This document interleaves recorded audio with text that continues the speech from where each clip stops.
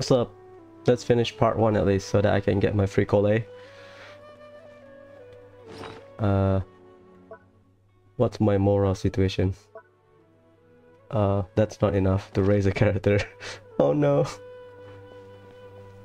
Well, I'll find moral later. Hello, Farhat. Things are really shaping up, and there's a buzz around the festival this year. We're expecting people from all over to come by this year and buy things during the festivities. Don't be fooled into thinking that Sumeru City has the best of everything. Some festival snacks are only offered here in the Grand Bazaar. And when it comes to musicians, dancers, or singers, the Grand Bazaar's got the best of the best.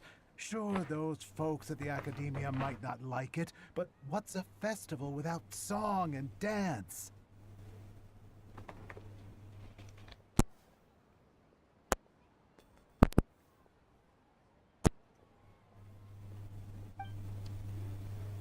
Right.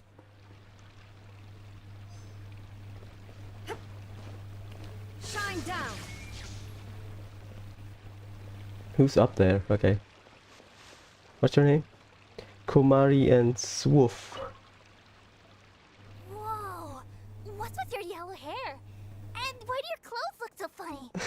Are you an Outlander? Yes. Did you know that the Subzero's festival is about to happen? There'll be loads of fun things to do at the festival. But the best part is when Ferris, the Knight of Flowers, passes out candy to everyone. Did she said Faris? Faris. Nice. Srimati. Ah, dancing at the Subzero's festival. You know, I also danced when I was younger. As a child, I even asked my grandmother why we performed the dance for the Lesser Lord when it was originally done to honor the Greater Lord. My grandmother said that Greater Lord Rukkhadevata is a beloved deity and honored by all. And Lesser Lord Kusanali is too. If the Goddess of Flowers ever knew Lesser Lord Kusanali, then she would certainly have wished to be her friend and hold celebrations for her too. The Subzero's festival has been losing its appeal over the years. That is, until a wealthy benefactor stepped in this year and brought the festival back to life. I heard she forked out a lot of mora to make it all happen. Nice. Is that a Talwar? Yeah, I think so. Tahir. Hey. Tahir. We have Dehya and...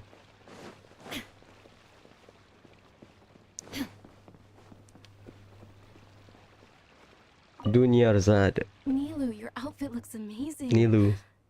There's also something different about you from when we first met up. I thought I'd add a little extra pizzazz to my dress for the festival. See? Wow, did you sew all that yourself? Is she sewing her tummy? Uh-huh. Sewing is a fundamental skill for everyone in the theater company because we make all our own costumes. Did you know that Mr. Zubair not only can make costumes, but props too? Yeah, Zubair is fine, I think. I've noticed that you can't keep your eyes off that crown over there. Would you like to try it on? May I? Of course. The legends say that the Goddess of Flowers had beautiful horns on her head, so this crown was made to reflect that. Dunyarzad, you look absolutely stunning with it on. It's like I'm looking at the Goddess of Flowers herself. Just kiss already. Nilu. Nilu, your outfit looks amazing. Oh god. I thought they have different dialogue. They just repeat it. Of course. Nilu, okay, it's not Nilu. Fine. I swallow my pride and said Nilu.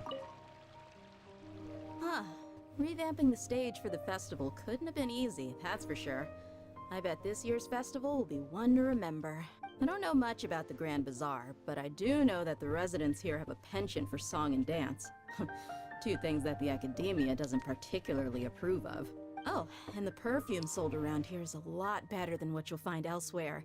The fragrances are longer lasting and they're gentler on your skin and... I mean, that's what I've heard at least. College, Traveler, the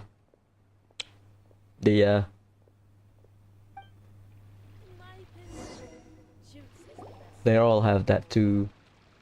Hey! Is that who Paimon thinks it is? It looks like Catherine. Oh, this is from the animation. Catherine.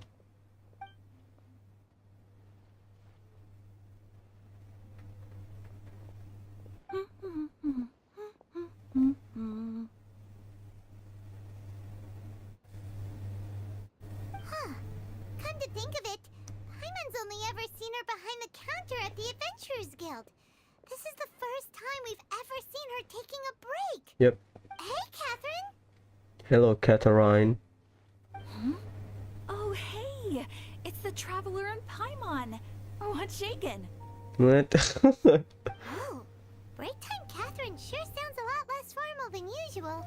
Paimon was still waiting for her to say Ad Astra Abyssosque. Sure. Standing behind the counter at the Adventurers Guild doesn't require any complicated functions. But saying and doing the same old things over and over again can get pretty monotonous. Like watching the same Fontaine movie day after day. But take you two, for example. You travel across Tevat to enrich your lives and gain new experiences. That's so expressive coming from Catherine. Well, we enjoy traveling across the bat and all that, but we're mainly looking for clues about his sister. Yeah, it's not like we are wandering around without objective. Yes, and you should keep searching. Sometimes the answers we're looking for aren't necessarily at our intended destination. Instead, they're found along the way. So the true journey in Tevat is just the gacha characters we get along the way. Huh. Haven't we heard someone say something pretty similar recently? The Anyways, what brings you out here, Catherine? is it Lecter? No, not particularly. I guess you could say that I'm loving the recent atmosphere here. If festivals bring happiness to everyone, then that's where their true value lies. Oh, it looks like it's about time for me to be heading back now. Well, like 5 minutes. Alright, we'll see you next time at the Adventurers Guild. Oh, by the way, thanks for connecting us with the Eremites. We've already made some great friends in Sumeru City thanks to you. I'm sure you two will get along well with the people here. You've already been blessed by the element of Dendro after all. See you around.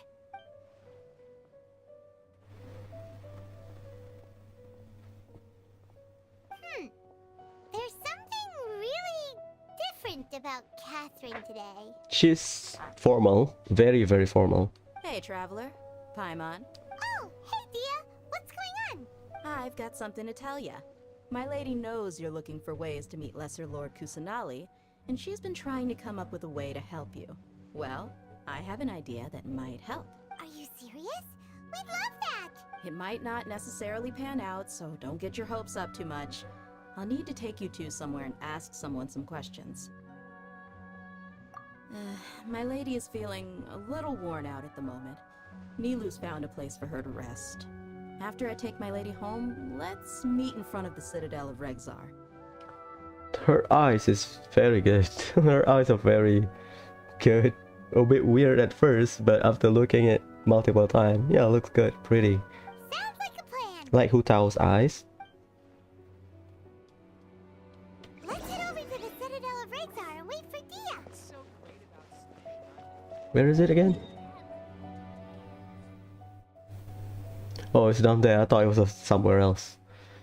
Palace of Alcazar-Zare, Mount Forest, Chinvat Ravine, Ganda Hill, Aztaha Pole, Gandharvaville, Vimara Village, Devantaka Mountain. Oh, that's Avataka, the demon. Port Ormos, Apam Woods, Ruins of Dahri, Caravan Ribat. We don't know the name of this place. It's like a settlement. Yasna monument. Yeah. Not every place has a name. Paradise Di. Paradise Jai. Die, I think. It's not as marked as Leeway, I think.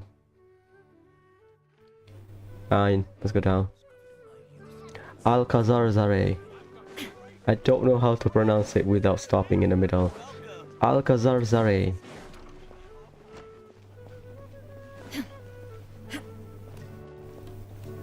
Can you swirl that shit? Oh, Citadel is the Eremite's place. Okay, got it.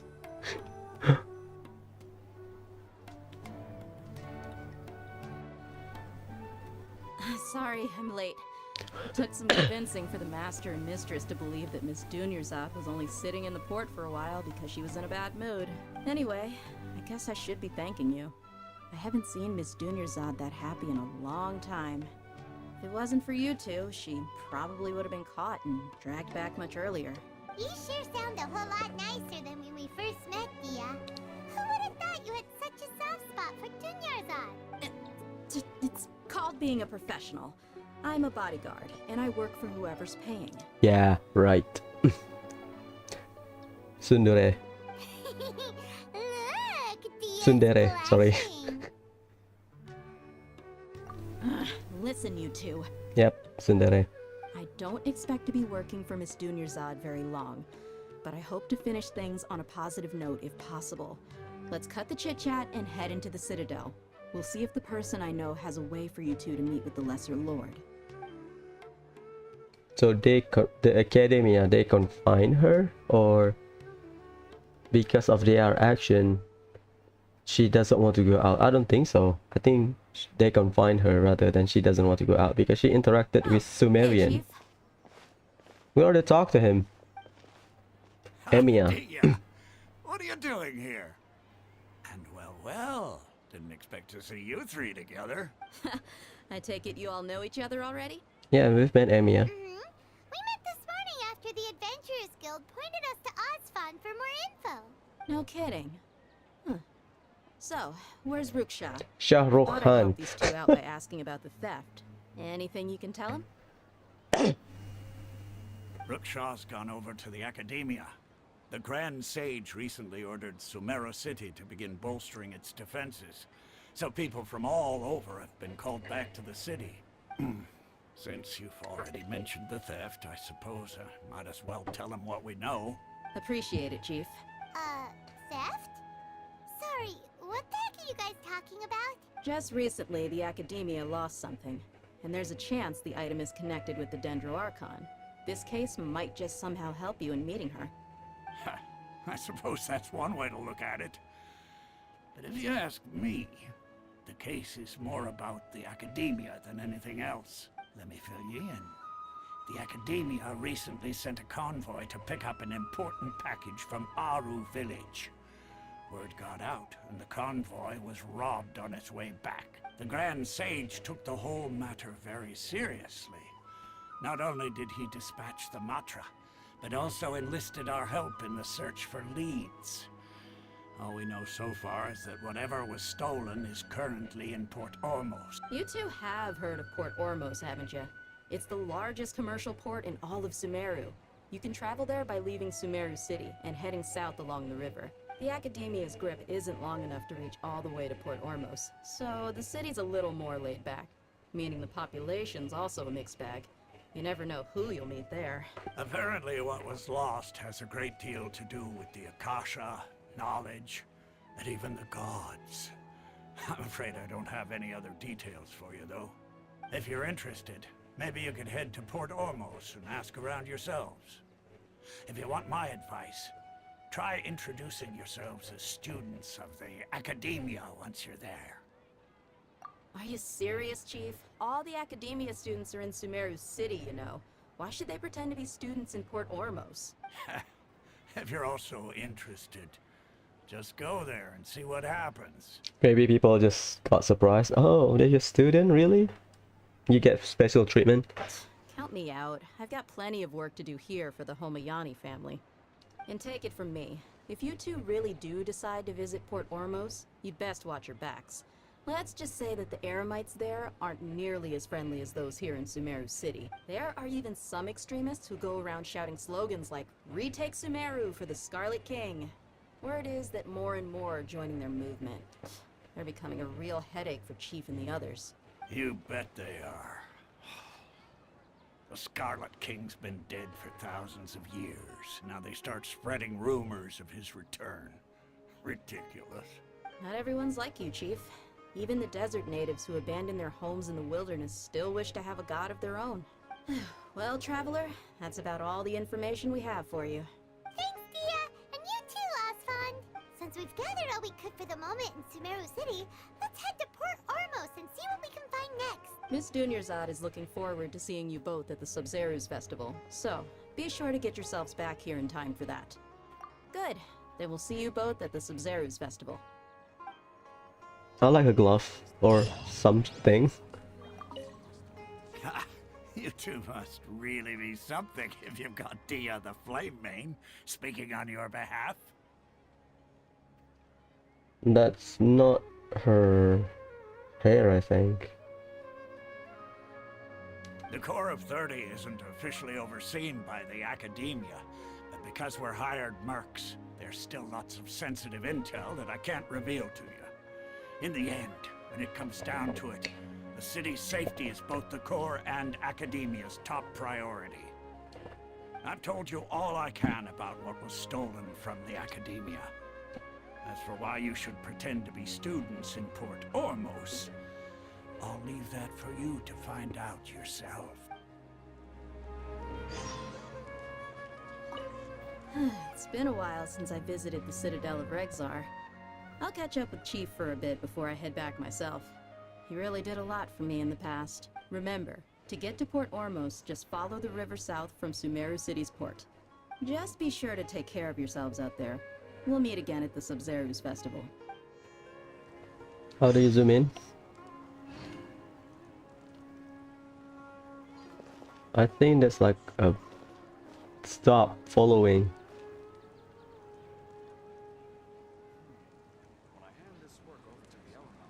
Yeah, I think it's like a hair extension or something.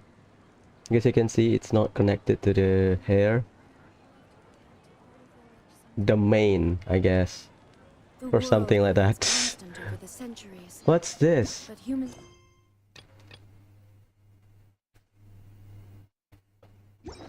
Wait, are we on chapter 2? Or a bubble rising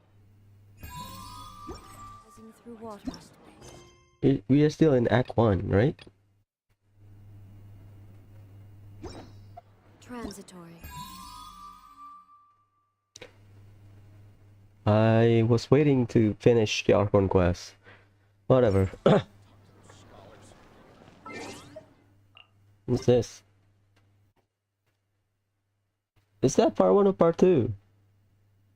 You need to finish part 1. I guess until Colet's detail, I think.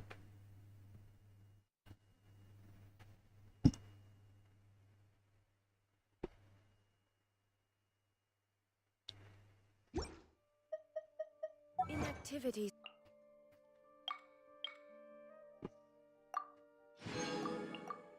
Remote, let's go. 1.5 kilometer. Luckily. Let's see, if you follow the main route, which I think the NPC of Tevat, if you want to roleplay, will walk to.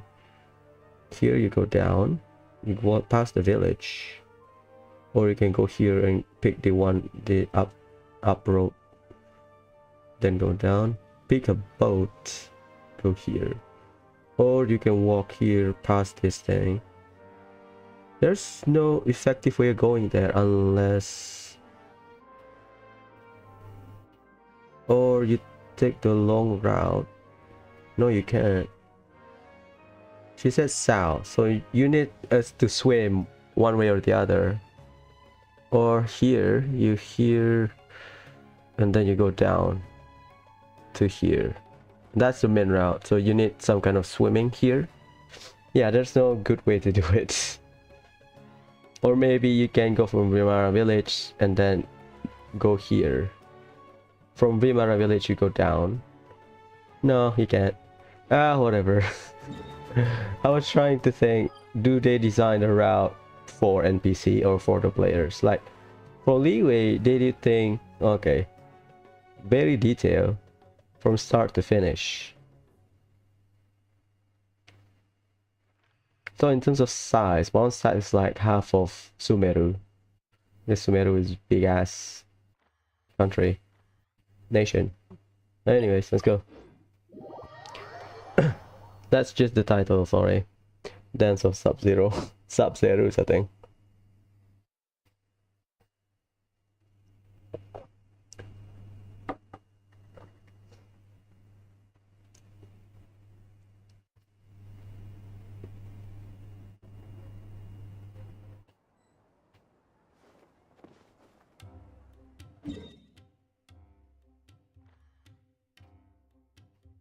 Ah, this is the thing. Okay, fair enough.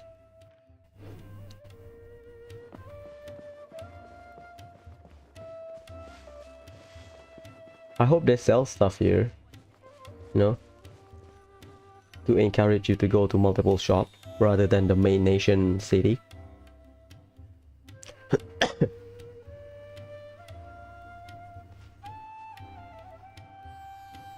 Come and have a good look yourself. Traditional spices of the highest quality, made with pride and experience. You've got a deal. I can't thank you enough for always looking after my business. That's kind of a ironic name. Poria. For the goldsmith. Believe me, I'm not making this up. Several Eremite mercenary groups are nearly in open conflict, but does the core of 30 care? And that's not all. Did you know that... Wow! Talk about hurly-burly! This place is busy! Guess that's only to be expected for the largest port in Sumeru. Maybe it's because of what Dia told us earlier, but Paimon can't seem to shake the feeling that there's also danger lurking in these crowds. Let's get our bearings so we can start looking for leads. We know that whatever the Academia lost is related to the gods. But other than that, we don't have much else to go on. Osfun told us to try posing as Academia students while asking around. Paimon checked the Akasha on the way here, and the Academia doesn't seem to have any research facilities in Port Ormos. Paimon doesn't get it. Won't we look even more suspicious going around saying we're Academia students and asking about the stolen item? I mean, you get a little bit of leeway because you are doing a research on that item. Well, given all the people that come through here every day, if there's any information to be found, Paimon bets we could find it in the market. Let's ask around and see what we come up with. Ugh.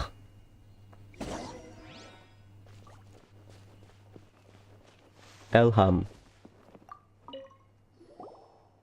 Welcome. Welcome. How can I help you two? Hi there. We would like to ask you a question. Do students from the Academia ever come to Port Ormos? Of course. Especially around this time of year. Students from Sumeru City that are about to graduate often come to Port Ormos to cut loose a little. Many people often talk about how hard it is to get accepted into the Academia, let alone graduate. But those who finish their studies and go on to become full-time researchers at the Academia have it even harder. Sure, we may not be Sumeru City, but Port Ormos offers beautiful scenery and a stress-free environment. Some even say it's good luck to come to Port Ormos, so students and researchers come flocking here when things get to be too much at the Academia. Ah, you see over there? Those are students from the Academia. They've been looking worried and miserable ever since they got here a few days ago. If you ask me, the life of a merchant is better. So long as the Akasha teaches us what we need, then life is good. Those students seem to be discussing something. Let's see if we can listen in. Let's eavesdrop.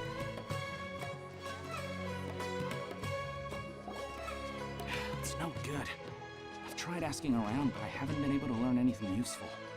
Not to mention that a bunch of scary-looking Eremite mercenaries have been posted along the streets now. There's been a lot of fighting between the different Eremite factions in Port Ormos. If we choose to move on our own, then it would be wise to steer clear of them. Especially the group that's constantly shouting some stuff about the Scarlet King and some resurrection. I've even heard that the Citadel of Rexar is starting to get fed up with them. What was that group called again? Ein something or other? Ein Slave. They're called Ein El Ahmar. Today, I heard that the thing we're after might be in their possession at the moment. Ain al-Ahmar. Ahmar is red in Arabic. Ain is red eyes. Ain al-Ahmar means red eyes. That's a great name. Ain al-Ahmar. Red eyes. Oh, Ain is... yeah, sure. Wait, come again? Don't you see? Many of the Eremites in Port Ormos deal with trading this kind of thing. They're usually pretty wary of outsiders, but not so with students of the academia. It's because the kind of goods that students are looking for aren't the kind of goods that Eremites are after. As long as they know you're a student, then deals can be made. I've heard that Ein al-Hakmar likes to set up shop at the Jafar Tavern. Supposedly, if you're willing to part with 500,000 Mora, they'll give you info on anything. Wait, did you say 500,000? If information alone costs that much, then how could we ever afford to buy what we're looking for? I guess we might as well give up on trying to graduate this way. I wouldn't worry too much. Our field of research is very niche. Who else could possibly be after that kind of shady knowledge? I bet it's practically worthless to anyone aside from us.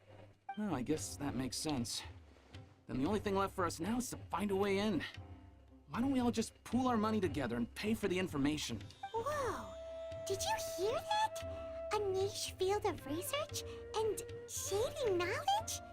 It all sounds pretty suspicious to Paimon. Is knowledge something people just buy and sell like that? Wait, they didn't say things like that, right? Oh no, it's Yaimiko. This Yaimiko Zhongli. Knowledge is ordained slave, one of those three. They said knowledge is used as a currency. So, what's your plan? Wait, didn't you hear what they just said? Buying information is going to cost us 500,000 Mora! Have you lost your mind? Just farm Leyline, Paimon. Oh, alright. Paimon never thought she'd agree to parting with that kind of Mora. But if you know what you're doing, then we should give it a shot. Nice. Can you talk to them? Bandi Sidu. 500,000? Do you really think that Ein El Ahmar group can give us reliable info about what we're after? We should discuss things thoroughly. 500,000? Do you really we should discuss... If, again, I am translating based on sound, Ain al-Ahmar sounds like the Ain and Ahmar that I know. It could be something else. So, yeah. Tropical Bazaar with a canopy or something. Tarane, street performer. Let's check their logo if they have one. It said lower. How do you go there?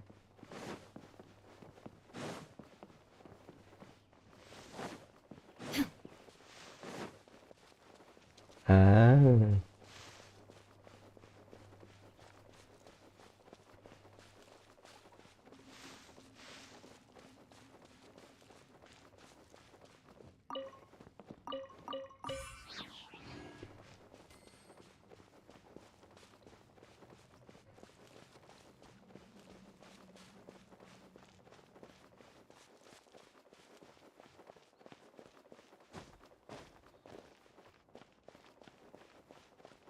This is the place we heard those students talking about. Let's find a seat somewhere and see if we can spot the group they mentioned. Beirut. Hopefully they have a logo so that I can confirm. Welcome. Oh, you've arrived. Please take a seat. No logo. I'm in. So, they think that they can go toe-to-toe with the boss? Ha! Once we reclaim the power of the Scarlet King, they'll be the first that the boss punishes. Maybe. They're nothing to be afraid of. Our main rival now is the Caracal Battalion. They've also amassed a significant amount of more this time, so we mustn't underestimate them. How can the Caracal Battalion compete with the boss when they're nothing but a bunch of money-grubbing opportunists out for a quick mora? Yeah, with boss's fervent devotion, he'll be able to use this power to bring our god back this time. Huh. All these guys talk about is the Scarlet King, so they're probably the ones we're looking for. The Scarlet King is the Orobashi of Sumeru. And Eremite is the Sangonomian of Sumeru. Greater Lord Ruka Devata. That traitor and her followers must not be spared. The day will come when the Scarlet King exacts vengeance on Sumeru, and all of them shall be punished. Yeah, Paimon was wondering what they meant too. We should ask about that if we get the chance later. Okay, Paimon. Hello. Tariq and Tumart. Hello, gentlemen. Huh? Who are you? What do you want? I'm a student. A student? What's a student from Sumeru City doing in Port Ormos? Ah, well, if it's info you want, you've come to the right place. The question is, can you afford it? Paimon can't stand to see so much more ago. But there's no other choice right now. We can farm Layla and Paimon, don't worry. Here, this is the merchant's address. Whatever you're looking for, you'll find it there. Hmm? Well, what are you waiting for? Oh, that's right. We heard you mention the Scarlet King just now. We're actually interested to know more because we're, archaeology students. Fine. Since you've already handed over the Mora, I guess I can throw in a little extra info. As you can see, members of Ain al-Ahmar are devout believers of the Scarlet King. Years ago, the Scarlet King founded the great desert nation that was our homeland. It was an advanced civilization, far beyond anything you'll see in present-day Sumeru. The Scarlet King was the rightful god of wisdom, but he was betrayed by a companion he trusted. She even stripped him of his title, God of Wisdom. So, you mean the traitor was... Greater Lord Ruka Devata, yes. That shameless wretch destroyed the Scarlet King's civilization, and our ancestors were forced to flee to this land where we were made to suffer the tyranny of our enemies. Furthermore, she conspired with the Academia to cover up the truth of her actions, and create the merciful and benevolent facade for which she is now known. Ugh, just thinking about it sickens me. So the Scarlet King might precede Canrea because they said desert, so... okay. But the story doesn't end there, oh no. The Scarlet King isn't truly dead. The voice of the Oracle has been heard in the desert, prophesying his resurrection. Mark my words, our god shall return. And when that day comes, all followers of the traitor and all the desert dwellers who have forgotten their true god will suffer retribution together. If what I'm saying makes you shiver with fear, it might not be too late for you to become a believer of the Scarlet King.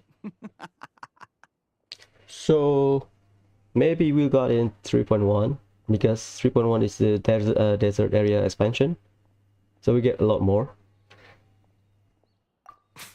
I don't have anything to say to you Academia people about that. I think this conversation has reached its end. Not just yet. This man is a fraud. Al Hightown. Nice. You again? Deranged Academia lunatic. Yes, it's me again. I already warned you that if you weren't willing to sit and discuss things with me, I'd take measures to make things uncomfortable for you. Listen to me. That address he gave you is fake. Or at least, you won't find a merchant waiting for you there. This group has been boasting all around that they can provide information on a certain item as a means of luring people into their territory. Once you show up, they keep up the act until they have hard evidence that you want to purchase said item. Then they use that to squeeze you for all the more you're worth. Paimon's so angry. Hey! Shut it, Al-Haytham! What are you playing at, trying to ruin our business like this, hmm? That's how they pronounce it? Al-Haytham? Sure, why not? Al-Haytham? I told you the other day. I wish to discuss my terms with your boss. Ha! The boss made it perfectly clear that he won't negotiate with you. Yes, and in no uncertain terms. But that was then. It does not preclude him from changing his mind in the future. I'm warning you. Don't push us, or this could get ugly. We don't usually get rough with people from the academia because it just complicates things. For a lunatic like you, though, we might just have to make an exception. If you're suggesting that we escalate this from a verbal exchange to a physical one, I accept. After all, even the Archons used war to negotiate the ownership of Teyvat.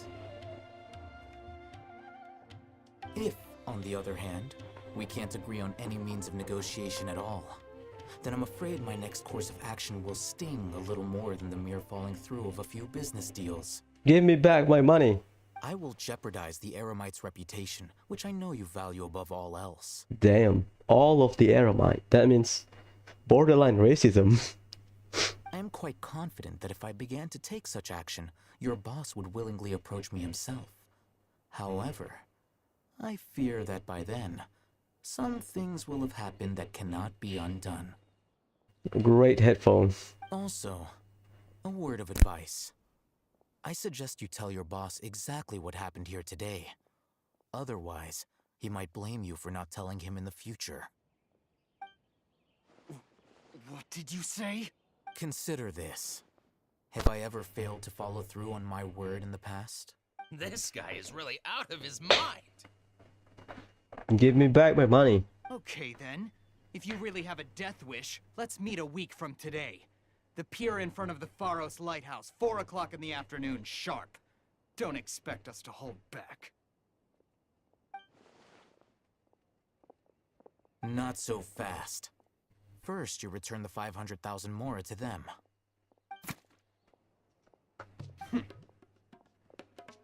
Yay, my Mora back. Please, I beg you, don't provoke them. We can't afford any trouble with this crowd. They haven't even paid for their food yet. Oh, yeah. Mr. Iman, there appears to be fewer staff in the restaurant recently. This wouldn't happen to be because they're all busy spreading the word to the students, would it? Well... Someone who chooses to do business with a group like that really can't afford to get so flustered the instant someone confronts them about it. Consider the meal compensation for our silence. I'd say you're getting an excellent deal. Whoa, did you see that? He not only got us our Mora back, but sent the Emirites running too! Plus, he seems to know a lot about what's going on around here. Let's catch up with him and ask some questions! He went that way! After him! It's not running, right? So... Please, just leave. Forget the cost of the meal. Just, pretend nothing happened today? Al-Haytham said something along the line of jeopardizing the reputation of Eremite. That covers all of Eremite. That's like borderline racism.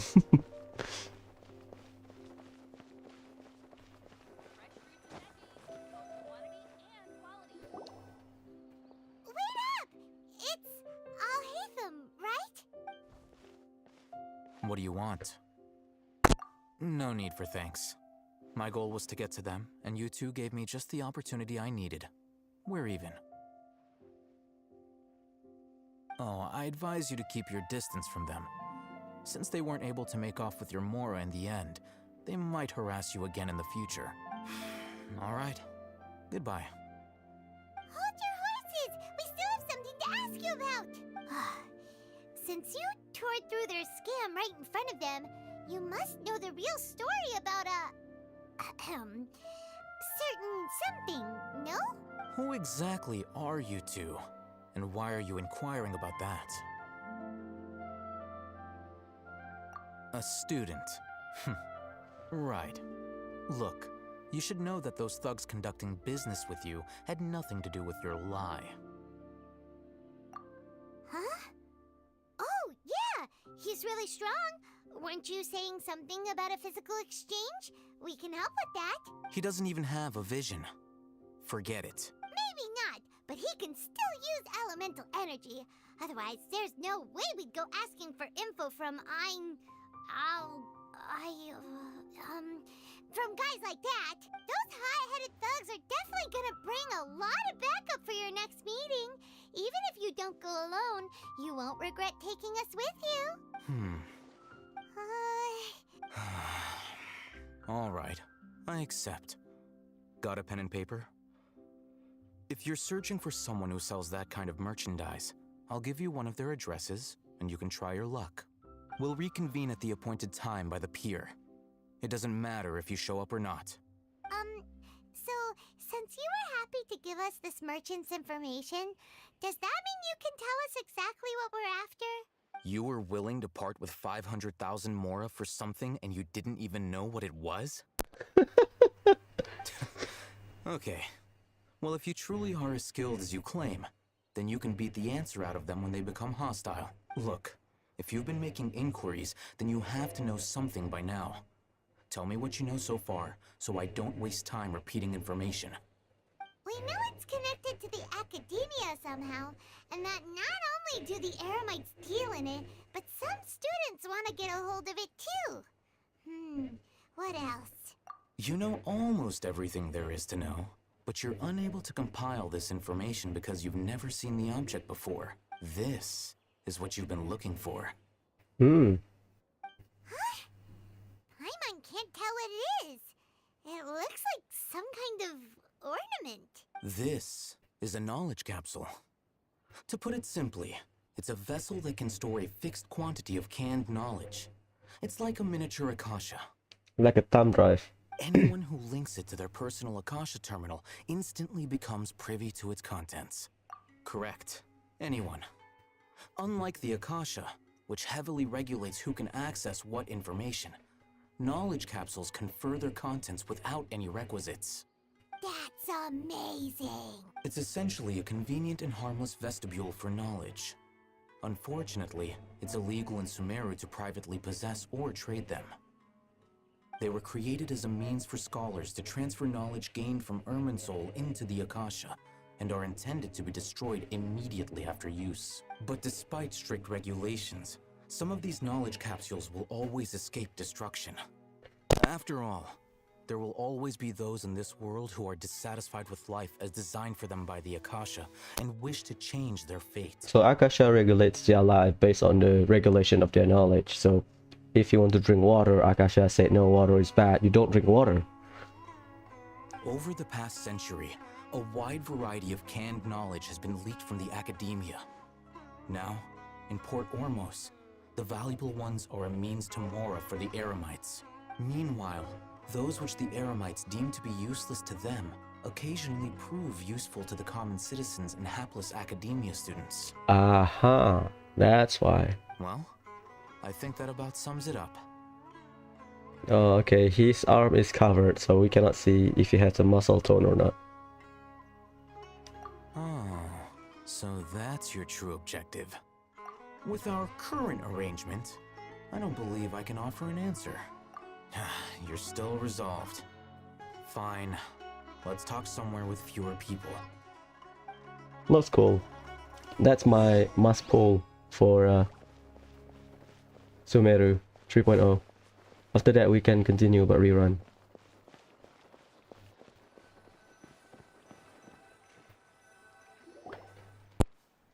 Let's continue our conversation here.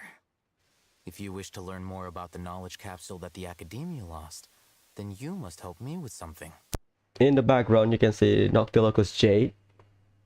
I need you to find someone named Dory, a traveling merchant. Nice. Unlike the peddlers who hawk inferior knowledge capsules, she often has quality goods in stock. Some say that as long as there is profit to be made, there is nothing she won't dare to sell. She's guarded against people from the academia because most of her wares don't comply with academia regulations. She's a traitor. A black I think traitor. She blacklisted me. I met with her informant, but it soon became clear that they had no intention of letting me get any further. Become one of Dory's customers and earn her trust. This is my condition for further collaboration. That's fair. And reasonable. Us to meet with her. Until you complete this task, you don't have question privileges. Fair enough. Fine. So how do we go about doing this? You two are outlanders who haven't been here for long, so Dory should view you as safe clients. I'll give you the informant's address and their contact password. Beyond the password, though, I have no way of knowing what other tricks she might have up her sleeve. You'll have to improvise. I mean, This is kind of nerve-wracking. the true challenge begins after you meet her. She has a keen nose for Mora and a shrewd eye for wares, and she only likes customers who she deems to have good taste. I'll prepare some funds for you. Buy her highest quality wares and earn her approval. nice. What? We only just saw a knowledge capsule for the first time. We don't know how to tell which ones are good and which ones are bad. Is that something we can learn quickly?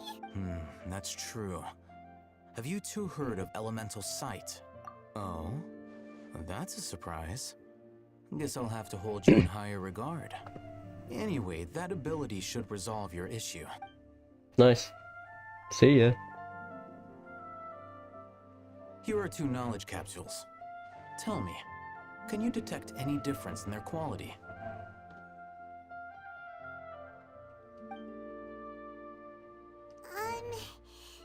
They look the same to Paimon. Try inspecting them with elemental sight. Oh. The left one. How'd it go? Did you see anything? Rumor has it that higher quality knowledge capsules generally appear brighter when viewed through elemental sight. It's supposed to have Dendro because Irmin Soul trees are Dendro Archon.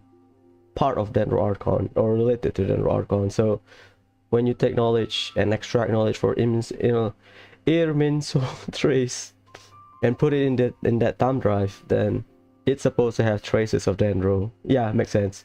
That's because knowledge originates from Irminsul, the root of Dendro power itself. The more powerful the knowledge, the richer it is in Dendro energy. There you go. However, some canned knowledge with a high concentration of elemental energy is of little use in contemporary times, so those capsules are of little value.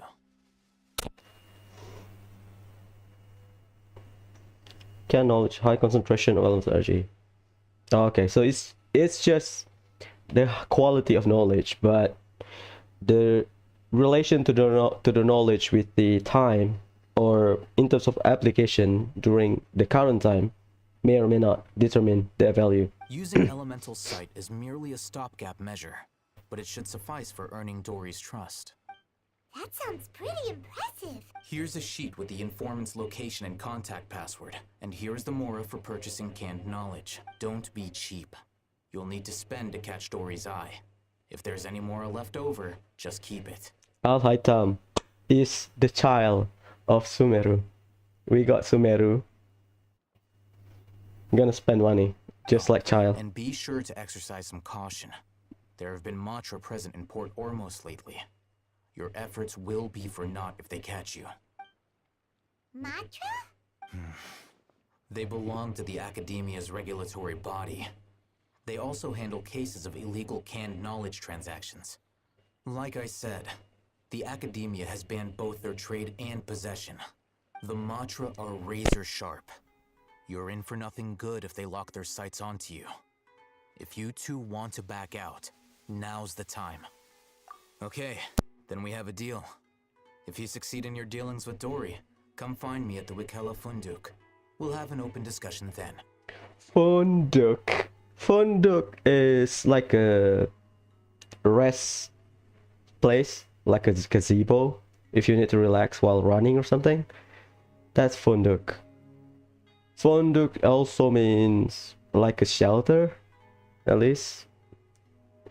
If it's Arabic, if it's somewhere else, I don't know.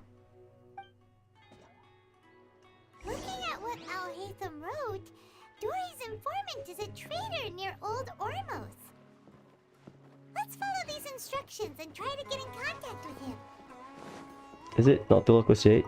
Iron Chung, you dickhead. I got canned.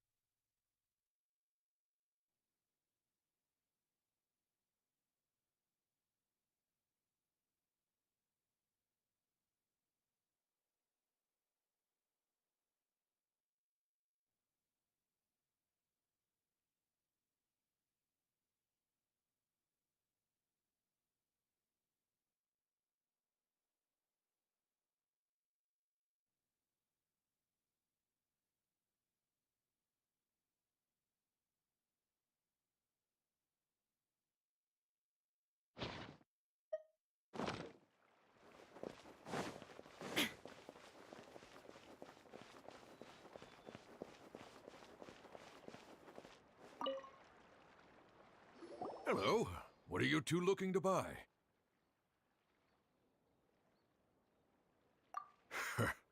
What a unique palette. We have unripe horror fruits, but we usually keep them in the back. I'll have someone escort you. Following the paper got us past the first round. Ronak, these two want to buy unripe horror fruits. Show them to the warehouse. Got it. You two, please follow me. You two have a fascinating fashion sense. We haven't seen a customer wearing a Sumeru rose for quite some time. Hold on. Let me think. Sumeru rose means common merch. No, look again. We're obviously wearing morning flowers. Ah, my mistake.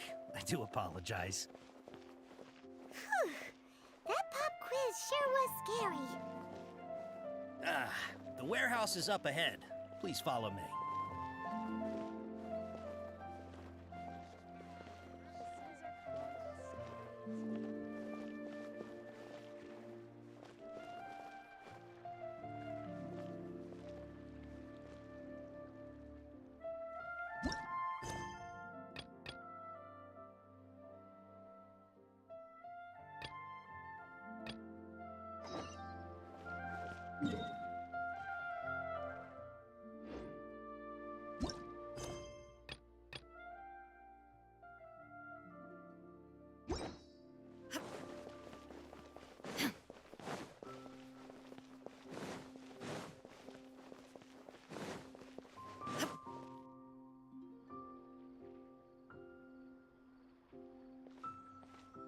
Port Ormos is pretty great.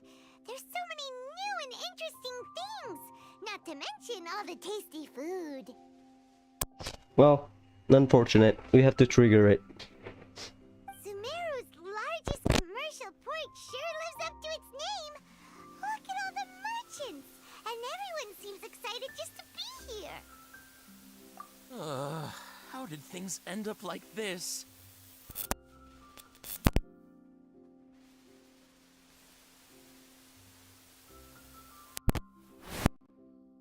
All thanks to your artistic license. That's how.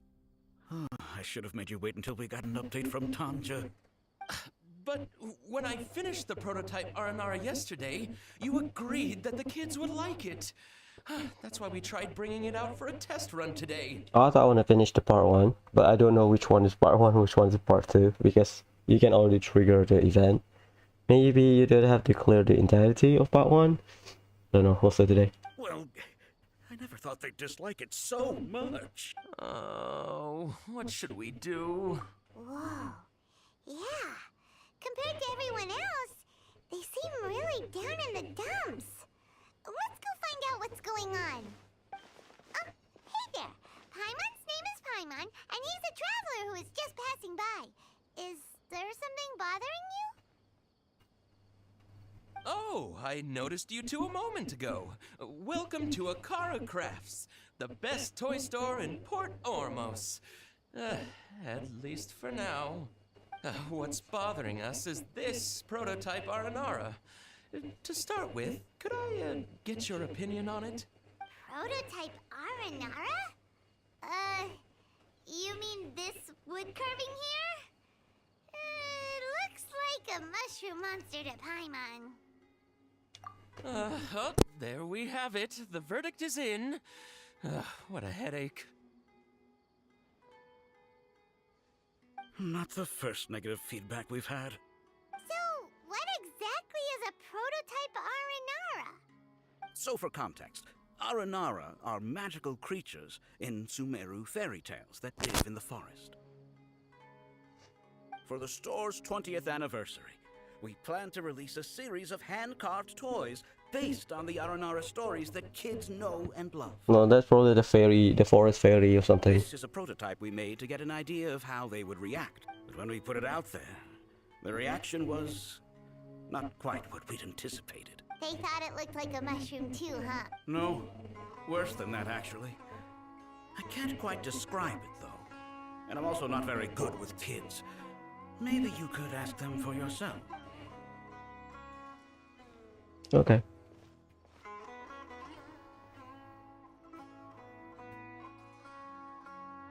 This is not an Aranara. No way. I've read Uncle Tanja's Aranara and the ill little fungus. It says that Aranara are supposed to be chubby and squishy. The carving looks nothing like that. Yeah, I can see that. Toys do look better when they're round and chubby. Uncle Tonder said in Aranara's vow that you can deceive the eyes, but you can't deceive the heart. Oh, yeah. This carving makes me feel lost and confused inside. I don't think the creator put his heart into it at all. It's nothing like an Aranara. Ooh, didn't put his heart into it, huh? Oh, sounds like one of those things that's easier said than understood. Kassid and Alia didn't like this carving, but I think it's okay. It doesn't look too happy, so it's kind of pitiful in a cute way. Yeah, I agree. Oh, a positive review! Yeah, so I would totally ask my dad to get it for me, if it wasn't meant to be an Aranara. If it's just a doll, the traveler's face. Oh, well, that took a sudden turn for the worse. The traveler's face. We asked the children for their opinions. Oh, how did it go? Has it maybe, grown on them at all? No. Oh, this is such a shame. Why isn't Tondra back from Gandharvaville yet? Oh, the kids kept mentioning an Uncle Tanger too. Who is he exactly? Uncle Tanger is a famous children's author here in Port Ormos. He wrote quite a few stories in the past, but none of them were popular among children. Just like our prototype Aranara. But around a year or so ago, he suddenly had a eureka moment or something. And suddenly the children loved every one of his stories. That's right. My little Ghaffari loves his stories too. The whole reason we decided to make these carvings was because we saw just how popular the Aranara are among children. Well, Hypatia said that children can dream, so maybe Aranara likes children more than, or will interact with children or people that can dream. We asked Tanja for guidance, but right after he agreed, he went off to Gandharvaville with his son to look for inspiration. They haven't returned yet. We were running out of time, so we had no choice but to carve an Aranara based on our own imaginations. As you can see, this was the result. Oh, we have to do something. Oh my god, I'm still coughing. Hey, since you're the famous traveler, could you do us a favor and look for Tanger in Gandharvaville? We've been there. He doesn't have to come in person if he's too busy. Just ask him to write down his suggestions and bring his notes back to us, if you could. Please, if only to put a smile on the children's faces. And, of course, you'll be well compensated for doing us the favor. They seem pretty desperate. Let's help them out. To see the kids smile. And also for our reward. Yay! Rewards!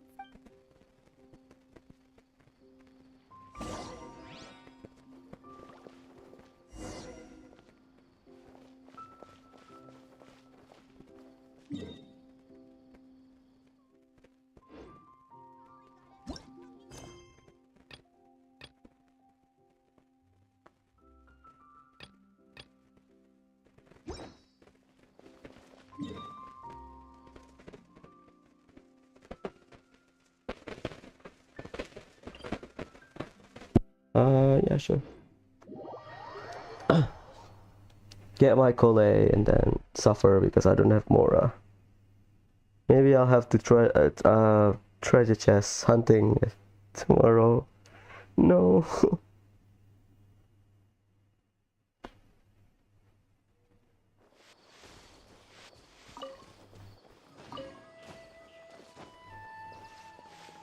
This is the Julian chili of I believe that's the Julian chili of Sumeru. Because you cannot eat them. We only have 3 for now.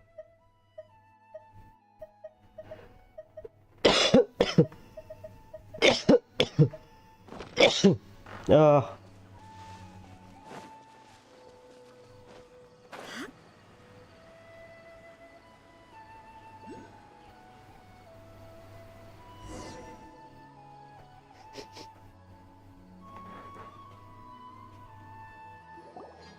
So Tandra's supposed to be here in Gandharvaville looking for inspiration.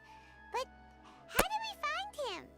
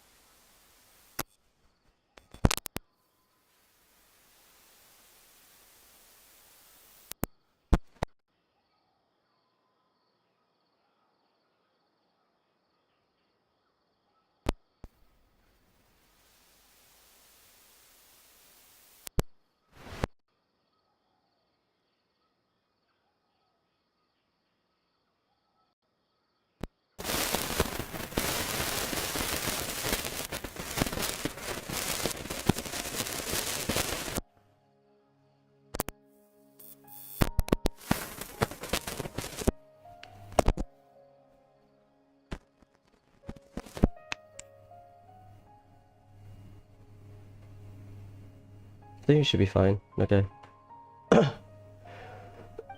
Sorry. Yell his name at the top of our lungs? Hey, buddy. What's your name? What are you doing here all alone? Do you live in Gandharvaville? Regardless, don't worry. As a trainee forest ranger, I'll do everything I can to help you. Okay, Colette. Hi, Miss Forest Ranger. I'm Rozzy. Don't mind me. I know the way back to Gandharvaville. When people say, don't mind me, what they really mean is don't worry about me. That's all the more reason not to leave you alone. Oh no. I'm lost. Hey, don't cry. What's wrong? Take your time. You can tell me all about it. Huh. That voice sounds familiar. Paimon's heard it somewhere before. Yeah, it's Cole. Oh, it's Kale! And a child who seems to be upset. Oh, let's go say hi. Fine.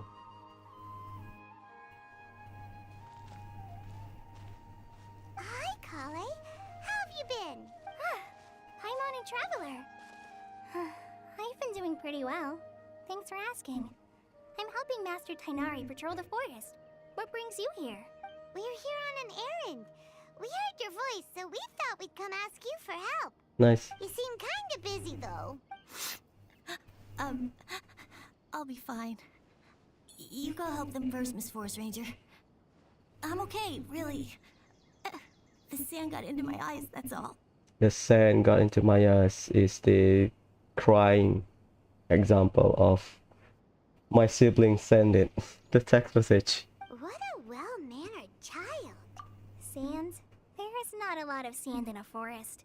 You keep saying you're okay because you don't want us to know what you're upset about, right? Mm-hmm. Maybe. That's exactly why you have to get it off your chest. Here's a trick. If you're keeping a secret that bothers you, you can try telling it all to a tree hollow. A tree hollow? Yeah, a tree hollow. Do you know Tanja's stories? The Aranara living in the forest will patiently listen to every word children say. Maybe there really are Aranara living in the tree hollows that will listen to you. You like the R&R stories too? Of course. I love them. Oh, people who like R&R are the best. Okay, I'll try telling my secrets to a tree hollow. Thanks, Miss Forest Ranger. You know everything. Mm-hmm. Aw, you're just exaggerating. Anyway, I'm trying to be like my friend, who always does her best to cheer people up when they seem sad. Outrider Amber reporting for duty. So, how are you doing? Feeling any better now? The forest is very dangerous, so how about we stick together? Sure. Wow, Kale's so good with kids. Well, helping children who are lost in the rainforest is all part of a forest ranger's duty. So, what was it you wanted help with? You're not lost too, are you?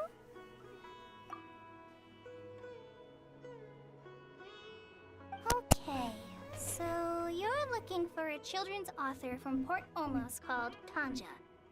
And he's here in Gandharville, looking for inspiration. Mm-hmm.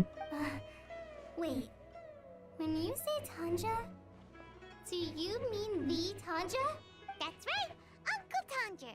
So he's in the area, looking for inspiration for a new story as we speak? This is amazing. Could you wait for me for a second? I'll run Razi back to Gandharville and then I'll be right back. I've always been curious what the man behind those incredible stories is like in person. Don't meet your heroes.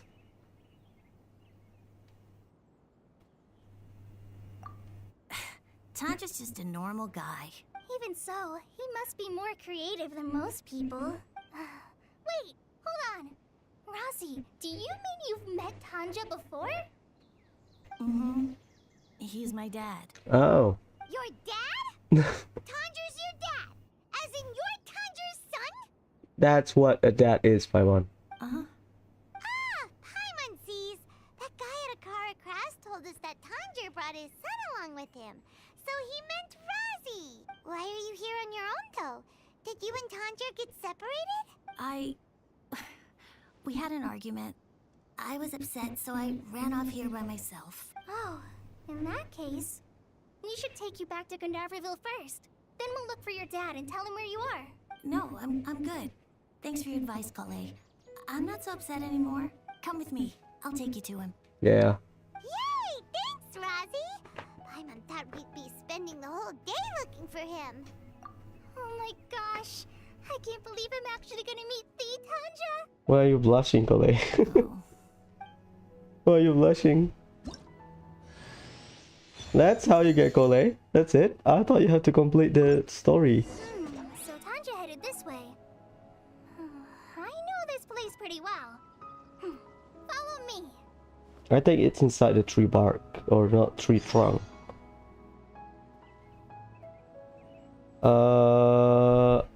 No. Why they keep triggering the work quest? Yeah, let's gear up Colette. I'll bring Colette just in case. Because she's cute. I'll ensure your safety.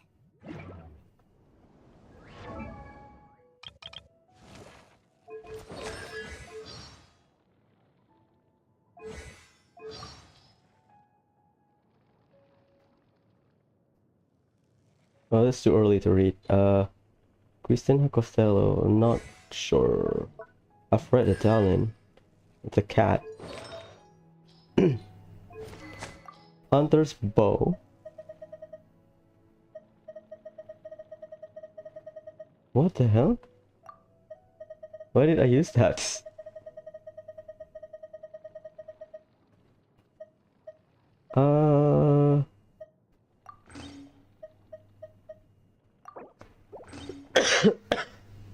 Nah, that's good.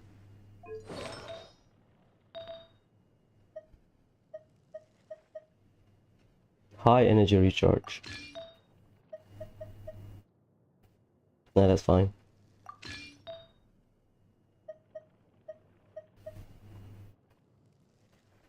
That's really good. I don't have any goblet to use, so... anything with energy recharge.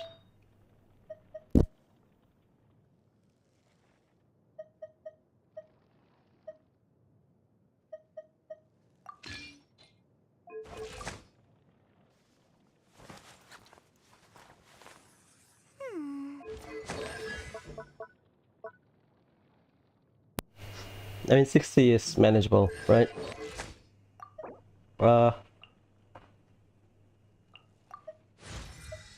I'm gonna level her up first. Does this mean I'm making progress? So you unlock your first talent at level 20. And the next one at level 70. That's a big jump. That's why they said a character is only complete at level 70. I thought you got it early. I forgot, to be honest. 116.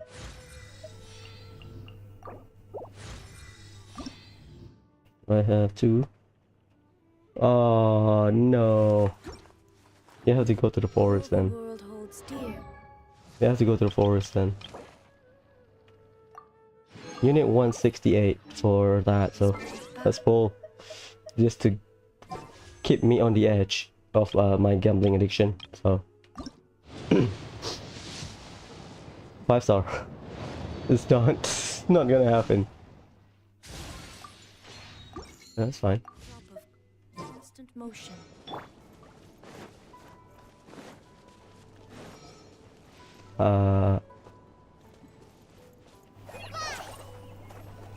Does it chase you? It does. I think the best way to test it is on a straight line. The duration is 12 seconds. Huh. Let's see. How the duration is calculated? It does not. Will return after a set of time. So there's no skill duration. It's based on projectile, not projectile. It's movement. Oh, okay. So if you can hit multiple enemies and then you go back.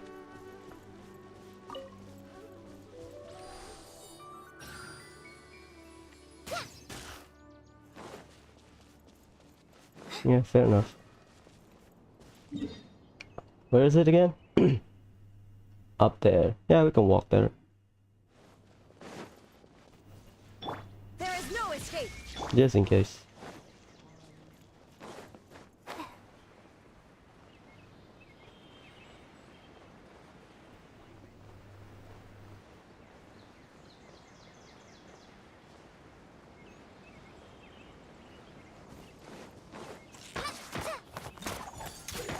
Okay, that's slow.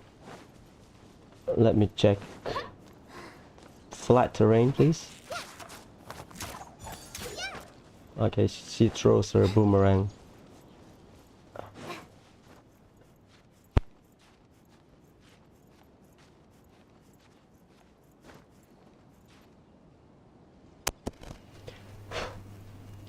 I need to buy a new mic or headphone. Outrider Amber reporting for duty. Ganda Hill.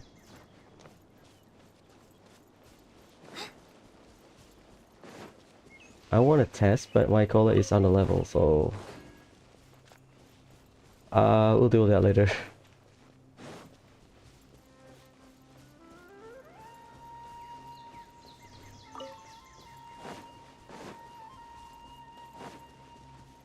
Rosie! Where are you, Rosie? Someone's calling for Rosie over there.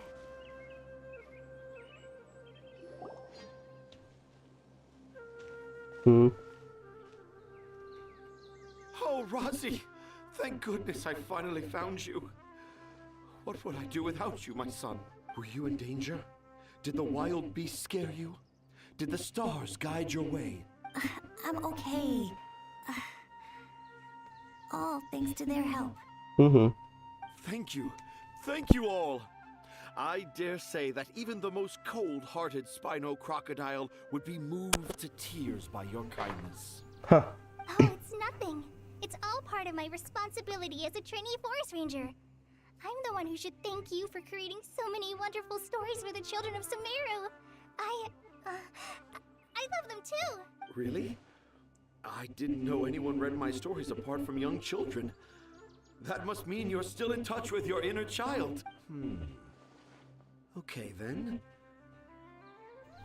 I have the inspiration for my next story. It shall be about an Aranara granny who's a child in heart. Huh? It's an honor to become the source of your inspiration. Whoa. Kale looks like she's about to pass out. Fangirling. I'm okay. Sorry. I just got a little too excited. Are you two story lovers as well? Yes, yes! The moment I saw you, the image of an aura giant and an aura finch traveling together popped into my mind. Ah, excellent! Improvisation! Yes, mount your trusty steed of imagination and canter through the lush meadows of lyrical expression. You have the potential to become a celebrated storyteller too, you know.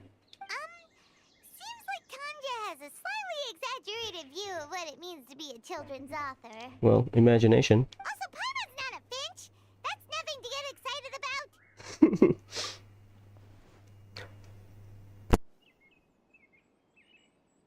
Akara Crafts. Akara Crafts. Oh! Oh, right. I remember now. That small boat once sailed into the sea of my memory, but before long it floated away over the horizon, never to be seen again. Perhaps for the best. After all, a wild tempest was raging in Tangier Harbor.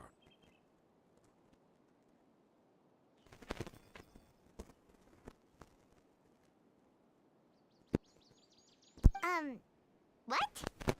Paimon has no idea what he's saying. What should we do? Do you think we should get Tainari to take a look at him? Dad's saying he forgot about helping the people at Akara Crafts learn more about Aranara because right now he has something more important to do. Okay. Oh, that's what he meant! Well, there it is! All the proof you needed that this kid is definitely Tanger's son. Wait, no, this isn't the time for all that. Tanger, your help is pretty vital to the toy makers. You gotta do something! But the garden that blooms before my eyes is of greater importance. For therein lies the beautiful Patisara that all the children of Sumeru dream of. I, Tanger, have found evidence of Aranara activity right here in the Avidia forest, conclusively proving that Aranara not only exist in stories, but in real life too. If I manage to document the first real-life Aranara sighting, the petty problems that perplex Akara Crafts will be untangled in no time. Meanwhile, I may well be able to leverage this to assume leadership of the academia. Then all across Sumeru will know of the great Tanja living in humble Port Ormos. Okay. I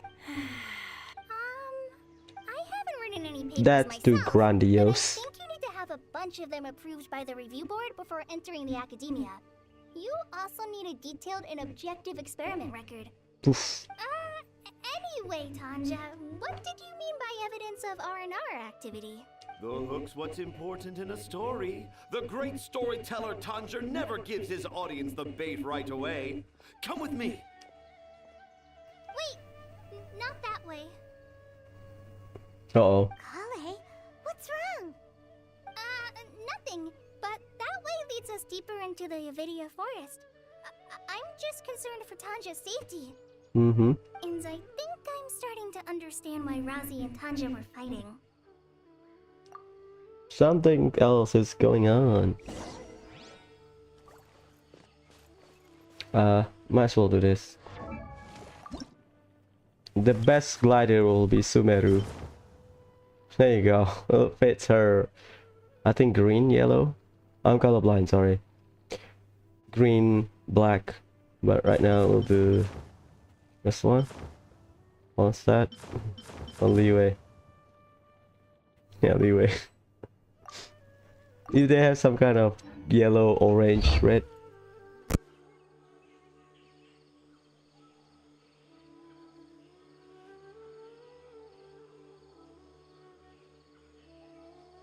Be right back.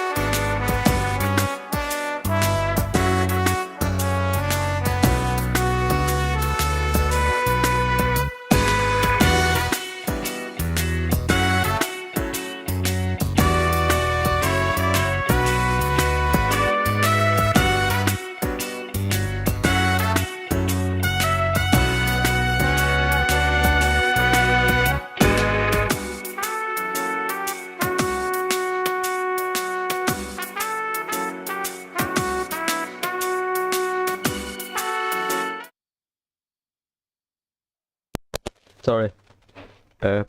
Kitten breakout.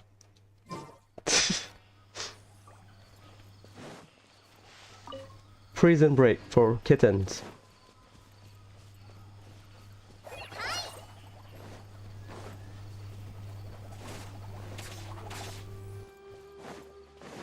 So if you can outsprint the thing,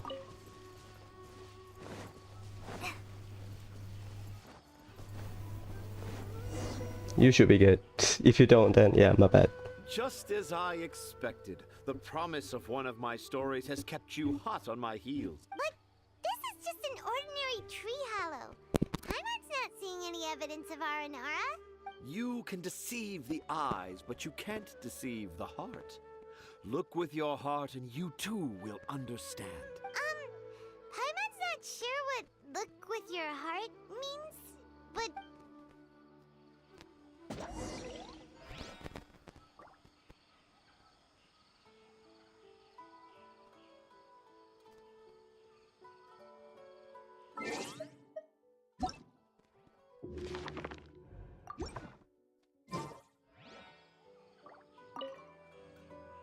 Dad never used to be like this. It's all my fault. I misclicked, my bad.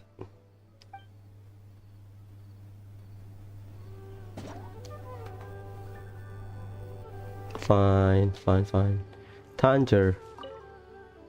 You can deceive the eyes, but you can't deceive the heart. This line is at the beginning and also the end of Aranara's vow. Okay. I'm certain that in 100 years' time, this line will become a famous proverb in Sumeru. Don't you think? Yeah, sure.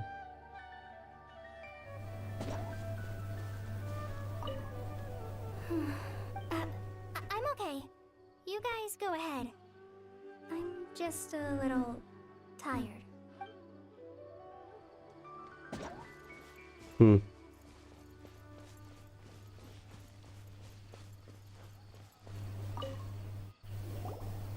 look! There's a note here! Could this be the evidence that Tanjiro was talking about? The handwriting's so hard to read!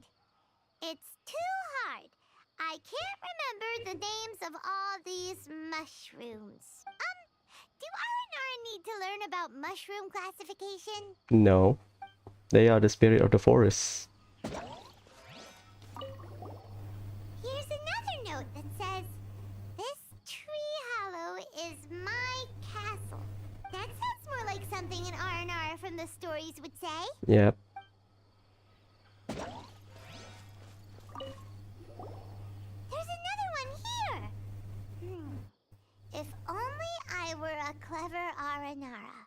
A clever Aranara. Is the emphasis on clever or Aranara?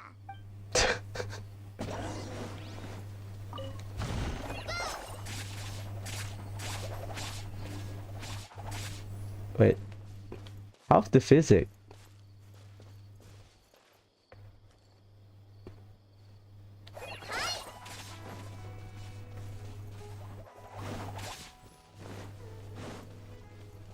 Let's try.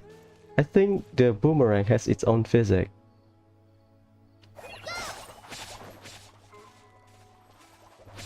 Oh nah, it clips. My bad. I thought it can. I thought you can reflect it. Yep.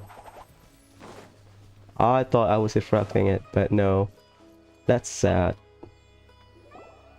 How does it feel to bear witness to a groundbreaking discovery? Exciting, isn't it? The crude handwriting may look like a child, but don't forget, we're in the middle of a rainforest. I doubt that a child would be able to reach this deep into the forest, and I doubt even more that they would think of this lowly tree hollow as some sort of impenetrable castle. I boldly hypothesize that this tree hollow is in fact the Aranara's academia. The notes we saw were written by the Aranara themselves. There is no doubt in my mind about that. An Aranara that wasn't so bright left a note here wishing to become a clever Aranara. I mean, from Cole's body language, something's happening. I I shall craft a new story for them and call it The Aranara in the Tree Hollow. How's that? Don't the very words just conjure up images of Aranara in your mind's eye? Nope. Not at all. Well, many an adventurer knows how to take to the skies with their easily visible wind gliders, yet they do not possess the invisible wings of imagination, making it hard for them to keep up with my train of thought. How about you, Miss Forest Ranger? Do you soar into the atmosphere on the wings of imagination? She's a Sumeru gliding champion, so... Huh? Me? I don't know. Maybe I do, but maybe not. Anyway, it has nothing to do with me, so... Are you okay, Kole? I'm fine. It's just that witnessing Tanja's creative process is a little... Don't meet your heroes. Overwhelming. Oh, yes. Yes. Overwhelming.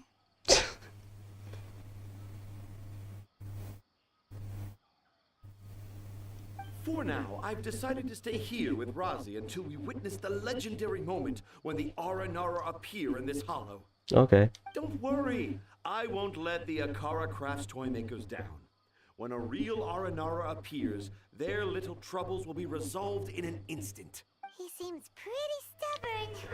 Looks like we'll have to stay here and wait a little longer. No, I think we should return to our camp first. Tanja, in Aranara and the Three Little Fungus, it says that Aranara are very sensitive creatures. I don't think they'll show up if we stay here. Oh? Was that in the story?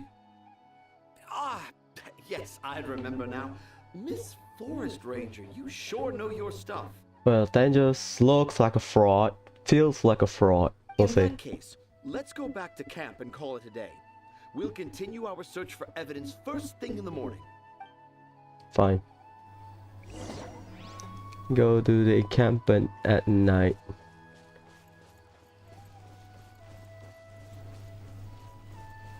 I think after this we'll finish, well, not finish, we'll try to clear the Archon quest. Or at least until we hit the next part. I wonder, I need to charge Cole's burst.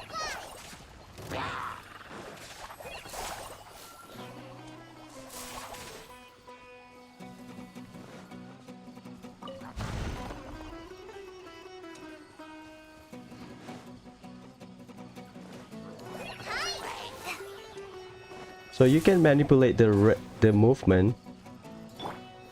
Stabilize. Because I want to test Raiden Quicken with Cole. Let's wait for it to reset.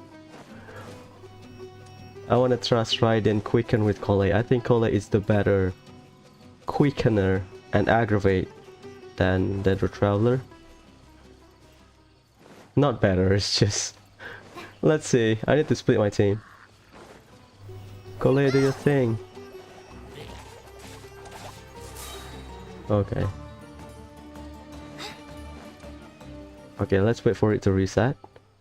And then we'll do Raiden Burst. Cole and Amber.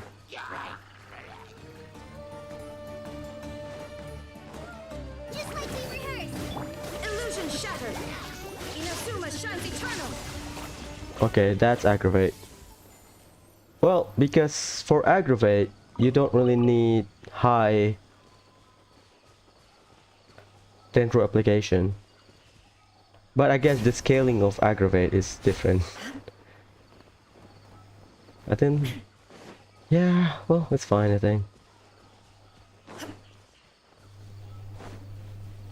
This is the encampment. Where the next day, I'll wait. 4 AM. This is technically the next day, so that's first time I see aggravate on Raiden. I need to split my team. I think Dendro Traveler will be one team. Cole. Traveler, wake up!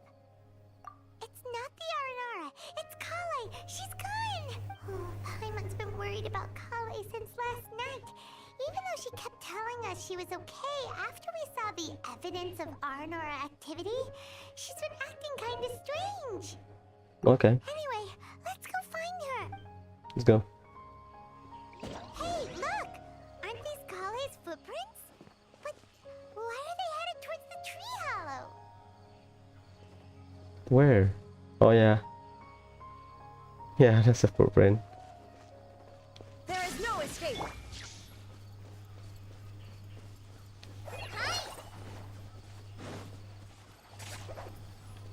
Yep, you need to outrun the boomerang. Let's see.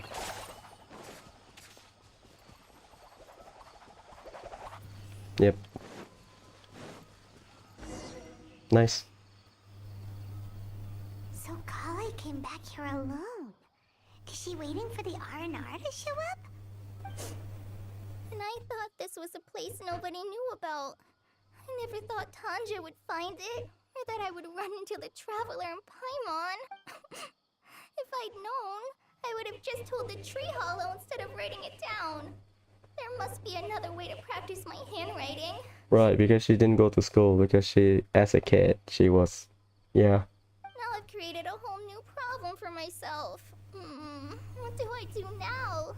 Dress up as an Haranara? Oh, no, that won't work. I should be writing something that an Aranara would never say, so that Tanja won't mistake me for one of them. But what should I write? What should I write? Oh, I've got it! There's no way Tanja could see this as the work of an Aranara.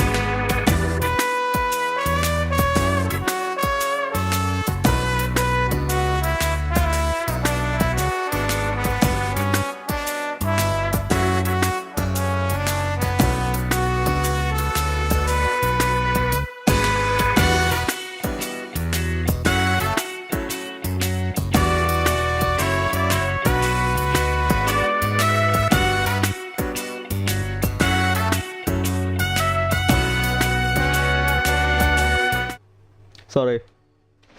So the evidence of R&R activity we saw during the day was actually evidence of Kale's activity.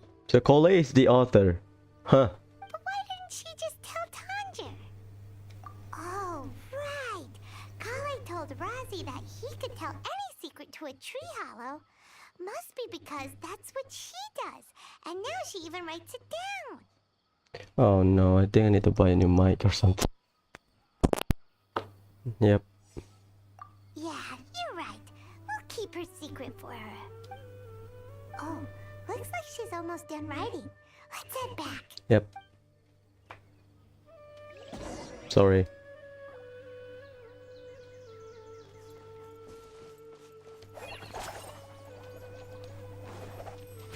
It doesn't trigger bloom. Because here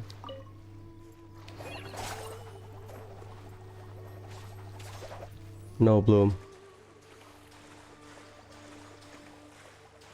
We can try Dendro Traveler. nice. Aha! There's a new note just as I expected. Yes, yes! It's the same handwriting, which means it must have been written by the same Aranara. Let's see what it says. Ooh, what could it be? The face. I want to visit Mondstadt during the Ludi Harpastum again? Is it Ludi or Ludi? No, that's impossible. This must be some kind of mistake. How could an Aranara go to Mondstadt for the Ludi Harpastum?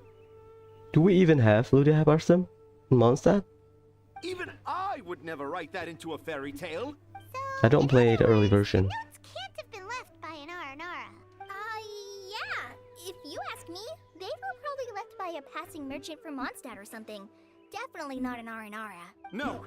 No, I refuse to believe it. Oh boy. I can't.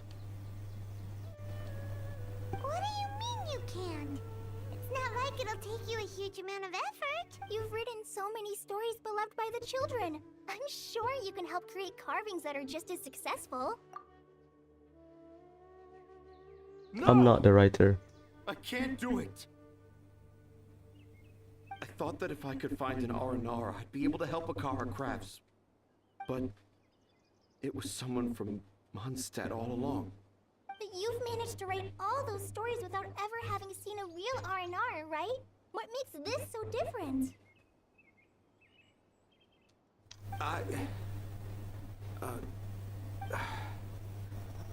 Rosie, you tell them.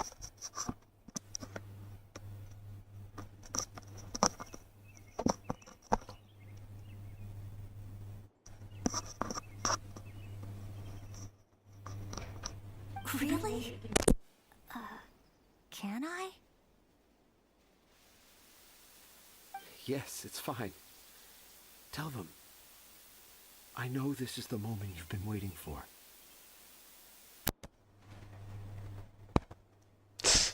Okay. Razi is a writer. Traveler, Paimon, do you remember when I said that there was a secret I didn't want to tell anyone? I didn't want to tell anyone the secret, but it made me feel very sad and also turned Dad into a completely different person. Mm-hmm. So, I think I should tell you. That looks like Rue. Well, probably Rue because Rue is generic NPC. Dad isn't the one who came up with all those Aranara stories. What? Hold on. So if Uncle Tanja wasn't the author, then who was it? Wait. You don't mean... It was me. Dad's been telling stories in Port Ormos for as long as I can remember. I always got to listen to all his new stories.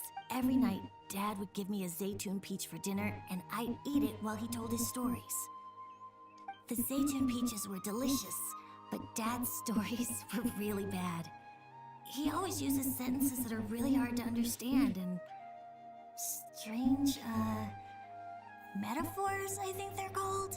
But Dad kept on going, telling his stories again and again.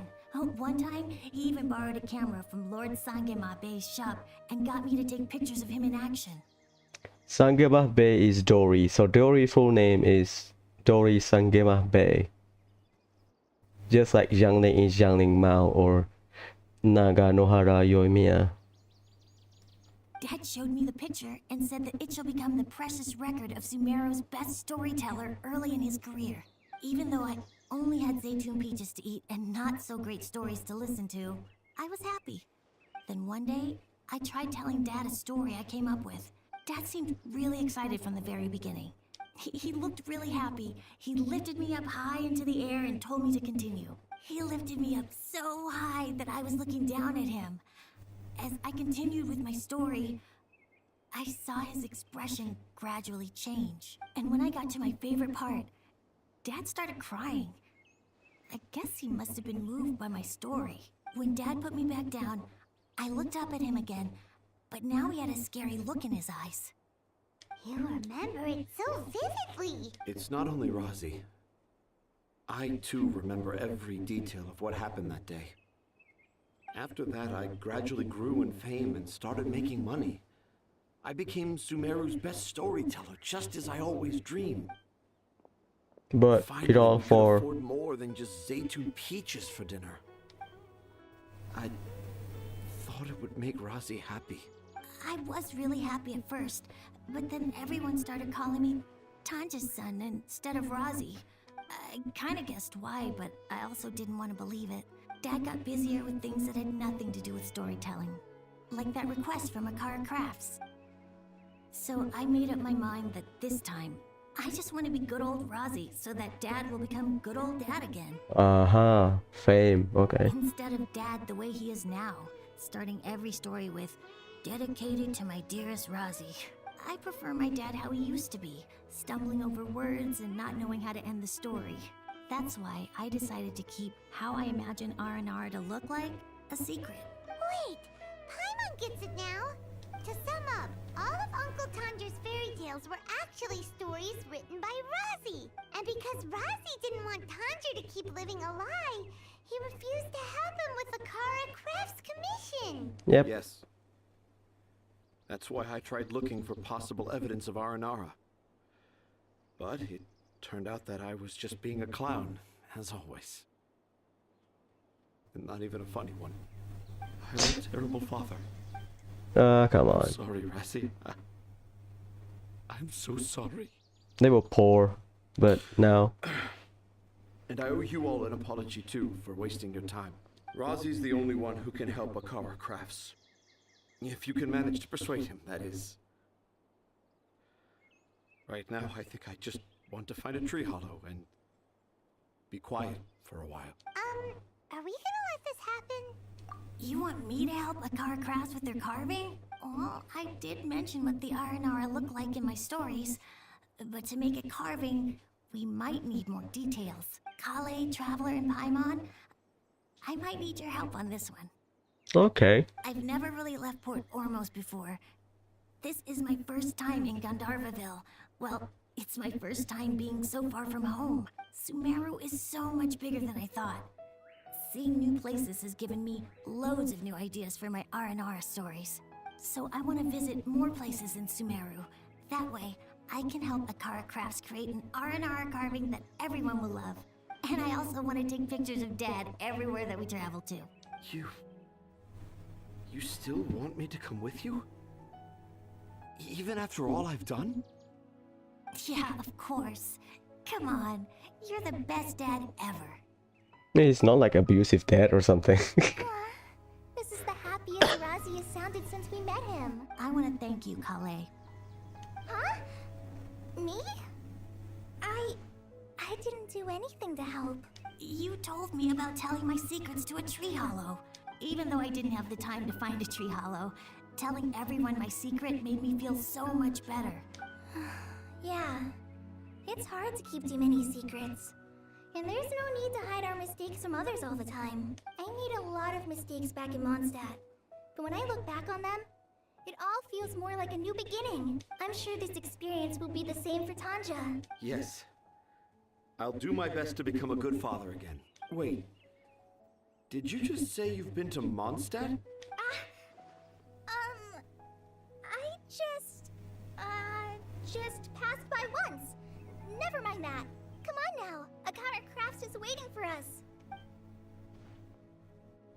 Let's go, Razi. Grab that camera and see what hidden inspiration you can discover along the way. Okay, let's go. Come on, Dad. So that's the start of the event. Razi, slow down and watch your step.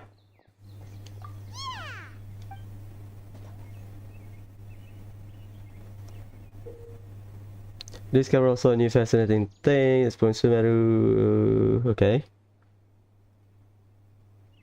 While using the camera, if you find an object worth keeping record, the camera releases information related to them. Okay. So that's the start of the quest. So, not now. I need to clear the Archon quest. Kale, I'll play with you tomorrow. Well, that's a weird one. I'll bill you tomorrow. Well, I need to farm some flowers. So I think the order would be Kale, I'll do Collei.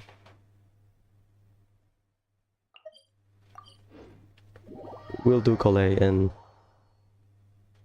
Collei first, Inari second, Dori, and then we'll do the rest one by one.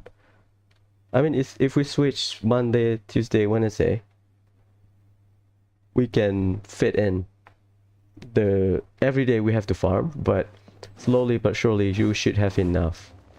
I think that's why I'm gonna do it. No rush, I'll take my time.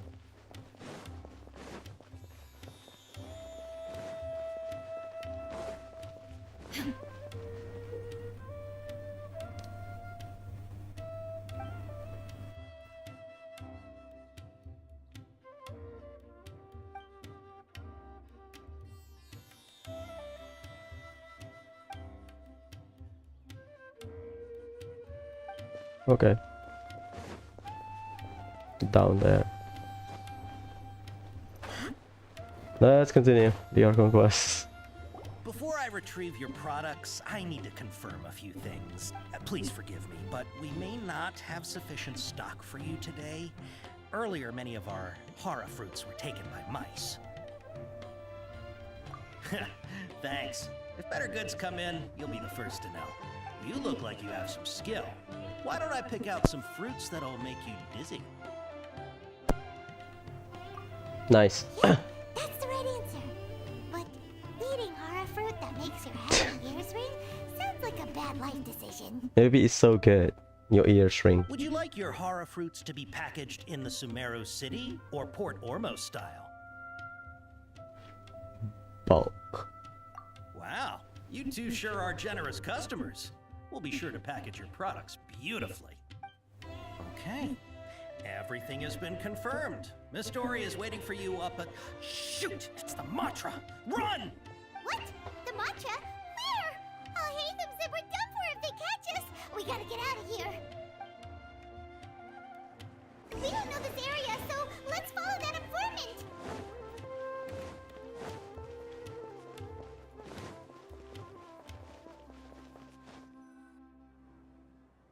He ran that way.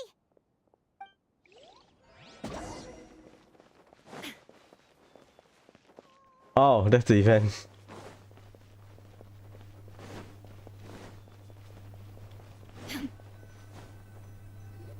Look, he's over there. Keep running.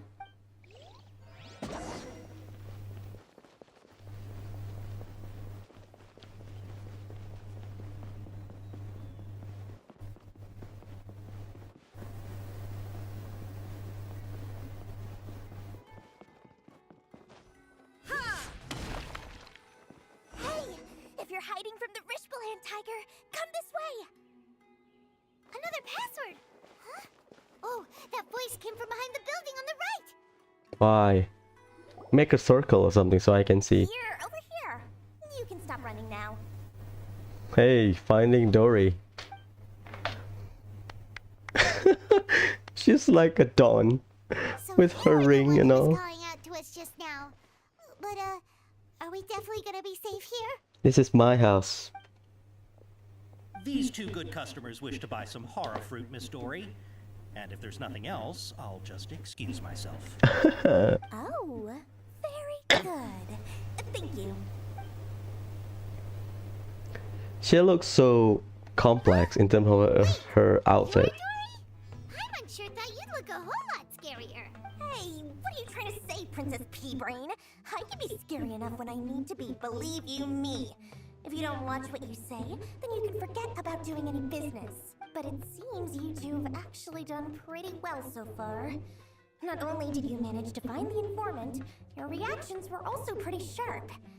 You don't really look like criminals or anything, but I bet my Mora that you've been involved in some shady dealings, haven't you? I mean, we help Beidou in her hangout, I think. The deal at Guyun Stone Forest. I'm not sure if that's supposed to be a compliment, but we'll take it. We also stole the Holy Liar de Himmel. So that's like the first day of playing. I can't risk doing business with people who start huffing and puffing after just a few paces. No matter how much Mora they might have. Not only will they get caught by the Matra, but they'll also get us into trouble. As decent folks trying to run an honest business, we don't need any of that. Wouldn't you agree?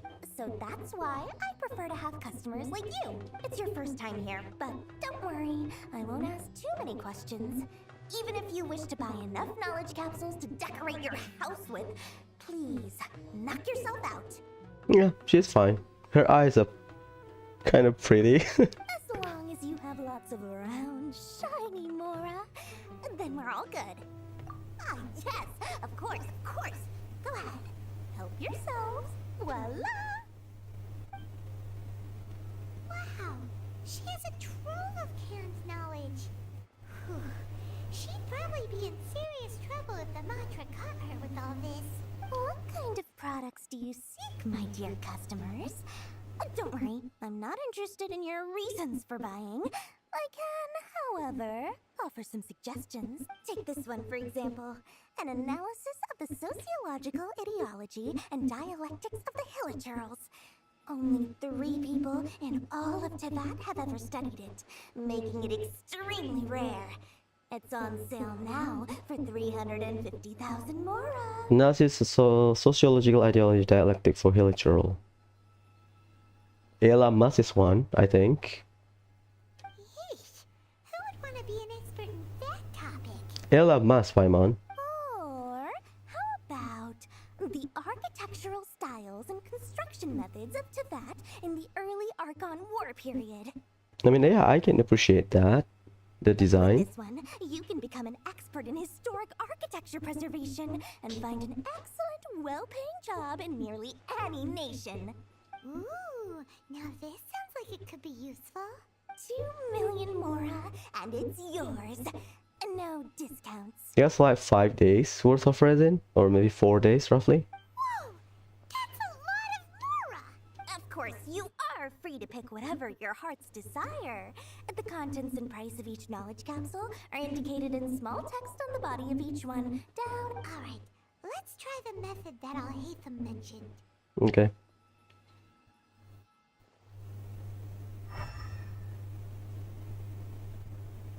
Where's the big one? We have 3.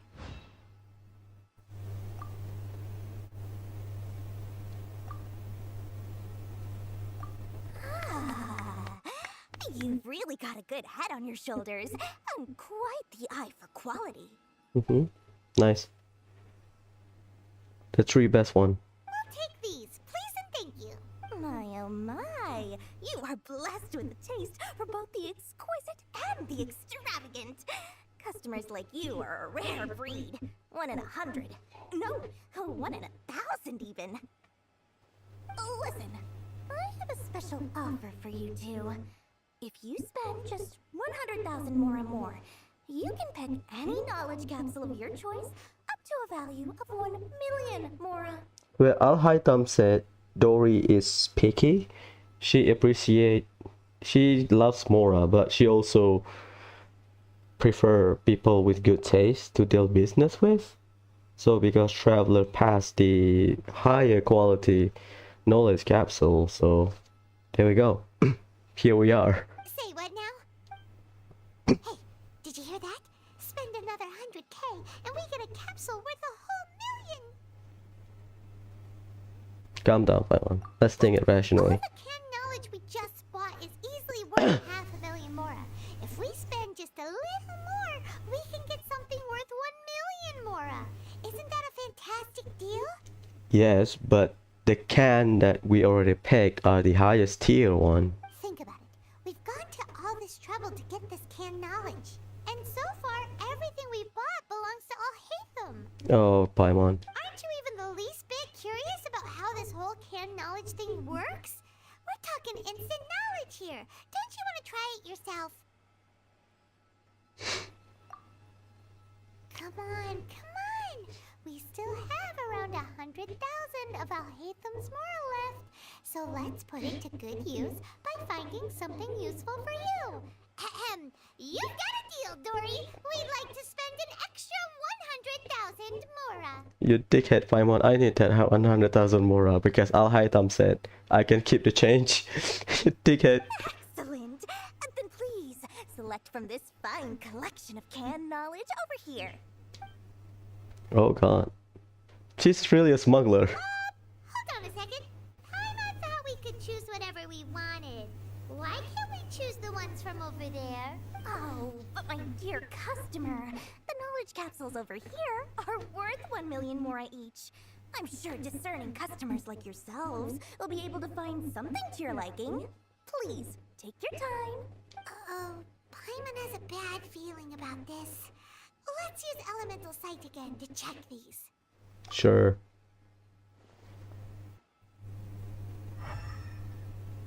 That's bad. So, what did you see? Nothing good, So, they're all worth about the same amount? but not highest quality. We got scammed by one. Well, anyway, the mora's already been spent, so let's at least try to find something useful. You dickhead by one. That's my Mora. Let Paimon take a look here.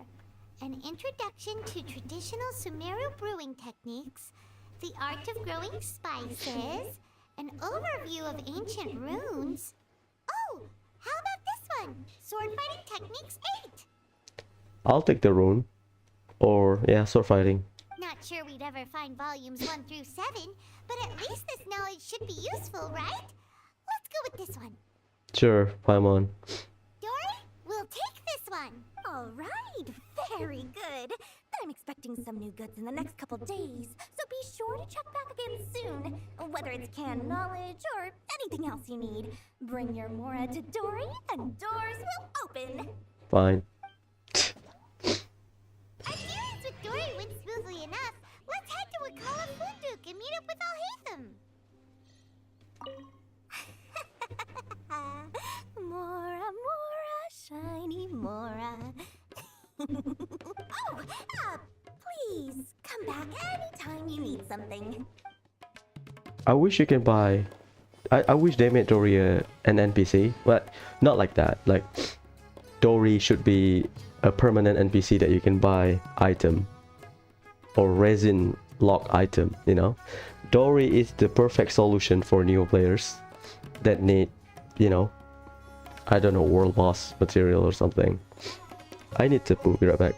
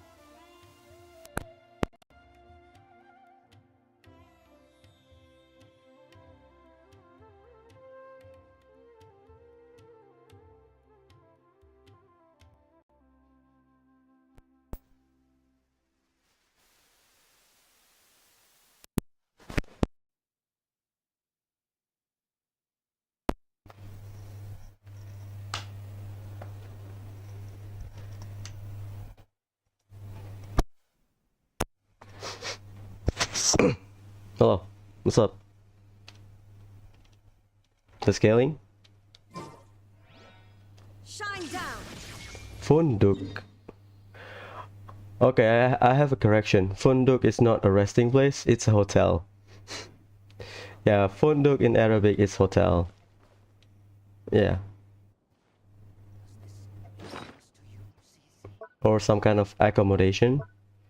Yeah, we'll do that tomorrow. And then that's a 5-star.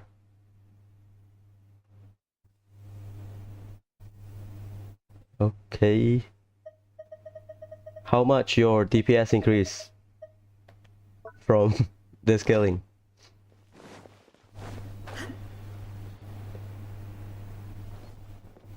Oh, okay, you can go down there. That's interesting. I think I have to buy a new mic or a new cable. No. Maybe a headphone would be better. I'm using an earbud. You two made it. And from the looks on your faces, you were successful. Whoa. There's so many people from the academia here. Why would you pick this place as our meetup spot? Well, Wakela Funduk is under the Academia's control, so naturally the Academia has people working here. I came to Port Ormos under the pretense of conducting official business. Ah. You're a pretty daring guy. Relax. No one here is interested in anything we say, and the Matcher won't come here. Okay now, tell me how your encounter with Dory went. What's your highest at level 1? Your skill? Compare it to now? Level 1 versus level 1 talent versus whatever level right now. How much the DPS increase? Dory. Okay, we did what you asked. So, can you tell us about the knowledge capsule that the academia lost now? Okay. Before that, I have to ask, why are you two so intent on tracking it down? You don't have to answer, of course. Yeah, he just wants to meet the God of Wisdom and ask her about something important. We've been in Sumeru for a while now, but we still haven't found a way. No, you haven't tested it? Okay, fair enough. When we heard that the academia had lost something that might be related to the gods, we came here in case it turned out to be our lucky break. Mm-hmm. In that case, you're on the right track. A short while ago, the Academia lost a knowledge capsule in the desert. It's supposedly a divine knowledge capsule. Use it, and you'll gain the wisdom of the gods. Wow, there's really such a thing as that? Hey, if we find it, do you think we could learn how to meet the Dendro Archon? Ooh, or how to find your sister? Yeah, because Leyline record memories, so maybe. I highly doubt it has any mystical properties, but it does indeed exist. And it's right here, in Port Ormos. So, where exactly? That's what we need to find out next. I won't deny that. I am investigating because I'm curious as to what the divine knowledge capsule truly is. As you know, the Eremites in Port Ormos also have their eyes on it. It is an extremely precious item. The knowledge contained within may bring great power or wealth to whoever has it in their possession. Several brigades have been vying for ownership of it as of late, but there is still no victor. My personal finances and connections cannot compete with those of the Eremites. After attempting various methods, I finally managed to reach a tentative agreement with several brigades. I agreed to forego ownership of the divine knowledge capsule in exchange for the opportunity to study it. After all, there's no harm in understanding what it is. However, there are those who are less amenable to negotiation, such as those from Ain al-Ahmar. They adamantly believe that the divine knowledge capsule contains the Scarlet King's power, and that he will return to this world when they obtain it. They refuse to let anyone from the Academia tarnish their deity's soul. Ah, so because they heard, oh, divine knowledge capsule. Oh, that must be for the Scarlet King resurrection or some shit. But even Al-Haytham doesn't know about it. Uh-huh. So you kept hounding them because they refused to cooperate with Yes. Ain al-Ahmar isn't exactly wealthy, but its members are determined to get that capsule by any means necessary. To that end, they've resorted to many methods more foul than fair in order to amass sufficient funds. So, I've been sabotaging their business to force them into negotiating with me. The Divine Knowledge Capsule should be up for a secret auction within the next few days. Each brigade will place their own bid, and the prize will be covertly given to the winner. To ensure the capsule's security and to evade the Matra's notice, the winning brigade will not publicly disclose their victory. Unless I know whose hands the Divine Knowledge Capsule ends up in, my agreements with them will fall through. Dory is the most reliable source of information, but that avenue was previously closed to me. With you on board now, the situation is different. Dory is a trader, an owner of a black market, or an owner of a black market shop, or black trader, whatever you want to call it, and a broker. Nice. In other words, you wanted us to befriend Dory so you could find out where the Divine Knowledge Capsule is. Yes, you can say that. But this arrangement harms none of us. The day after tomorrow, go back to Dory and try to purchase information on the Divine Knowledge Capsule's whereabouts. If she has no information, wait 2 days and approach her again. Every 2 days? If I get the opportunity to study the Divine Knowledge Capsule, I will relay my findings to you. Will that suffice as compensation? Okay, then we'll meet up in 2 days. Haytham, before you go, we actually bought a knowledge capsule for ourselves, but we're not sure how to use it. You two want to try using a knowledge capsule? Sure, I can teach you. Doing so right under the Academia's nose is a bit problematic, though. What do you say we head to the outskirts of town? I thought he was a claymore, but from leak he's a sword user, which is, yeah. Outskirt.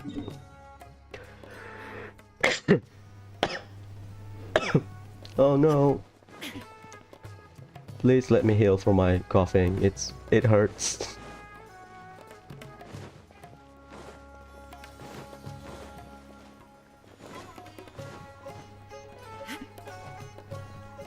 Can you even walk through there?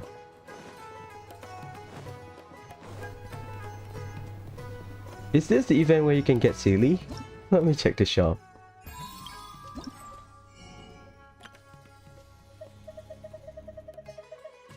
No, you can't. It's just basic event. Yeah, fair enough.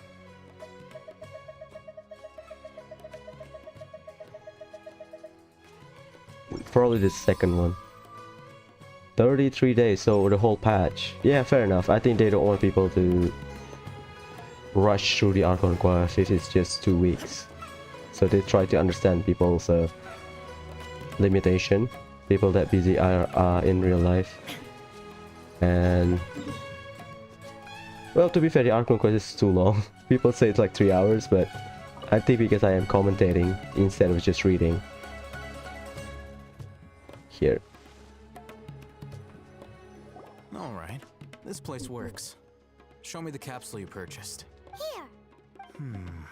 Sword Fighting Techniques 8. Huh. A combat class knowledge capsule. This class is something of a rare find these days, since most have been taken by the Eremites to augment their battle capabilities. Really? Ah, yeah, what a great buy! If you want to determine the efficacy of this capsule, I can evaluate your combat ability. However, effects will likely be minimal if you already possess a high amount of strength. I think that's a good way to incorporate a power-up for Traveler. Like, give the skill an upgrade after you get something from the story, instead of just linearly do that, or some way to buff a character. We can conduct a controlled experiment where you fight 2 battles. One before using this knowledge capsule, and one after. While you fight, we can use an Akasha terminal to monitor your various physical parameters. There may be variances in your physical strength between the 2 tests, as well as a disparity in your opponent's abilities. But don't worry.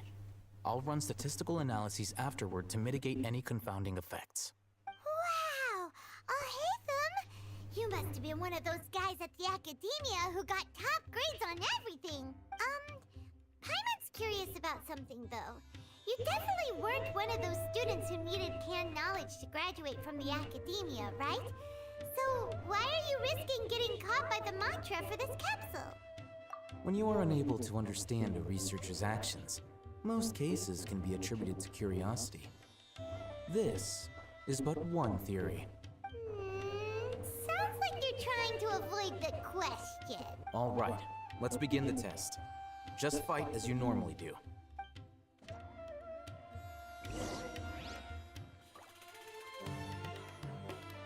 Illusion shattered! Into the wind. Everybody stand back!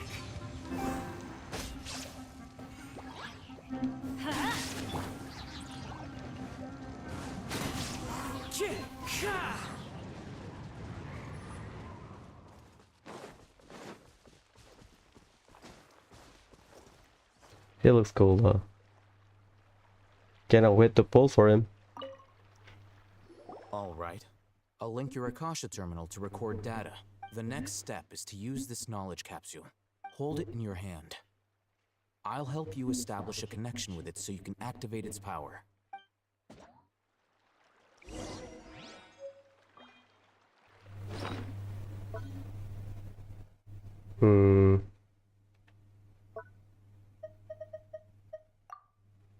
That's it. One click. Hey,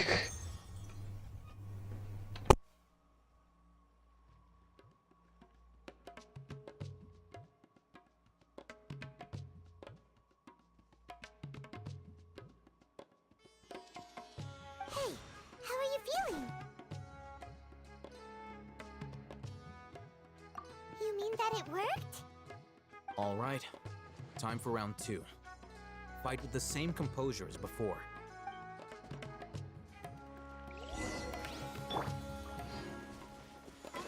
Shine down! The wind knows. Teamwork is dreamwork! As one with wind and cloud.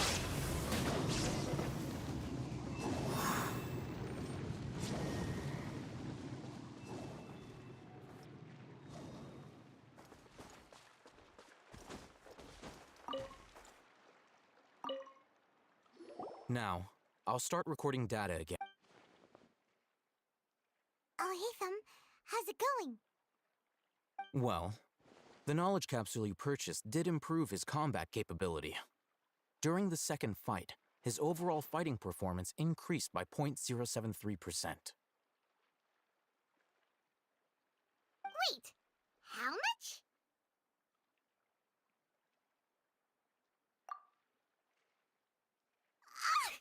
Dory's such a jerk! She totally scammed us! 1 million mora?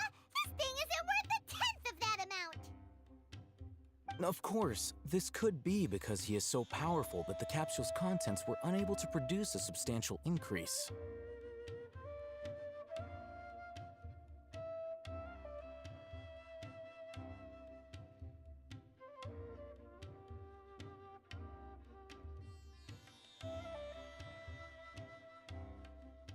At the very least, this test allowed me to gain more insight into you two. Our deal seems increasingly worth my investment. I'm heading back to Akela Funduk. I await your response in 2 days' time. This is Mora for when you ask Dory for information. Pay her as much as she requests.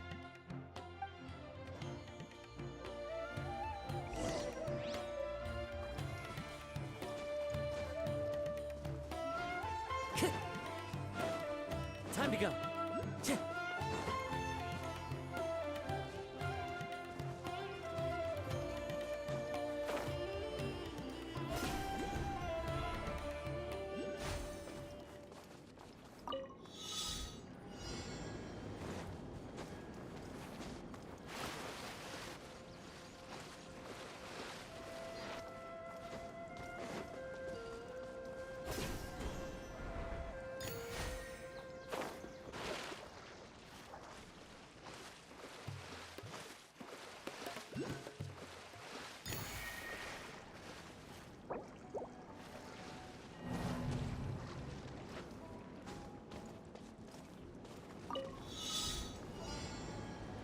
Time to go.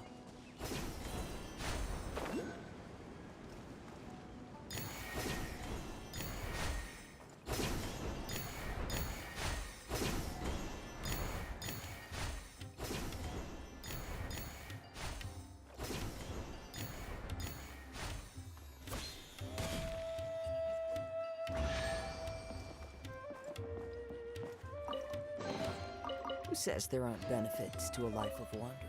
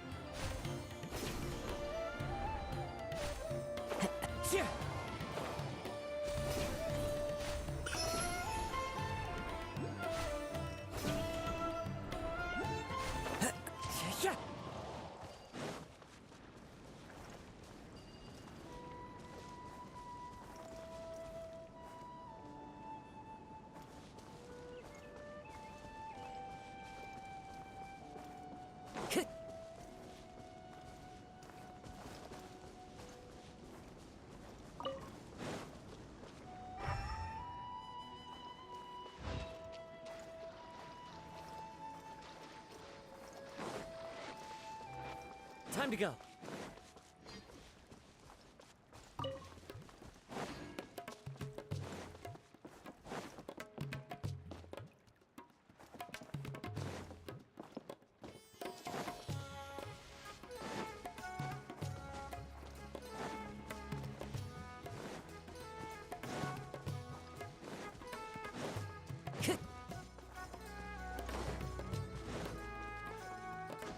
Follow the wind.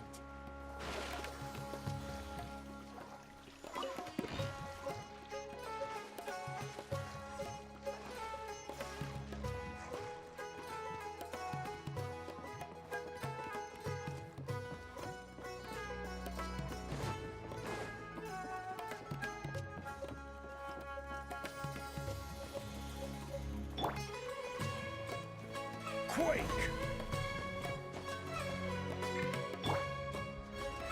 One with nature.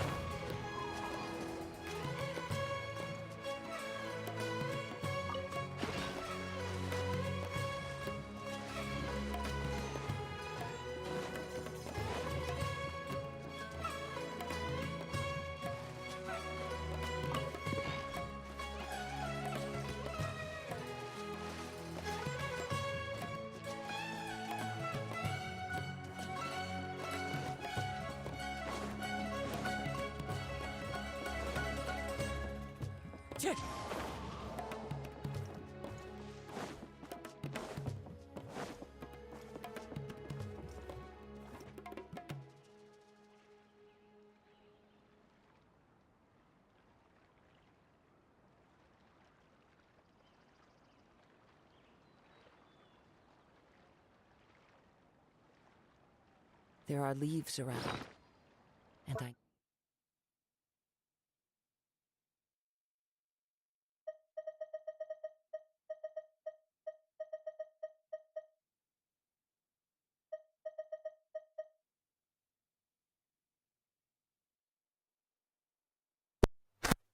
Huh.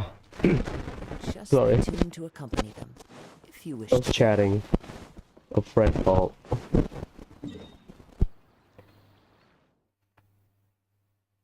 I mean, you can see the damage number, right? What's that? Oh, it's the event. Okay. You can see. You should see the damage number, right? Oh, okay. They mark it on the map, so you have to start doing it. Fair enough. Fair enough. How long is this event? We have to wait 2 days. Yeah, let's wait at the Funduk. Funduk is hotel in Arabic, so let's wait at the Funduk. Is it here? It's it's there down there. Time to go. I mean, you should have for your Dendro Traveler. The bridge is up there, so you have to either to swim or some shit. Fair enough. For your Dendro Traveler, you should see his damage, right? Because you are triggering a Dendro related reaction.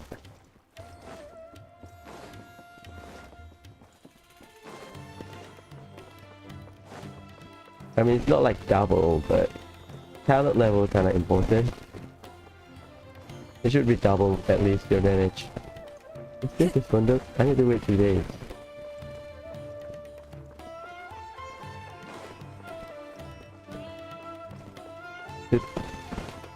It doesn't look like yeah, it's fine. Ariana Merchant. Okay, let's stay inside.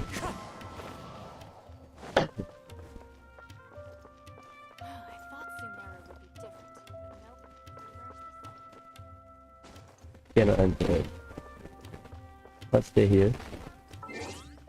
2 days. Well, today's achievement. Inventory. Cannot let me give it combat strength.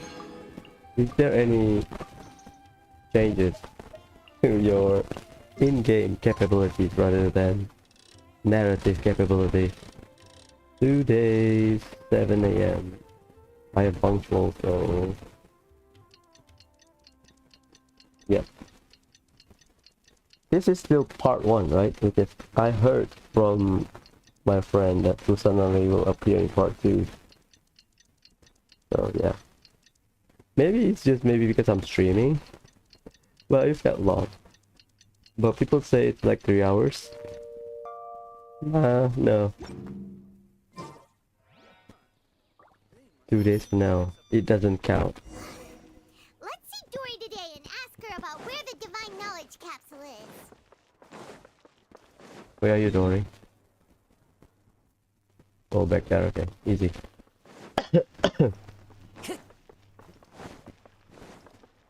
I mean, can you show the damage, like numbers, in terms of numbers? Is it up there? Well, I mean, you should be able to go up here, right?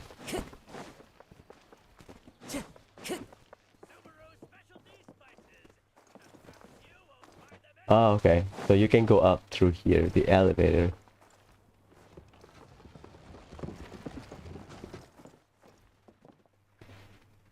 Wind Strider.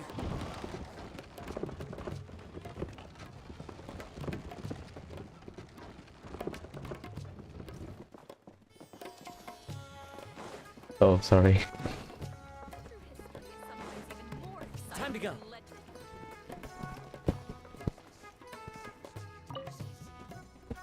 Okay, that's... Here, over here! Oh, welcome back, my loyal patrons. What can I do for you this time? Well, that's a good increase.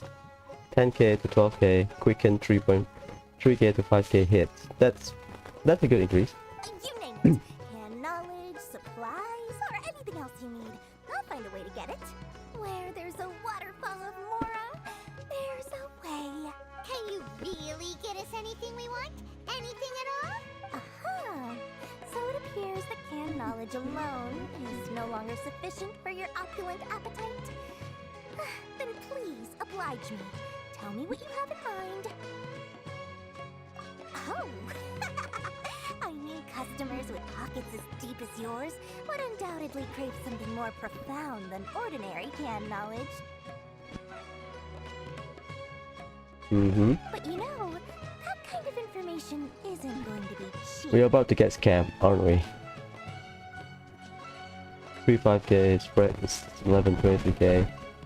We can forget that. Yeah, that's nice. I think 3k is a good starting point for something that takes multiple times, like Dendro reaction, like aggravate, quick, spread. After all, I had to work really hard to weasel my way into the auction site. Not to mention that if anyone found out that I was the leaker, I would be in big, big trouble.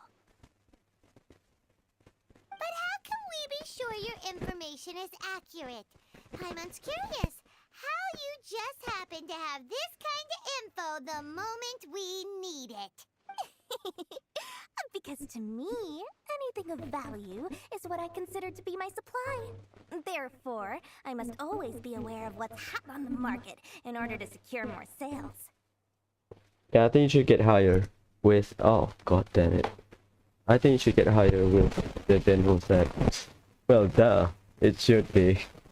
You get a Dendro shred from it.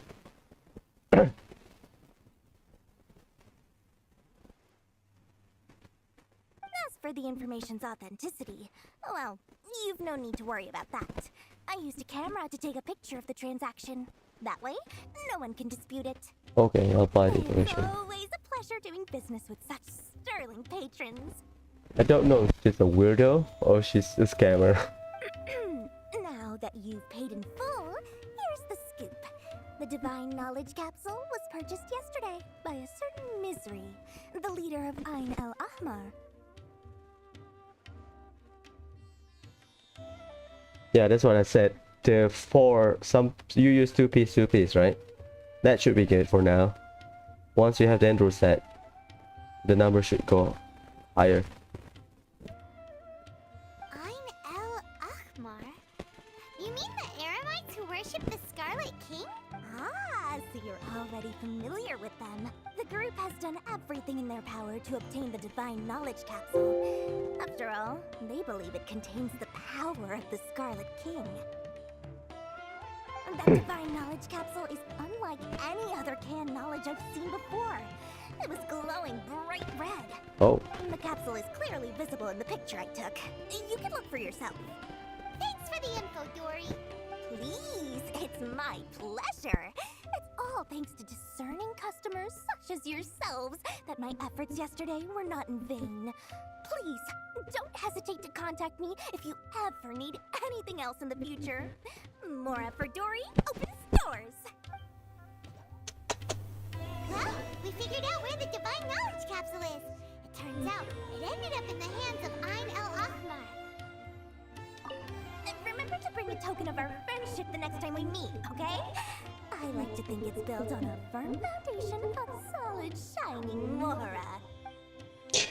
Okay. Yeah, good luck with your artifact farming.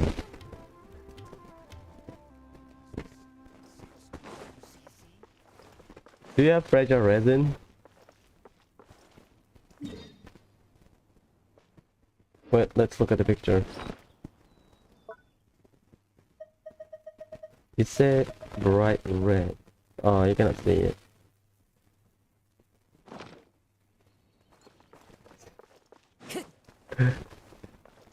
I wish we can put effort into being lucky. If I can, I should have done it. But I can't. And now I'm losing all of my 50-50. And get bad roll on artifact copium. Hello, my dude. Yeah, I don't know why.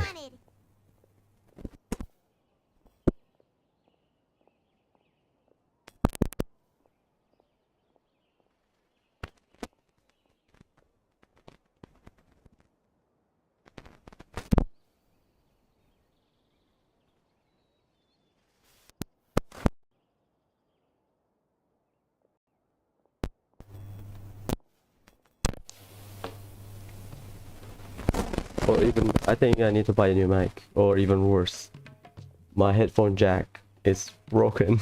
Oh no, that means I have to buy Bluetooth. Ah, dang it. Really? Alright. Let's hear it. Dory even gave us evidence to verify the intel. Have a look.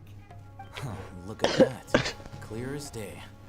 It must have taken some guts just to infiltrate the scene of the Eremites transaction. But then to get close enough to take a picture like this. Bold move, Dory. Very bold move. He is cunning. I think it's, if you want to make comparison, it's like the look. All right. The person in this picture is indeed Misery, the leader of Ain al-Ahmar. And the glowing red capsule he's holding appears to be the Divine Knowledge Capsule.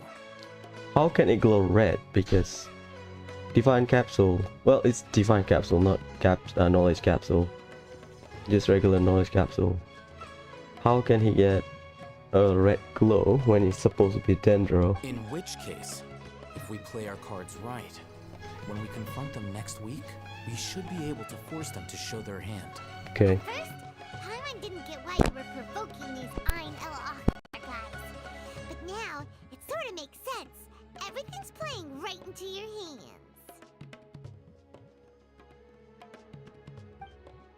After we defeat them, we can finally have a serious talk with their boss and get them to lend us the Divine Knowledge Capsule.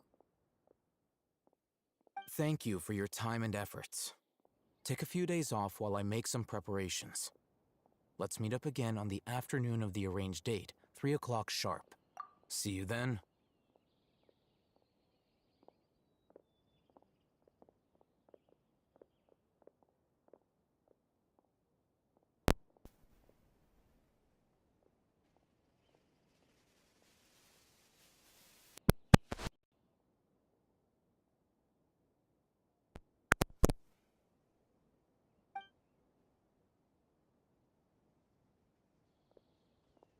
Oh, Hatham sure is taking his time. Where could he be? Oh, there he is. Sorry to keep you waiting. Let's head to the pier in front of Pharos Lighthouse.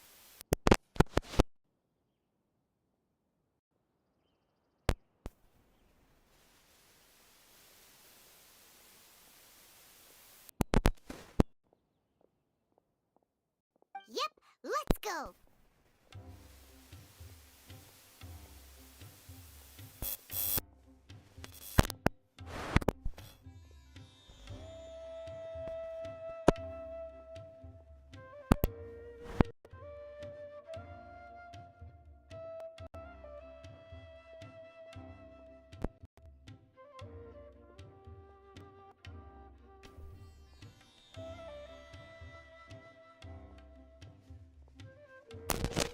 You good?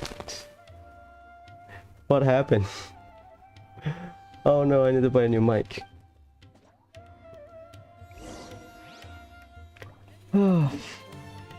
Maybe the cable is, the extension is broken or some shit. Well, unlucky. Time to go. Or maybe my headphone jack is broken. One of those.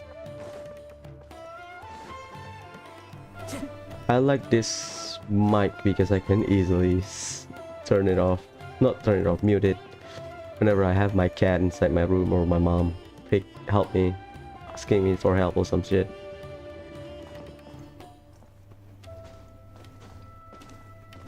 Boy. Bloom only. I think you need a good hydro uptime. I think the only reliable Bloom team right now is Kokomi. Because it's really hard to hit Dendro. The Dendro core with your character. Well, no. Bloom, yeah, I get it. I mean, it's really hard to generate Hydro. To interact Hydro with Dendro for now. Maybe you can use Barbara. I'm not sure about Xingqiu. What the hell? What's the pyre? Oh, okay, let's just jump down. What am I doing?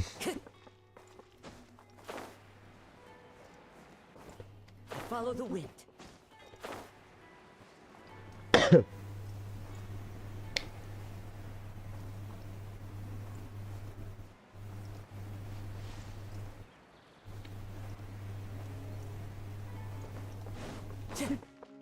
Gonna fight, are we?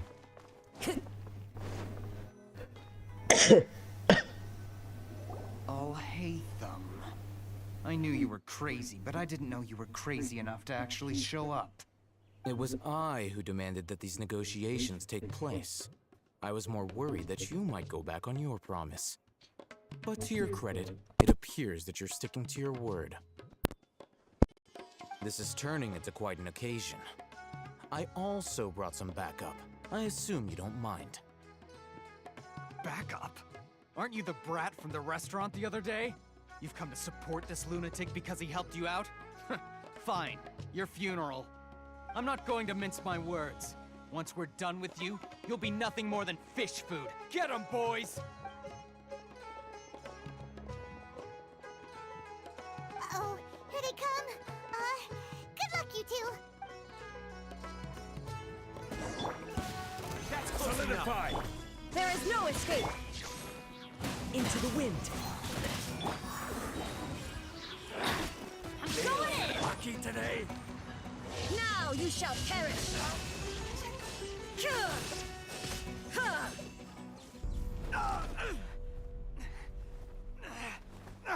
Academia scum!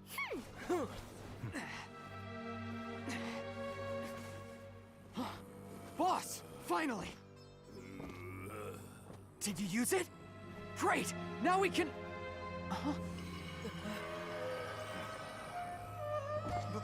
Boss?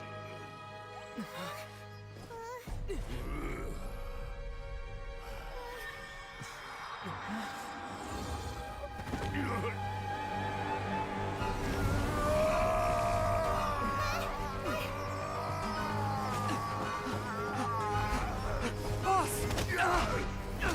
Boss!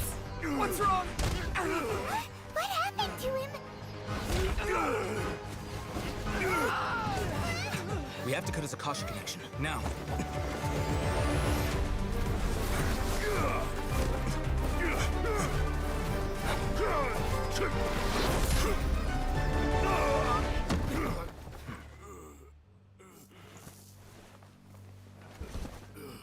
Target acquired! Arrest him!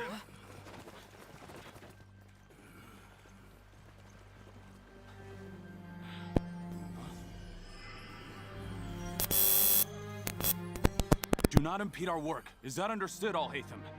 Of course. I was only trying to help. Take him away!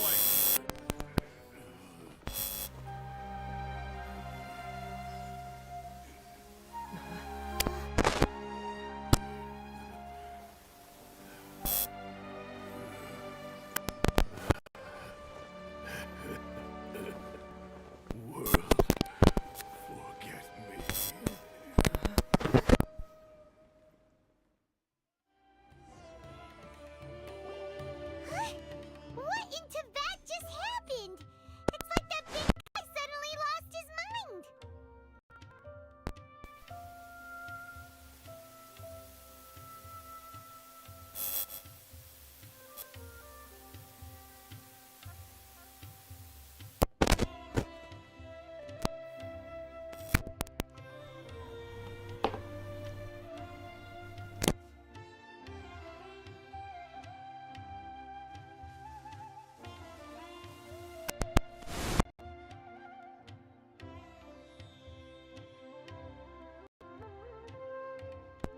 It looks like he used the Divine Knowledge Capsule.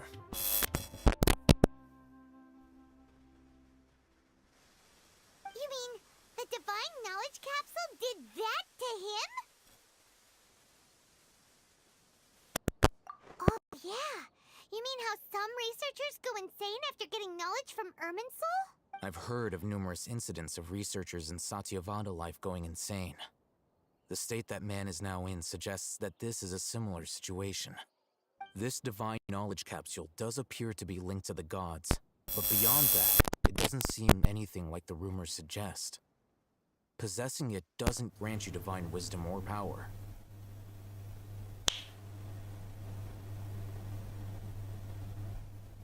Did you hear what he said? World, forget me. What could that possibly mean? Uh-oh. It's the same thing. God damn it, what happened to my mic? If the monster took him away, then that means the Academia got the Divine Knowledge Capsule back too. What a shame. We were so close. Still, Paimon didn't expect the Divine Knowledge Capsule would be so dangerous. The imagine if we tried to open it. Oh, who knows what would have happened to us? So basically they just install random stuff they have access to. Description doesn't really make sense because people can change the label, I think. As things stand, there is no reason for me to remain in Port Ormos. I believe our collaboration has also reached its end. Mm-hmm. We were so busy trying to find the divine knowledge capsule that Paimon forgot to ask you something. Since you're a member of the Academia, do you have any idea how we could go about meeting Lesser Lord Kusanali? Truthfully, I don't. Lesser Lord Kusanali appears to exist outside of Sumeru's entire administration. Most of the time, you wouldn't know she exists at all. Huh. That's sad. Moreover, since the Academia possesses the Akasha, a symbol of our deity's wisdom, scholars have no reason to desire to make contact with the deity herself anyway. Everything about Lesser Lord Kusanali is such a mystery. I'm heading back to the Academia. How about you two? It's almost the day of the Subzero's festival. Maybe we should head back too. We've been rushed off our feet over the past few days, so maybe a little rest and relaxation will do us good. Yeah, let's go. Then we'll part ways here, Alhaitham, until we meet again.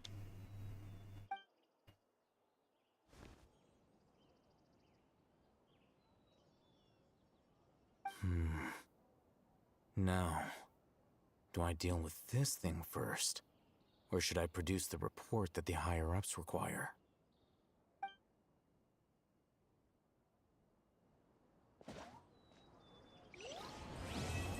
That's chapter 1.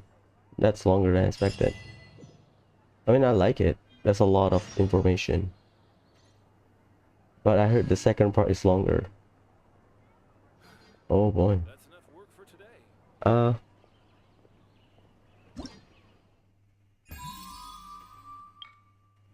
Yeah, we'll deal with that later.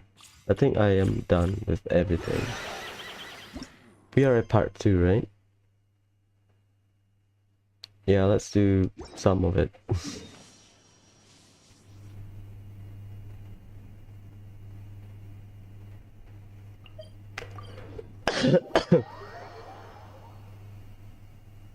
We still don't know the story of Al-Haytham, so yeah.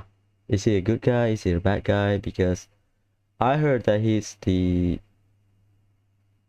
attendant of Kusanali or Nahida. The Subzero's festival, right? Let's hurry and find Dunyarzad. Paimon thinks she must be around the Grand Bazaar, since she showed us around there last time. You done, Paimon? Okay, let's go. Oh, my resolve stack. No.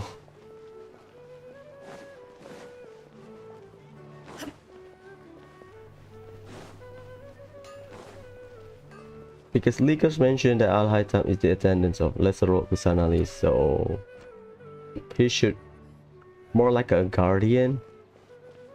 But he's mentioned higher up, so maybe he's a spy or some shit. Hello, let's start. Second half.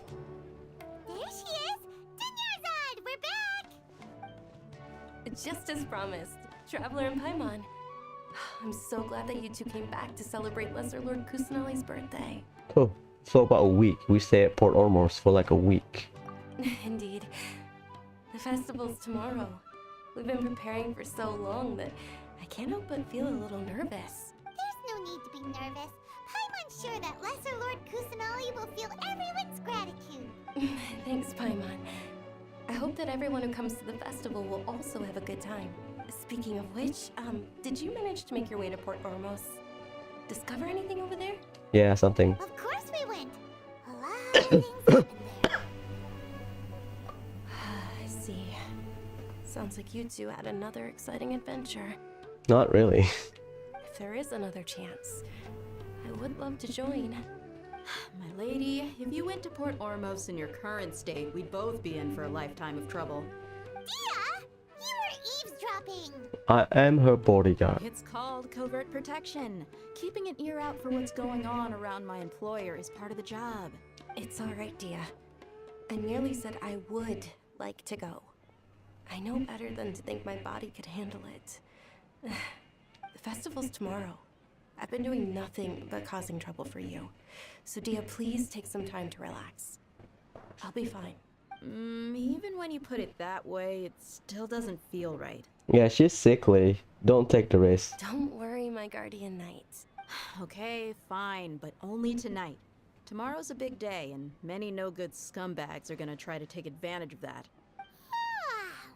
Oh, you two must be exhausted from your long journey back to the city. My apologies for not realizing this sooner.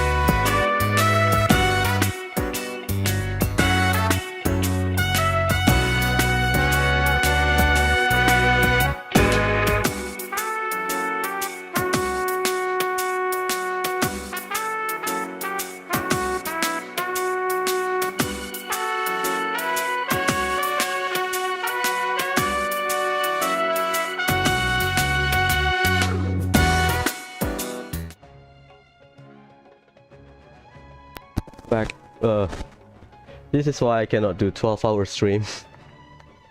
I got interrupted quite a lot. It's been like 3 hours. That's not that long, but I feel like I've been interrupted quite a lot today.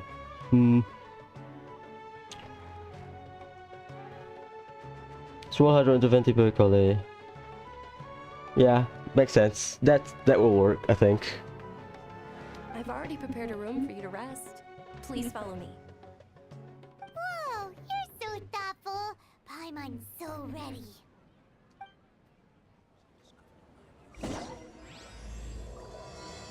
Act 2.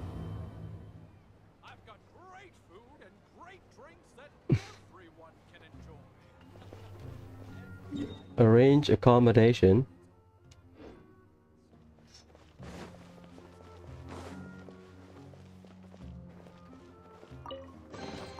But a momentary distraction.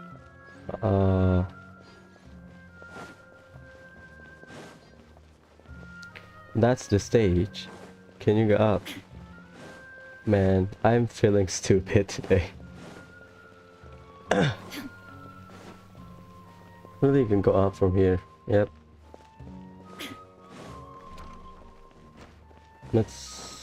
I think this door.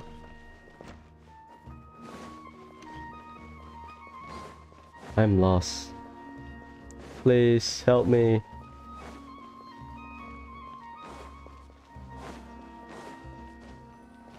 Okay. Here we are. It's also fairly close to where I've been staying. It looks really nice. We usually sleep inside the teapot, right? Not at all. Just tell me more about your adventures when you next get the chance. How fast? Do you see how many bloom damage? Can you calculate how many? Because I think if you continuously generate bloom seed, the dendro core, you should get a lot of DPS. Okay, that's good. Because yeah, I think Venti in terms of grouping will help, but I think the demonstration video I saw from leaks are from Venti, Kokomi, and then Dendro Traveler and Collet. No, they use Dendro Traveler and Tignari, I think, or something like that. And then Tignari just charge shot. That's Paimon's specialty. Paimon can tell you stories next time. Oh, if you don't mind, how about we all walk around together tomorrow? Sure. All of my friends will be working the festival, and Dia's still insisting on her covert protection. Yeah.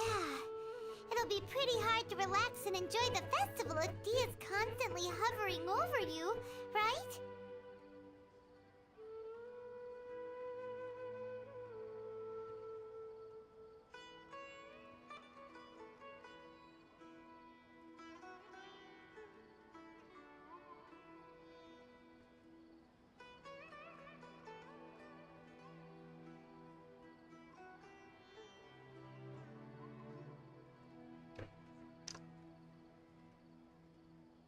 But yeah, I know, but which hydro character do you use? Is it Barbara? Because the one demonstration I saw from leakers, they use Kokomi because Kokomi is a lot easier to apply hydro. Barbara, you have to, I guess, charge attack. But yeah, I mean, it's a bit tedious, but it works. Then let's meet at the nearby bazaar first thing tomorrow morning. Have a great night. It's a deal. Good night, Dunyarzad. I may be too excited to fall asleep tonight. See you tomorrow. Bye. Paimon's starting to really look forward to the Subzero festival too. Will there be lots of yummy food? Probably. Oh, no. Thinking about food is just gonna keep Paimon up all night. The earlier we sleep, the better. Let's go inside, traveler.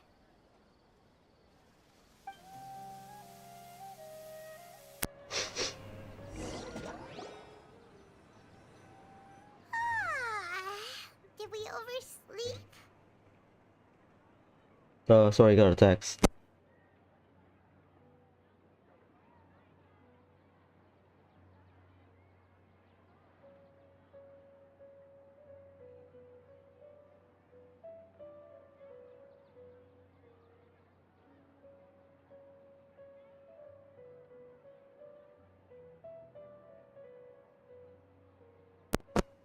Yeah, I know, but that's what I was asking. How do you apply hydro? Like, Kokomi is the easiest. If you use Barbara, then you need a little bit of movement. Not a big deal, but you need a little bit of movement. I know you apply hydro, but with who?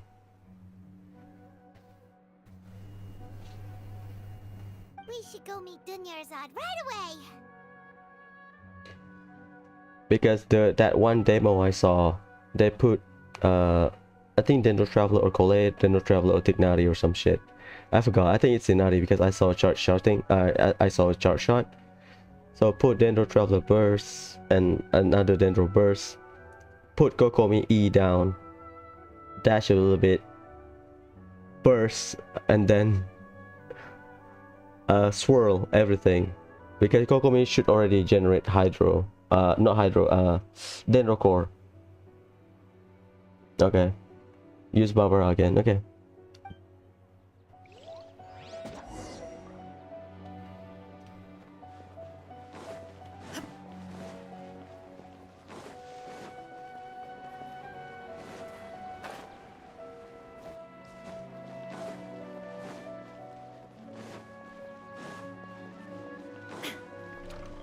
What? Oh.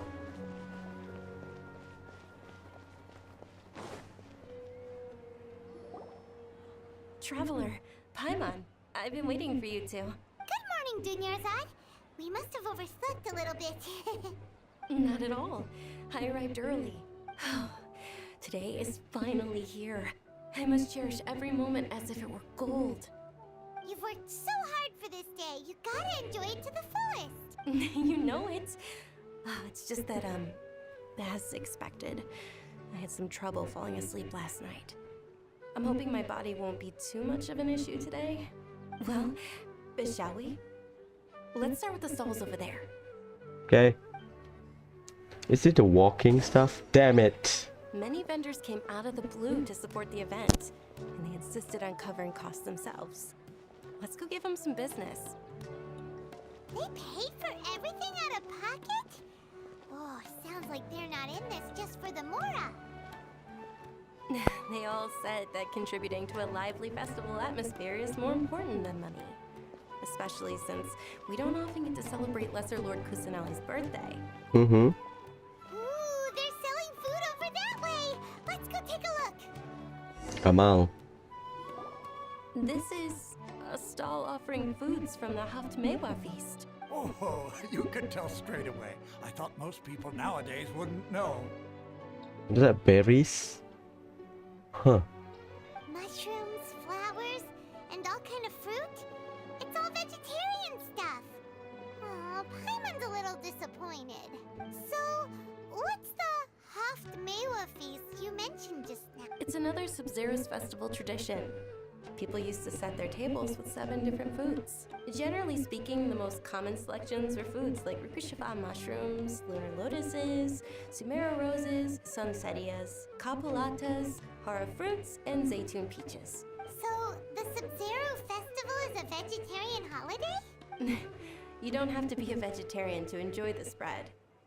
We just use the 7 foods to symbolize the 7 virtues of the Dendro Archon. Mm-hmm. What virtue? If that's the case, if Sumeru uses vegetarian food to represent the Dendro Archon, then wouldn't the Pyro Archon's festival be full of food like roasted fowl, juicy meatballs, grilled steak? Oh, Traveler, we have to go to Natlan as soon as possible! I hope your wish comes true one day, Paimon. 2 years. Next year is... No. 3 years. Well, 2 years because... This year, the first year is Sumeru, second year Fontaine. Yeah, 2 year. 2 years, Paimon. Thanks! Alright, how about we also check out some of these other stalls? What? So funny. Dear customers, would you like to try your hand at alchemical divination? What's alchemical divination? Those two things sound like they'd be fun to try together. Right? I thought the same when I first heard about it. It is said to be a mysterious craft invented by none other than Lesser Lord Kusanali herself. So, How does it work? It's quite simple. After you give me any 2 alchemical reagents, I'll use them to perform a random transmutation. Sure sounds random. So random that it will probably fail. That is precisely what we need. After the transmutation fails, your one and only diviner here will interpret the remnants. Too random. Well, according to Lesser Lord Kusanali, everything is interconnected, and all that occurs can be traced back to fate. You could say this is a pearl of old wisdom. Why does everything sound so much more credible when Dunyarzad says it? Are you guys working together? Well, she did spend money. So that's the true wisdom behind it. This young lady sure knows her stuff. So, how about it? Want to give it a try? Sure. So you can put foot Starshroom and that's a good one. Star Conch. Star Conch. Both have star in it, so. Okay, one moment. It's the moon. The Moon Arcana? Paimon wants to take a look too. Is it? It looks more like a pie that Paimon bit into. I want to stop comparing. Stop mad food comparison. Generally speaking, the moon signifies. It means. Wait a moment. Cheat note. Is he really looking it up in a book? Oh, I remember now. It means illusions and lies. Illusions and lies? That sounds rather ominous. Oh boy. Yes, but this book says that if you trust your intuition and overcome your fears, the sun will surely rise. He's not even trying to hide his book anymore. I mean. Naturally, fate will only ever show you the beginning of a journey. It is up to you to forge your own ending. Oh, thank you so much. I'll keep that in mind. Oh, it's nothing. I'm just learning as I go. That's not very Guess that was still confident. interesting. Okay, on to the next stop. Please, I want to see Nilo dancing. Nilo, sorry. The Subzero's festival was very lively a long time ago. Large flower carriages used to parade through the city. As they headed towards Port Ormos, people would throw flowers, candy, and liquor all along the way. Liquor. Dunyarzad's eyes are sparkling right now. I wish I could have seen that spectacle. But if you ask me, I'm sure Nilu's dance of Subzeros will be just as impressive. Oh, she wait for you. Is that? No. Different hair. A hangar?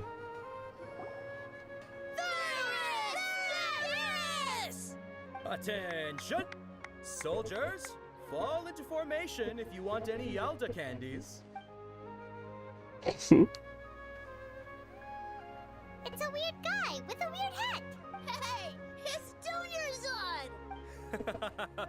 Miss Dunyarzad, the children love you even more than the Yalda candies. In the few short days it took to prepare for the Subzero's festival, the children have all grown very fond of you. The Hallowed Knight of Flowers. It's an honor that you know my name. Attention! In the name of Ferris, the Knight of Flowers, I commend you on your contributions to the glorious Subzero's festival. All right, little soldiers. Take your Yalda candies and don't forget your loyalty to Lesser Lord Kusanali. Dismissed! Yes, Knight Ferris! I'm wondering if Kusanali is like ignored, but she still take action for her nation, or someone like Raiden just chilling, chilling. Just what is going on here? Ferris, the Knight of Flowers, is another Subzero's festival icon, and one immensely popular with children. In the past, the actor portraying Ferris would also sit on a flower carriage. It's all thanks to Miss Dunyarzad's sponsorship that the children can make such wonderful memories today. As are we to you, Vihar. Oh, not at all. Oh, speaking of tradition, do you want some Yalta candies? They're a festival staple, and I happen to have some boxes ready here. Take a look and pick whichever one you want. Whichever one.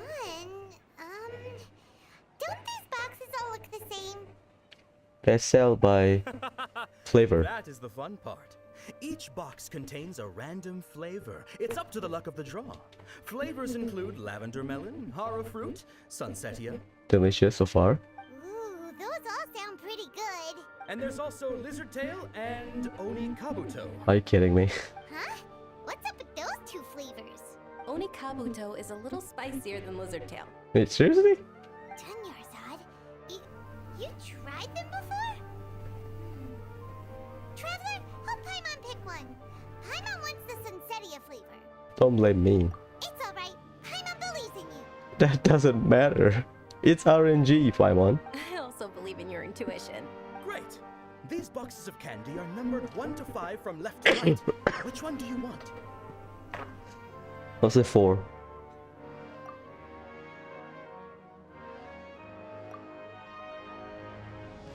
Please give Paimon her Sunsetia. Excellent work.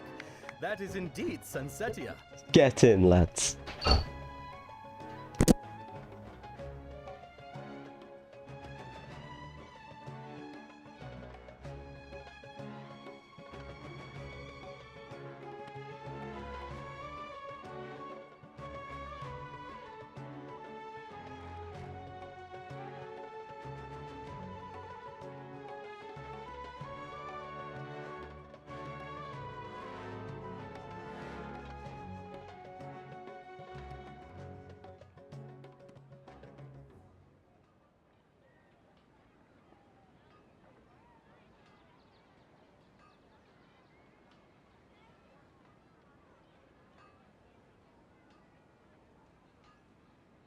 Paimon bet you survived so many epic battles because you had incredible luck, and Paimon was right. Attention! Here's your Sunsetia flavored candy. Thanks a lot, Knight of Candies. It's Night of Flowers, not Night of Candies. Paimon really wilted the carriageless Knight of Flowers. They all basically sound the same. We got our candy, so let's keep going. Oh, actually, I just remembered that I left something behind. Since you're here, can you come with me to get it? Dunyarzad, you probably forgot because you're so excited about the Subzero's festival. How embarrassing.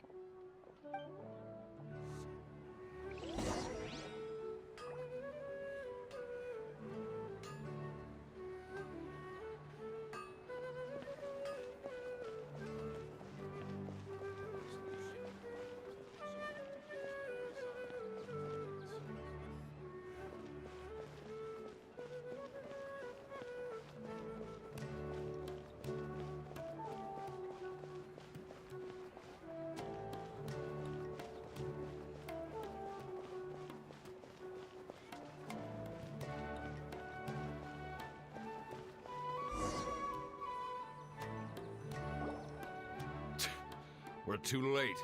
Who knew the little lady was such an early riser?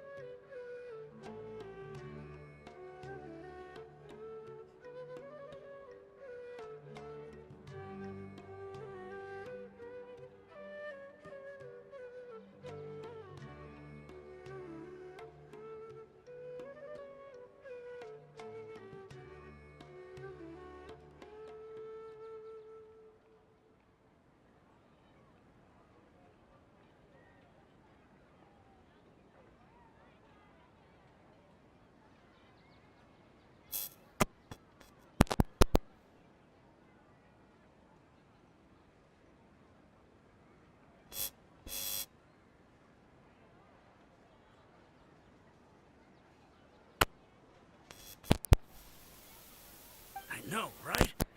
Hey, wait a minute. Boss, isn't that her?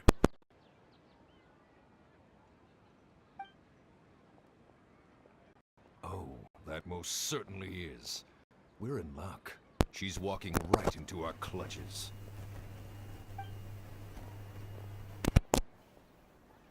Those Eremites don't look like they're up to any good. Who are you? I don't believe the Homayanis hired you. That's right. We haven't received any of their Mora, but I wonder how much the Homayanis would shell out to get you back. They're a gang of kidnappers! Traveler, hurry and protect Dunyarzad!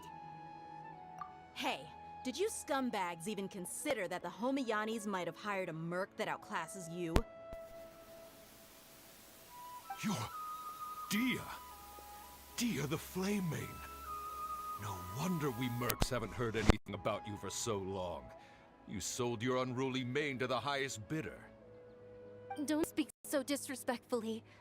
My family started working with her as gratitude for her past kindness to us. Don't worry about it, my lady. Just some friendly banter between mercs. One punch and those rabid dogs will expose themselves for what they really are. Aren't your claws all dull by now? Don't get too cocky! Traveler, take Miss Dunyarzad to a safe location. No, we're gonna stay and help. There's too many of them. You're right. All right, fine. Please be careful, Dia. Don't waste your time worrying about me. This is my job. Look out for yourself. After I've wiped the floor with them, I'll go find you all.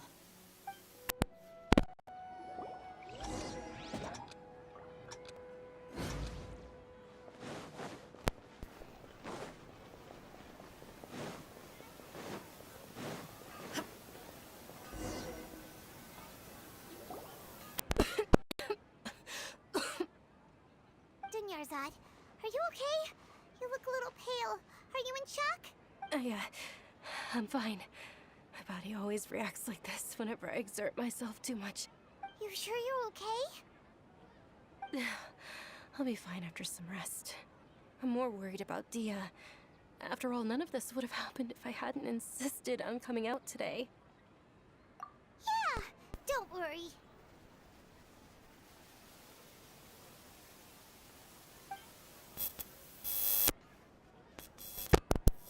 My lady, Traveler, found ya. Dia! You took care of them so fast! Any more of them? Or rather, did anyone follow you? Dia, your arm! Oh, this? I'm fine. It's just a scratch. Normally, they wouldn't have been able to land a hit on me at all, but I'm still getting used to this new greatsword. Please, let me take a closer look. Come on, it's nothing. Us mercs aren't as fragile as you think. Hold on, you said something about a new greatsword. What happened to the one you were using before?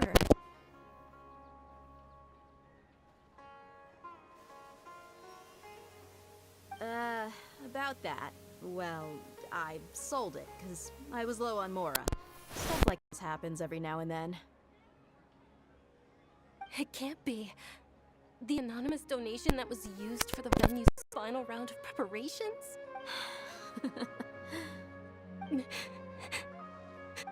Hey, Miss Dunyarzad, I wasn't trying to make you cry. I'm not gonna lose my commission because I made my employer cry, am I? Okay, making your employer cry won't affect your commission, but selling your weapon without permission and getting hurt? I'll have to reevaluate your performance. You're so unreasonable, my lady. Thank you very much, Dia. Don't be like that. I get embarrassed really easily. Are you feeling unwell again, Dunyarzad? My lady, your condition. Traveler, can you take her somewhere to rest? I'll look around the area to make sure we're safe from an ambush. Truly, I'm sorry for the trouble, everyone.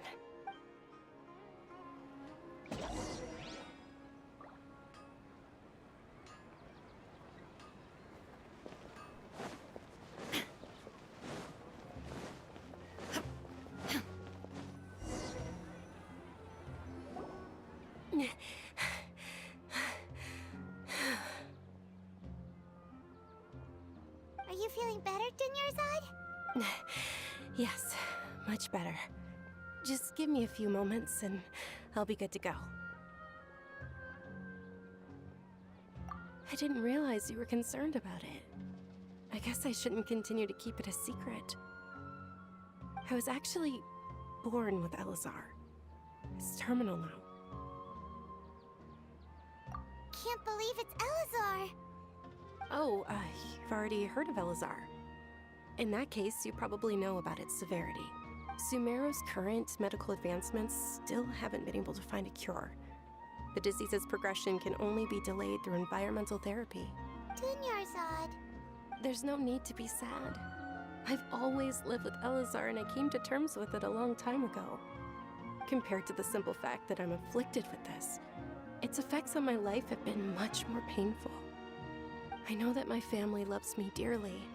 They've done all they can to provide the best environment for me so that I can live for that much longer. However, I know I will one day succumb to this. Did you know? Before I ran away from home this time, the world outside of my home didn't even know that I existed. Since I was a child, all I could do was sit on my bed and stare at everything outside of my window. I'm sure my family's worried and disappointed in me for running away, but I just didn't want to have any regrets. I wanted to meet other people. To me, there's nothing more beautiful than being able to meet and speak with others. Not to mention the incredible time spent preparing for the festival. The joy on everyone's faces here, and all the support I've received from friends like Dia. This way, when my final day does arrive, it will be less sorrowful. At the very least, many people will remember that I once existed in this world, right? As long as you don't forget Paimon. Paimon also won't forget about you. No, even if you forget Paimon, Paimon will still remember you. Thank you two so much. I apologize for the depressing conversation. This is out of character for me. To be honest, Lesser Lord Kusanagi gave me the courage to do all of this. If it weren't for her encouragement, I wouldn't have taken that first step. Thanks. There will always be frustrations in life, but I know that the point of living is not to leave behind any regrets.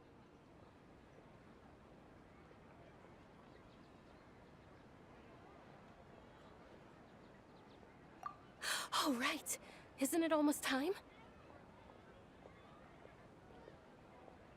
Huh? Almost time for what? Isn't the dance of Subzero's about to begin? It's the part of the festival that I've been looking forward to the most. Nilu will recreate that legendary scene with her most splendid dancing. And the Subzero's festival will conclude amid everyone's applause and blessings. And with that, my wish will also... Then what are we waiting for? Let's go to the stage! Yeah, we should still make it in time.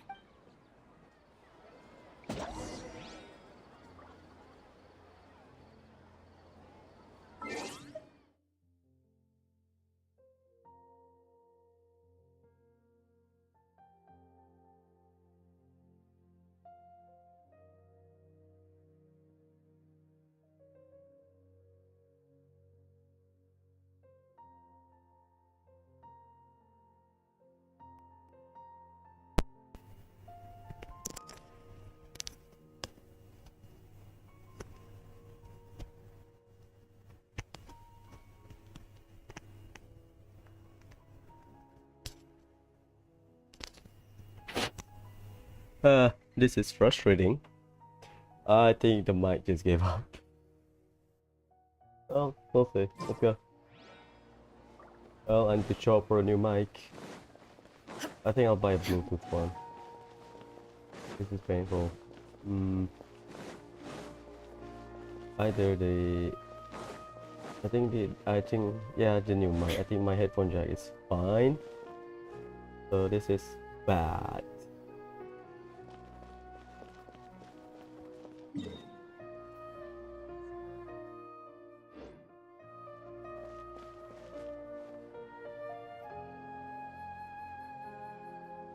Let's go.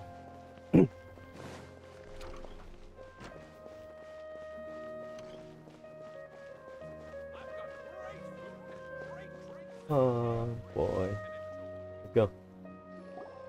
Were you not aware that the law prohibits this type of performance from taking place without prior permission? Zataria. Over there! Someone's yelling at Nilu! I think I just saw the Academia's Grand Sage. Why is he here in person? That's the Grand Sage. Okay. But the Dance of Subzeros is one of the key parts of the Subzeros Festival. If we can't perform it... The Subzero's festival. The law also prohibits the private hosting of large-scale religious festivals. Only the Academia can host such an event. If you continue to resist, we will have to order an investigation into every single event organizer. Okay. The Grand Sage has already granted you much leniency. I advise that you exercise tact. Oh. The outfit. I'm looking at his outfit. How did things turn out like this? The Academia was originally responsible for the Subzero's festival, but they failed this responsibility for many years. I need to speak with them.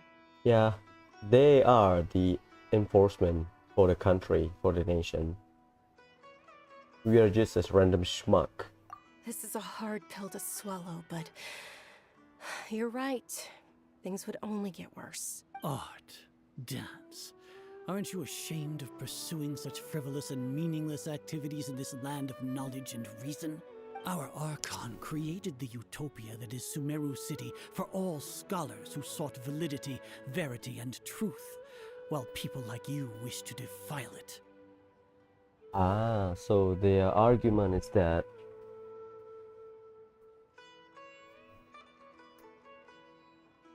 Sumerian should strive for knowledge 24/7. No entertainment or something. No. I believe that our Archon never rejected the arts. Even the goddess of flowers dedicated a dance to her. With your lack of intellectual credentials, I do not believe you are qualified to debate with me. What you should be doing is finding workers to tear down this ridiculous eyesore. So the intellectuals are the dickheads. Okay. When we return, have the scribe draft an ordinance before the next Nyagarbha Day that prohibits public art performances. Nyagarbha Day. We will announce it to the public later via the Akasha. So okay, that confirms the theory that the Grand Sages and the Sages are the dickheads, the bad guy for Sumeru. Understood. I will inform him when I return. The Subzero's festival. Go celebrate the birth of that god to your heart's content. My question is why though? Why? Nilu, are you okay? Oh, Dunyarzad. You all saw that just now? The Grand Sage ordered us to stop the performance. Yeah. Let's go somewhere the Academia can't find us and perform there. But how do we let everyone know? And what about the atmosphere on the stage? Or we could get people to block them off so they can't interrupt the performance. No. They just threatened to investigate the organizers. If we were caught... Nilu, it's alright. Don't worry about it. But you've been looking forward to the Dance of Subzero so much. And I know how important this festival is to you. I don't want you to have any regrets. It's okay. Seeing you care this much about my feelings is more than enough. It would be too risky to continue the Subzero's festival at this point. I don't want to get everyone in trouble. Yeah. If you say so. But you can sneak out for the next Subzero's festival, right? We'll make sure the next one is a smashing success. The next one. Yes. Okay, it's a promise. It will be a smashing success. Yeah. I can't believe this is how things turned out. Those heartless geezers. It really is okay. There's nothing we can do about it. Still, I'd be lying if I said I had no regrets. I would have loved to see Milu's dance. Wait, does that mean the Grand Sage are the heretics? Because they don't trust the current god? You know? God damn it. Azar, you dickhead. I mean, I really like the conflict so far. Regulation of knowledge. A lot happened today. It's a shame the festival ended the way it did. Worshipping the old and ignoring the current one. That's a lot of things to unpack. The Scarlet King, the Eremites. Milu and Dunyarzad promised to make the next Subzero's festival a success, but Dunyarzad is running out of time. Yeah, she's living on a borrowed time, but we all live on a borrowed time. Yeah.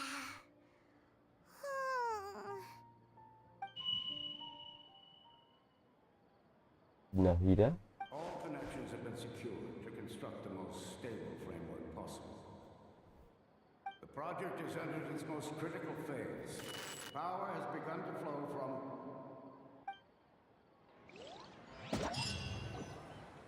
That sounds ominous. We're gonna be late! It's all because you wouldn't get out of bed!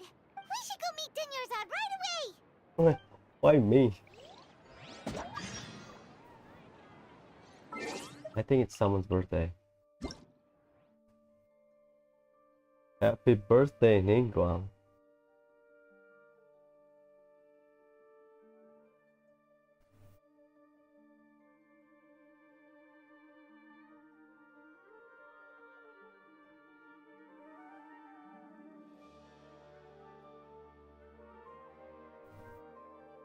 Nice.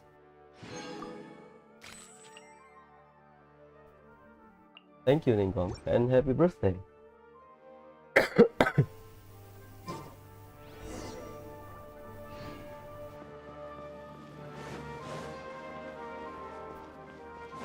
So we'll still have the festival. It's just a bit sour because it will get cancelled next time. What? Fire. Oh, it's there. Good morning, Dunyarzad. Sorry we're late. Not at all. I arrived early. You seem kinda tired. Did you not get enough sleep? The Dunyarzad is desperate. I'm doing well. There's no need to worry. Shall we go? Let's start with the stalls over there. Is this a simulation? Also, the traveler's expression is my current expression. Sure.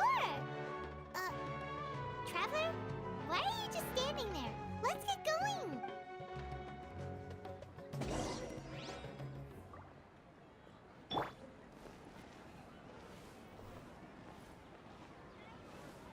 Ooh, they're selling food over that way. Let's go take a look.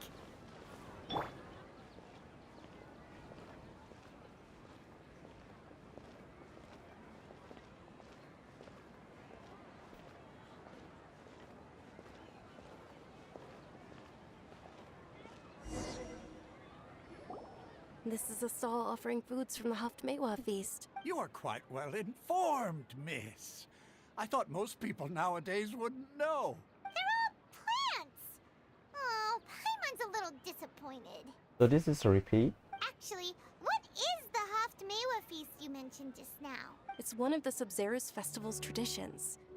People used to set their tables with 7 different foods to symbolize the 7 virtues of the Dendro Archon. Appear to be in the form of the moon. Really? Paimon thought it looked like some kind of food. The moon signifies... It's escaping me for now. Wait a moment. Chemia is literally chemist. So just like Albedo's alchemia. Same thing. Chemia, chemistry, same thing.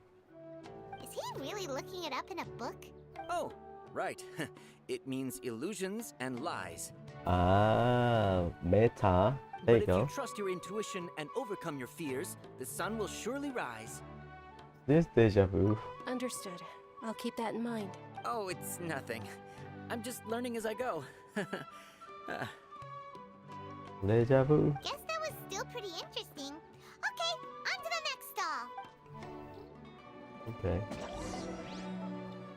So, where to next? Please make a Archon quest or world quest that let us heal the Elazar disease or the withering. Oh, I think they will address the withering shack. Or maybe they're not. But hopefully they do. I want a conclusion. I am invested. Even though I get interrupted a lot. All right, soldiers. Now that you have your Yalda candies, don't forget your loyalty to Lesser Lord Kusanali. Dismissed. Yes, Knight Varys!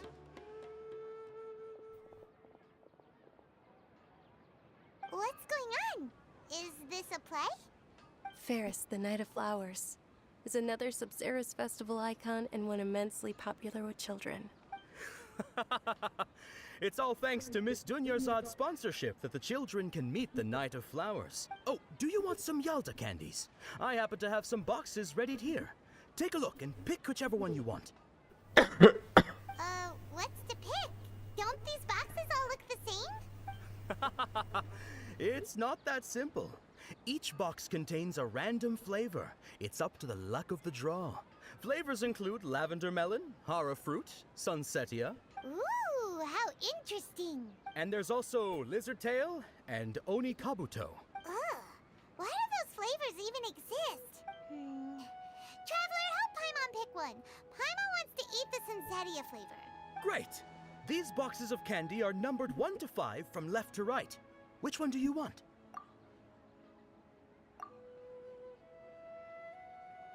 Ah, excellently chosen. Number 4 is indeed Sunsetia. Paimon bet you had incredible luck, and Paimon was right! Yeah. First one was luck. What's happening? How's that possible? It's obviously random. Maybe we didn't sleep very well last night. Or maybe we slept too much. Oh, sure. Huh? Where are you going? You're just gonna walk off like that? He mentioned illusion, Kimiya, so...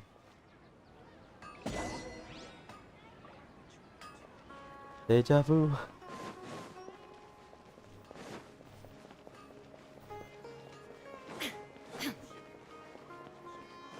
What the hell? Where is it? Lamdat's Tavern. Is it down there? Lambat, sorry, it's not Lamdat, Lambat. Lambat, oh, okay. Oh god, I need to start farming the flower for my girl, Kole.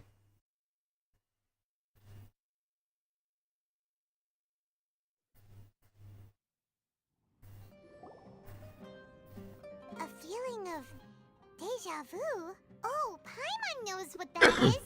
It's when you feel like you've already experienced whatever is going on. In that case, Paimon also felt something like that today. But that's just our brains playing tricks on us, isn't it? So why'd you run here in such a hurry? So that's it! You're intentionally doing things you usually wouldn't and seeing if you still get that same feeling of deja vu. Welcome, you two. Are you here for lunch? What would you like to eat? Got it. You don't look like you're from these parts, but I gotta say, you've got good taste. I'll give this order to the kitchen.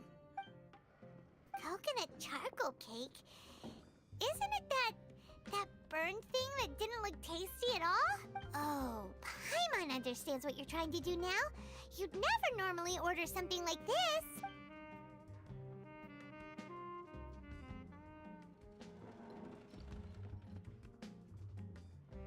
That thing? Are you really gonna eat it? Probably just the crust. Isn't this going a bit too far?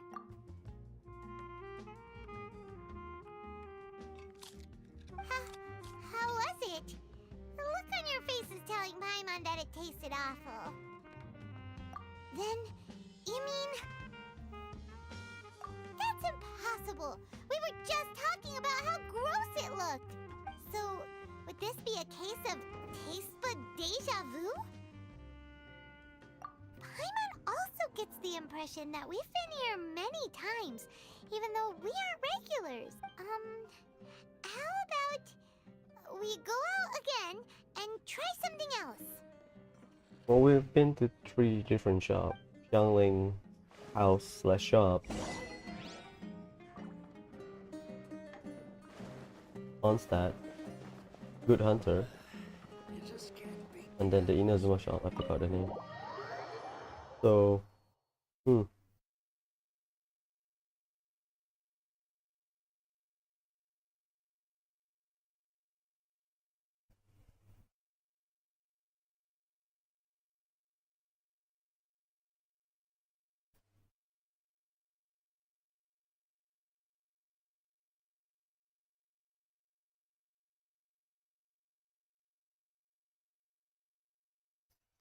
huh? I'm wondering about the mic, so I'll check the recording later.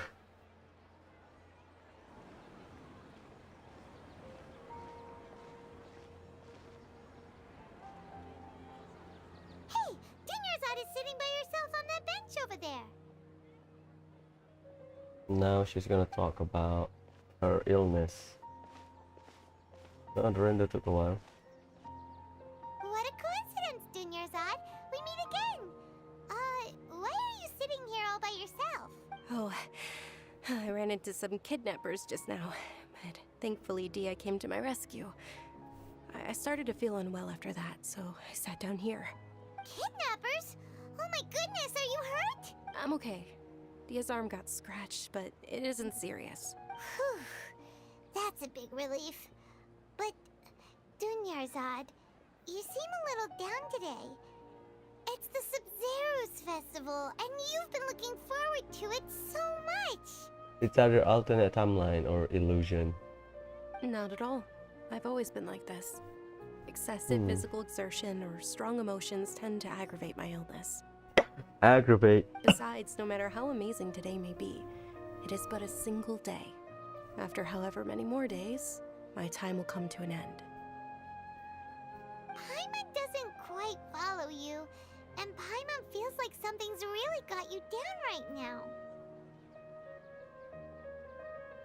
It really is fine. I don't mind. Huh? Did something happen?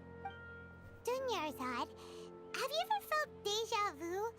You know, like when you've already experienced something that's happening right now? Deja vu? No. But my days have been the same for years now. Even if I were feeling deja vu, I suppose I would already be used to it. My days have been the same for years now. Oh, that's dark. Oh, Paimon sees. Then, is it only the two of us? It's almost time. Huh? Time for what? Nilou's Dance of Subzeros is about to begin. Let's go.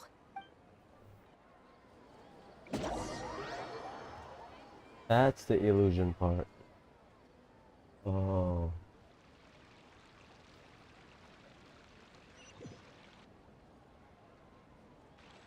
That's kind of dark. And interesting. I'm invested. Let's keep going. We're here now. With your lack of intellectual credentials, I do not believe you are qualified to debate with me. What you should be doing is finding workers to tear down this ridiculous eyesore. When we return, have the scribe draft an ordinance before the next Nyagarbaha Day that prohibits public art performances. We will publicly announce it later through the Akasha. Understood. I will inform him when I return. The Subzero's festival. Go celebrate the birth of that god to your heart's content.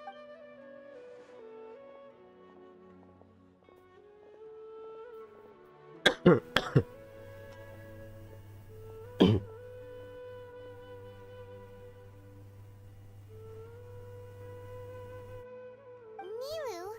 are you okay? Oh, Dunyarzad. The Grand Sage ordered us to stop the performance. It's okay. There's nothing we can do about it. But you've been really looking forward to this. I don't want you to have any regrets. It truly is unfortunate, but I don't want to cause trouble for anyone. Didn't the Grand Sage say that he might investigate the organizers? True, but...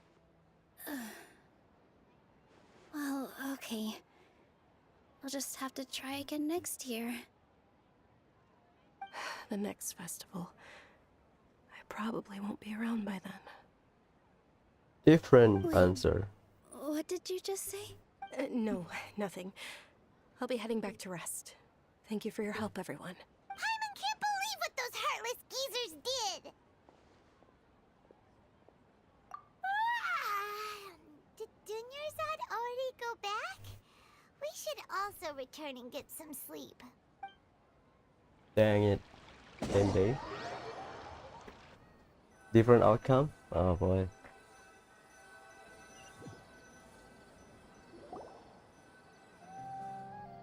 So, in the end, you still couldn't figure out what that deja vu feeling was all about? Maybe it really was because of exhaustion. Same here. That's why Paimon stopped thinking about it halfway through the day. Then, how about we settle in and get a good night's sleep? For now, we can chalk things up to exhaustion. We could do more thinking tomorrow. Uh-oh, Golden Apple Archipelago, the squirrel. Observing a modest drop in the output of Jnana energy, but values still remain within normal parameters. Well, the J is silenced. Modest output. Modest drop in the output of Jnana energy. Continue to monitor for variances in the data and find the cause as soon as possible. We live in a simulation. Why does Paimon feel so tired after so much sleep? Anyway, we should go meet Dunyarzad right away.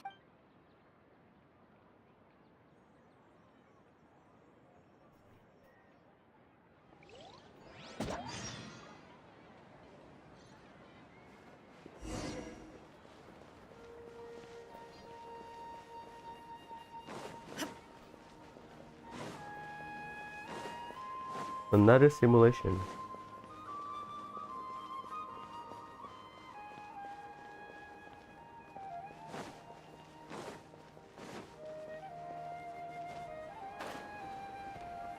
Lower.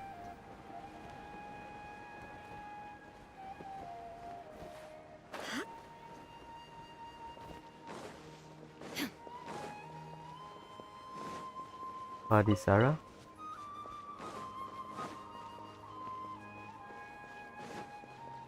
Right, it should be there. Rise! There you go, thank you. Sorry to keep you waiting. Not at all. I arrived early. Huh? Paimon thinks you sound kinda tired. Did you not get enough sleep? I'm doing well. There's no need to worry. Shall we go? Let's start with the stalls over there. Great idea! Let's get going! Traveler?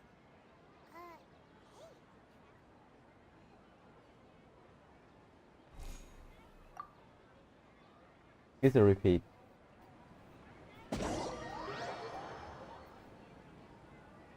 Is it an illusion or is it like in real life time or in game time? It's all all thanks to Miss Dunyarzad's sponsorship that the children can enjoy the Subzero's festival. We're in a loop. Oh, are you interested in Yalda candies? I have some boxes of candy here. Pick whichever one you want. Not much of a choice. All these boxes look the same. It's not that simple. Each box contains a random flavor. It's up to the luck of the draw. Flavors include lavender melon, hara fruit, sunsetia. They all sound pretty tasty. And there's also lizard tail and oni kabuto. Huh? What were those last two? He'll help me choose. Paimon wants to eat the sunsetia flavor. No problem. These boxes of candy are numbered 1 to 5 from left to right. Which one do you want? Number 4. Oh, I like your confidence. No hesitation at all. Oh, congratulations! Number 4 is indeed Sunsetia.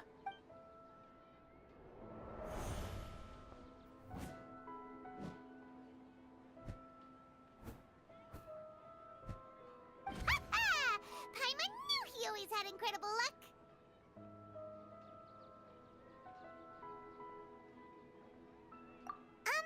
Paimon's not really interested in the other flavors. Wait. How did you know? Don't tell me that you already knew which flavor was in each box. What? He was right about all of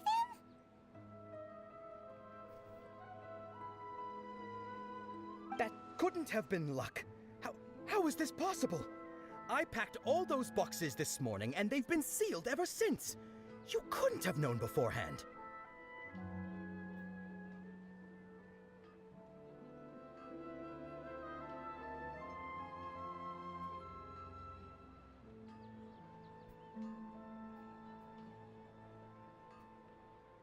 Mind reading? X-ray vision? Or some kind of magic trick?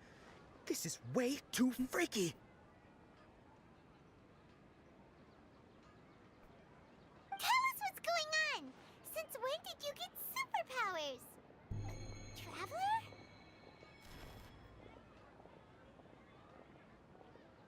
Hey, I saw Nilu. What's going on? Did you see something?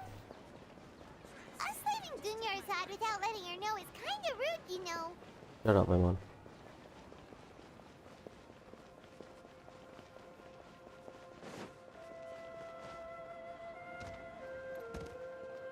What?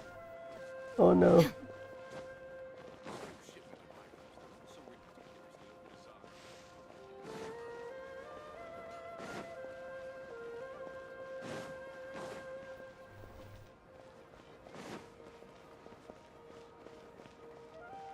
Lower 60. Oh, down there.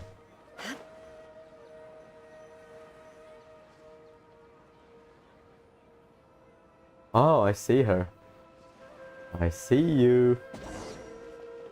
My girl. Nahida. I need her as an Archon.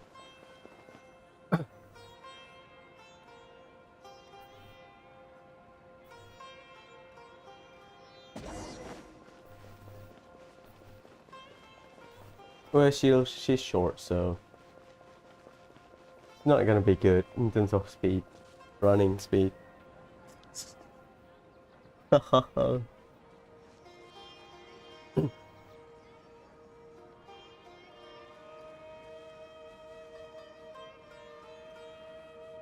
you looking for? Why did we come here? It's either a loop or illusion, so Traveler is in his dream or something. We'll see. Traveler?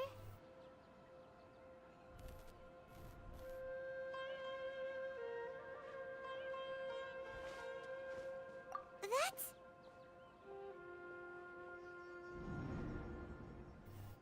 Boy.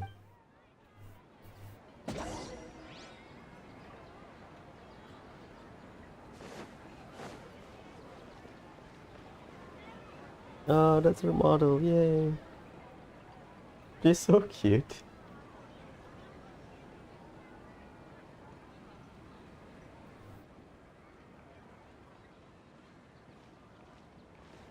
Looks like a fairy a lot, rather than, you know, traditional nation attire.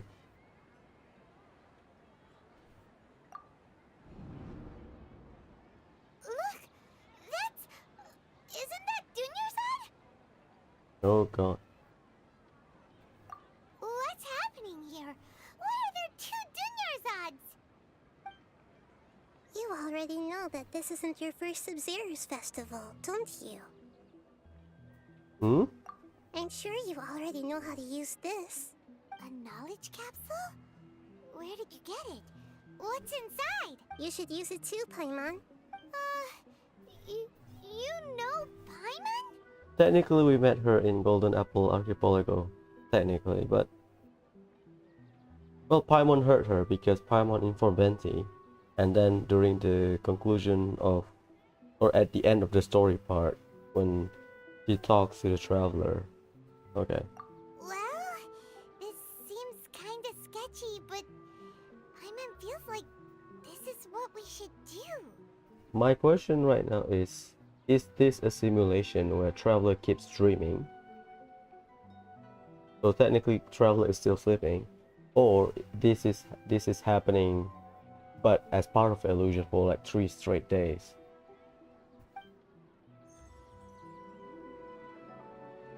That's my question. Let's answer it. What the? This is our 20th time at the Subzero's festival? Huh? No. The 30th? 40th?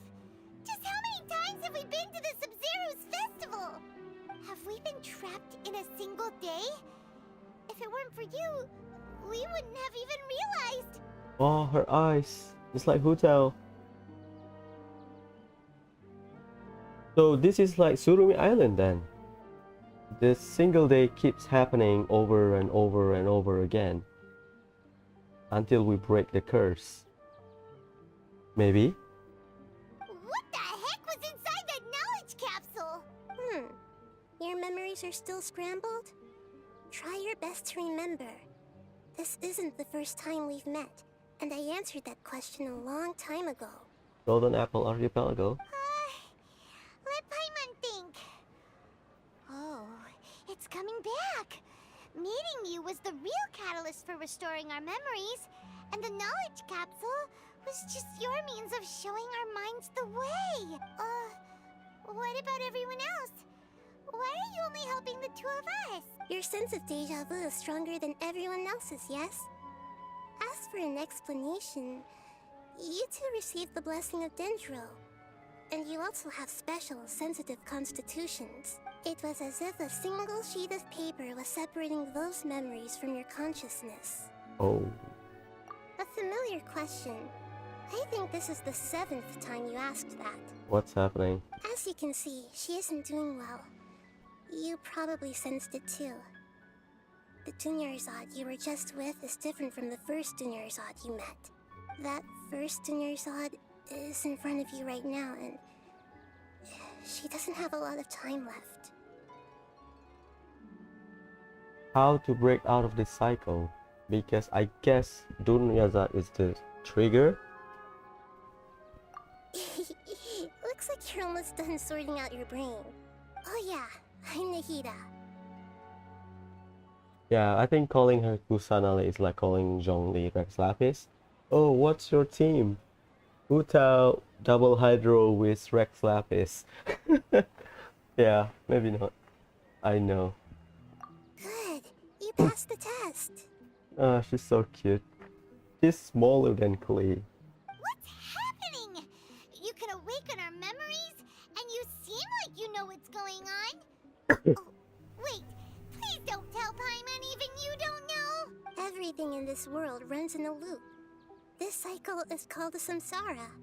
You, me, and everyone else are all stuck inside the one-day samsara. Ah, Samsara Kama. Which is Kama, Noble Santai Asam. So we are in a Surumi's like situation. Surumi's loop. Okay. Samsara. As for the truth, that's on you to find out. If you were told the truth instead of discovering it yourselves, it would literally blow your minds.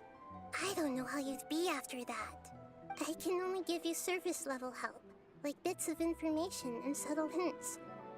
For the rest of the time, I'll be doing all I can to slow down Dunyarzad's illness. She looks like she isn't doing well at all. Her illness gets worse after each Subzero's festival. So the time passes, but the occurrence is in a loop. So let's say 40 days loop. The time passes, so Dunyarzad gets weaker and her illness get worse. But the same things keep happening. Oh, that's clever. If we can break out of the samsara, I might be able to save her. But as things are right now, she's just a small bird in the sky that's about to lose its last feathers. All I can do is raise a gale to delay her fall. You sure love to use weird analogies. Well, she's still a kid. Analogies are wonderful tools. They let you use existing knowledge to understand unfamiliar things. Okay, so, with what you know so far, what do you think the truth is? Give me a sec. My cat is fighting.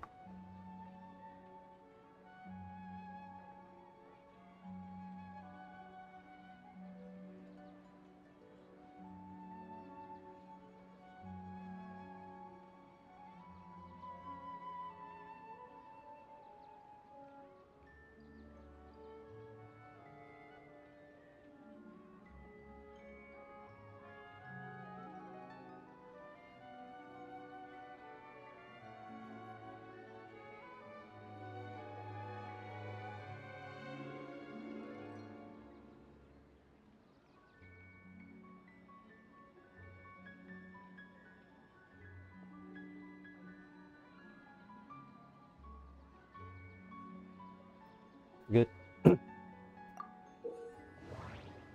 When you enter the state of contemplation, you can do any entry to interpret it. Okay. Sounds actually gonna be associated one.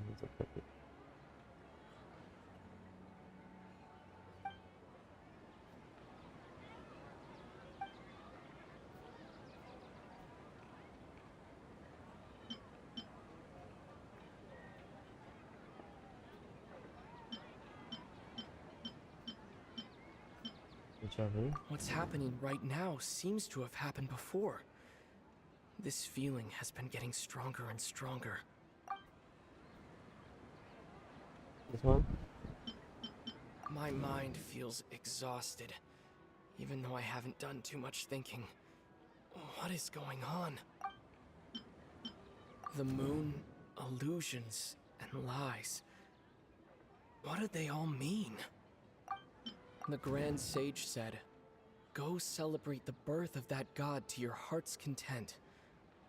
Did he mean something more? To your heart's content, that means you do it every day. We've already experienced the Subzero's festival many times, and the day of the festival seems to be in a perpetual samsara. That doesn't sound right. I need to carefully think things through. That doesn't sound right. That doesn't sound right. That doesn't sound right. That's the answer?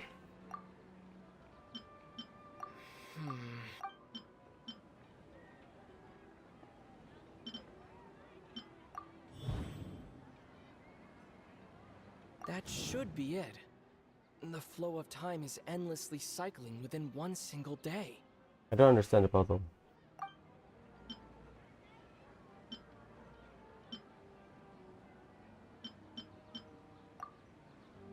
A time loop. You've given similarly wrong answers in the past. A pity. Still the wrong answer? Paimon thought that made a lot of sense.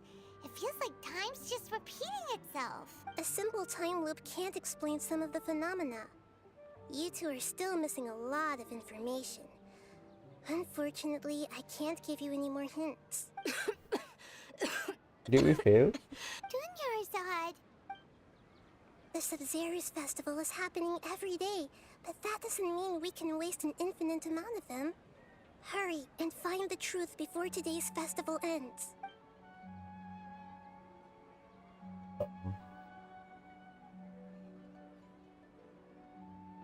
Let's think about our current situation. To save Dunyarzad, we have to escape the samsara of the Subzero's festival. And to do that, we need to figure out what's happening. The truth. Nahida rejected the idea of a time loop, so we must have missed something, right?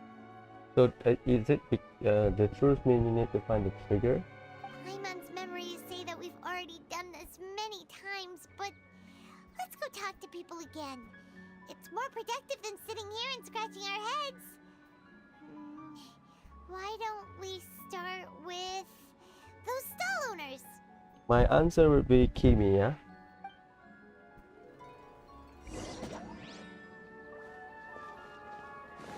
Because he mentioned the stuff about the illusion and shit. So I think he's the one that triggers it. Yeah, right?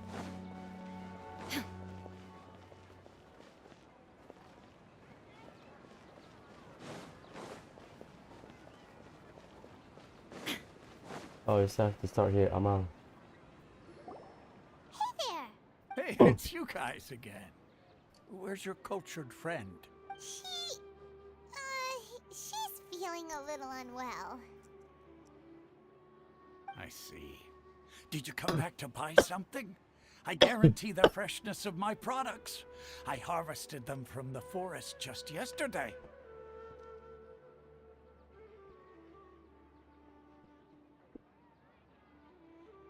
Huh?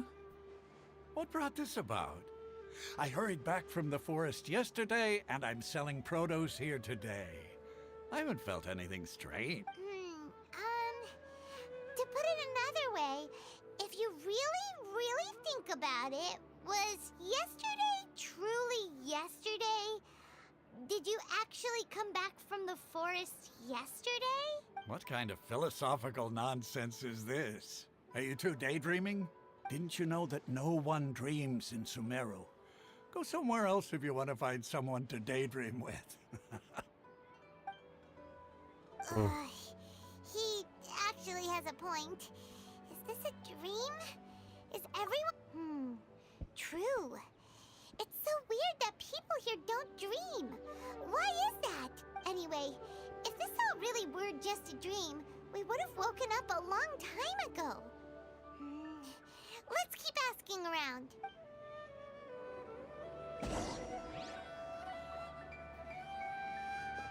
Hello, Kimi, yeah. Oh, it's you two. Was my divination so accurate that you felt compelled to compliment me in person?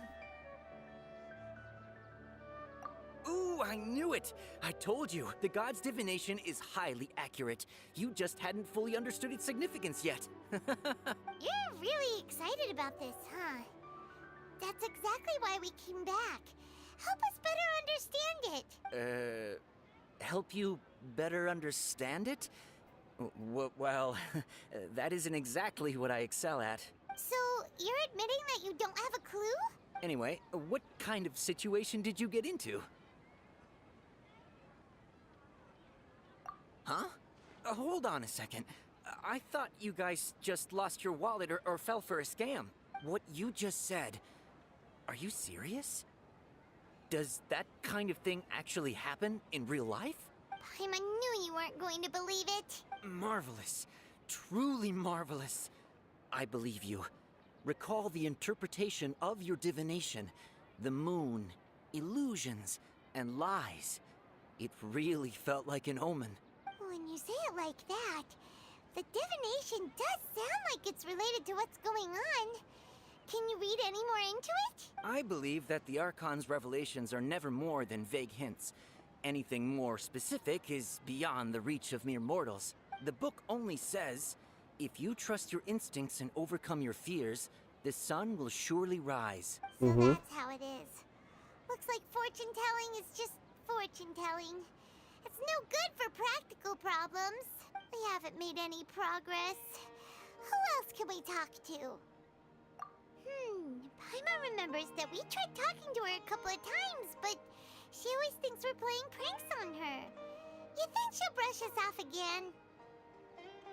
Yeah, if we tap into Dia's strong sense of responsibility as a mercenary, then she'll definitely take us seriously.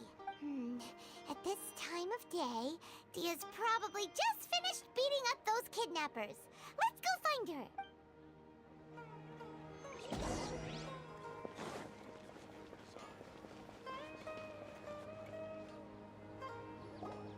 I'm fine, my lady. It's just a scratch. Perfect timing. Both of you are here. Paimon, Traveler, you came at just the right time. Listen, there was a dangerous Huh? You saw? Then why didn't you jump in earlier? If someone was protecting Miss Dunyarzad, I could have went all out. Anyway, can you do something for me? You want the Traveler to take Dunyarzad somewhere to rest up while you check to see if there's still any kidnappers around. Did Paimon get that right? How did you know what I was going to say? We need to say something convincing.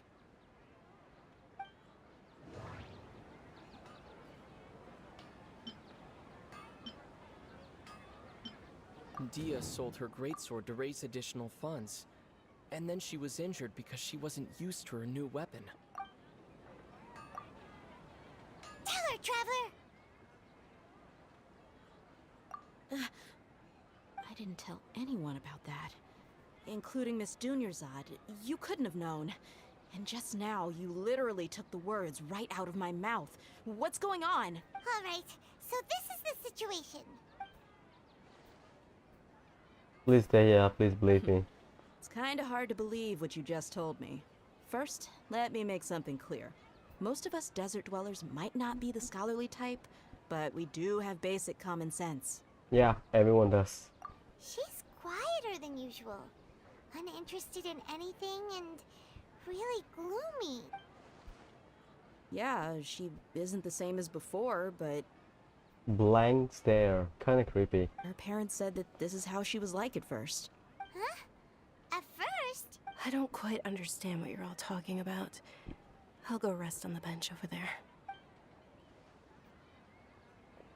My lady, are you angry? All right, I'll give you the benefit of the doubt since you knew about my greatsword. Let's make this a quick trip. Miss Dunyarzad isn't completely safe here.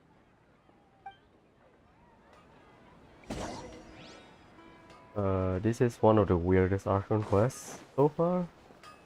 Venti is pretty straightforward. Same with Zhongnei and Raiden. It's interesting, I love it. The writing? Better. This is Sacred Sakura level shit. Or Surumi Island level writing.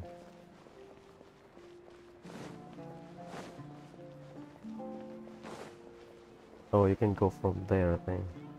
The bazaar.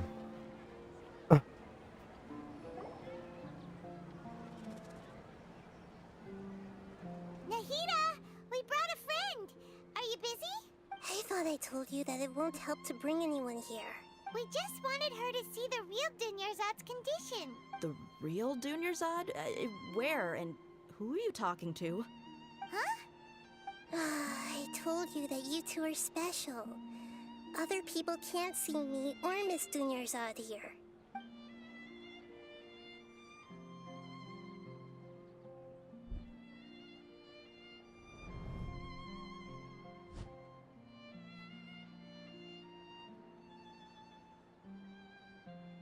Hold on. Over there.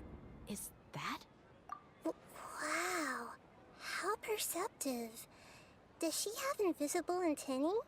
Miss Dunyarzad, she's lying down here, isn't she? How's she doing? Oh no. Her condition's really bad, and she's basically in a coma. How did you know she was here?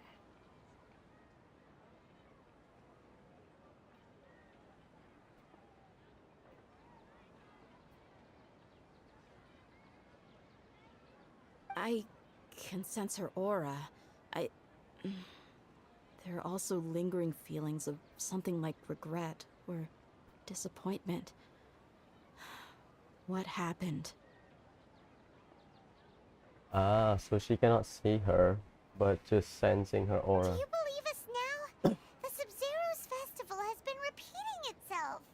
So the Subzero's festival failed every single day, and at the same time her health condition got worse. That sucks. Oh boy. So, you think the sages are behind this? Yeah, they've always been against us. Wouldn't surprise me if they're using the Akasha to intentionally repeat the Subzero's festival as a sick joke. Wait, Akasha is a terminal or a device, let's call it a device to transfer information and regular information. So if you're a kid, an adult, you ask the same question, you will get different answer because they regulate your age, blah blah blah, right? But because they have control over all of Sumeru with Akasha, or Sumeru City at least, does that mean everyone's sort of brainwashed? You have a point. Aside from the Dendro Archon, the Academia's sages are the only ones in Sumeru who could pull off something like this. Well, to be fair, Hypatia is someone that can, if we look at the example of Hypatia, she can experience something that is related to General Archon. So for the sages, not surprised if they have access to more option to pull off something like this. Maybe there's more to the Akasha than we know. Right. Didn't you awaken our memories using something that looked like a knowledge capsule? That means you must know something about the Akasha. The Akasha relies on the power of a gnosis to operate, as it is the manifestation of the God of Wisdom's power. It compiles the wisdom of the entire populace, and it grants knowledge to the people. The first function works like gnosis and trails, but instead of funneling it to the people, it funneled it to the demiurgus. A gnosis could do that? No wonder the Akasha is so magical. It's being powered by the gnosis of Sumeru's Archon. So, this Nahida you mentioned, what did she say? So it's not a leak. I think I read a theory. The sages kept the gnosis. That's pretty accurate. And She said, and Paimon quotes, "The Akasha relies on the power of a gnosis to operate, as it is the manifestation of the God of Wisdom's power. It compiles the wisdom of the entire populace and it grants knowledge to the people." because it uses the power of gnosis, now we have basically a fuel or to make an assumption that it can mind control people or set them up so that they do things the same day every day, because people rely on Akasha, and because people rely on Akasha to decide on things they should do.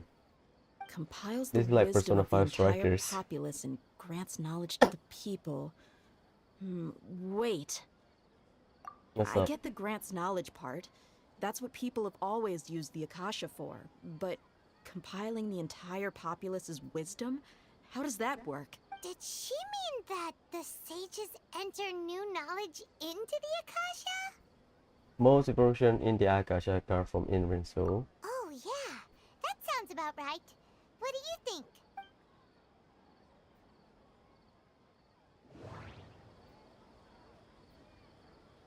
People in Sumeru don't dream. What a strange phenomenon. That doesn't sound right. I need to carefully think things through. Okay, you literally cannot fail. Okay, Nahida said the Akasha relies on the power of a gnosis to operate, as it is the manifestation of the God of Wisdom's power. It compiles the wisdom of the entire populace, and it grants knowledge to the people. Is this a conclusion? My No. mind feels exhausted, even though I haven't done too much thinking. What is going on? Either abnormal mental fatigue because people too lazy to think, they let Akasha decide for themselves, or the deja vu aspect. I don't know. What's Okay. happening right now seems to have happened. I think it's the abnormal mental fatigue. There you go. I understand the puzzle You sort of. mean the Akasha is causing our mental fatigue? Huh. Now that I think about it, my head's been feeling unusually heavy. When the desert dwellers set off on their quest for knowledge, a sage once said, knowledge always comes at a price. Compiling the entire country's knowledge. You think the Akasha pulled a 180 and is extracting information from us?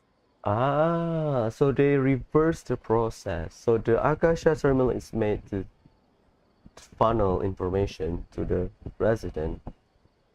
But now they reverse the process. So everyone, instead of relying on Akasha, Akasha put them in a loop so that they can get information from the people, so that the people will stuck in a loop, don't asking any question, blah blah blah. Who knows? The Akasha can put knowledge into our heads, so who's to say that it can't also poke around in there? We don't know any specifics. What's the point of doing something like that? So people are stuck in a loop. People are stuck in a loop due to the Akasha, so that the sage do not want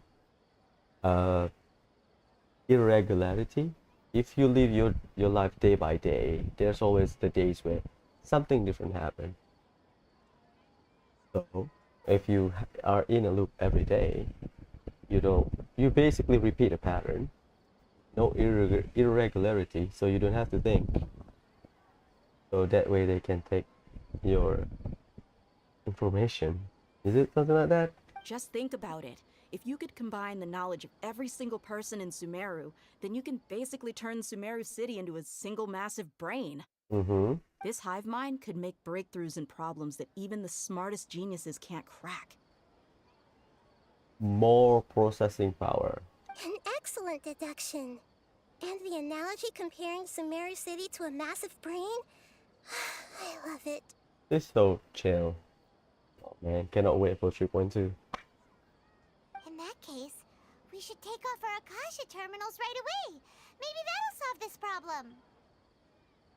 Yeah, I was only wearing this for show in the first place. Didn't expect the sages to cook up such a conspiracy. Mark my words, when this is over, I'm getting evidence and exposing this whole thing to the public. Vengeance will be mine. How does everyone feel? Oh no, I think I tried to relate it to real life. I'm afraid of malware. Once you install stuff, sometimes things just get too difficult to remove. Huh? What is it? Oh, that! Paimon knows what you're talking about. It's a single soft beep that sounds like it's coming from the Akasha terminal. So the black screen is from the system. I thought it's like a from the bad guy in a okay, it's from Akasha. The sound of a beep. Could it be a prompt tone for when the Akasha is operating? That's probably an important clue. We weren't using our terminals, but we heard a beep anyway. Oh god. Traveler, did you hear that? I heard it too. Our ears aren't messing with us. There was definitely a beep, but it sounded like it was coming from inside my head. God damn it. We got planted with malware. We took off our Akasha terminals. It's not the terminal, it's the thing they injected into our brain. Not the terminal. Oh god damn it. Phase runtime has exceeded its expected length. At this rate, there may be casualties. But we cannot lose all of our progress. Are we the lab rat for their experiment? For their messed up experiment? You dickhead. I mean, it's interesting. So we finally break the pattern. Oh my god. So loop again.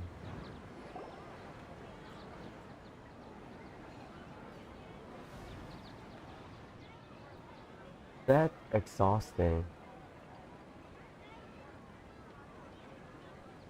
Paimon remembers everything! Good. You adapted quickly this time. We definitely took off our Akasha terminals last night, but we still heard that beep. Why is that? But now we can at least confirm one thing. The Akasha definitely has something to do with whatever's trapping us in this cycle. Oh, Paimon doesn't get it. Why would the Akasha go this far if all it wants is everybody's wisdom? It's extremely difficult for lab rats in an experiment to understand why they're being treated the way they are. Oh my god, my guess. Lab rats. Thank you. If we're lab rats, then what are you? Nahida, you've never told us anything about yourself. I am the Sumeru Archon. I guess I'm the moon. The light and illusion? The moon? Wasn't that the result of our divination? Anyway, knowing who I am won't help you get closer to the truth, so you should focus on other things. Don't get distracted and miss any clues. Okay then. Dia helped us a lot yesterday, so let's go find her. If Paimon's reading the time correctly, those kidnappers should be showing up soon.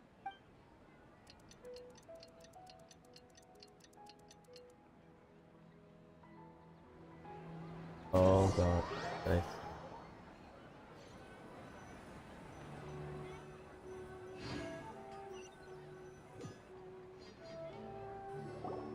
Ah, there you are. I've already taken care of those kidnappers. My lady, did you get hurt? Dia? What's wrong? Why are you both gawking at me like that? You didn't get hurt this time. Huh? What do you mean this time? Why are you so surprised that I managed to get out unscathed? Those kids were amateurs. What happened to your ghost? Shh! How did you know about my greatsword? I haven't told anyone about it. Please, don't tell Miss Dunyarzad.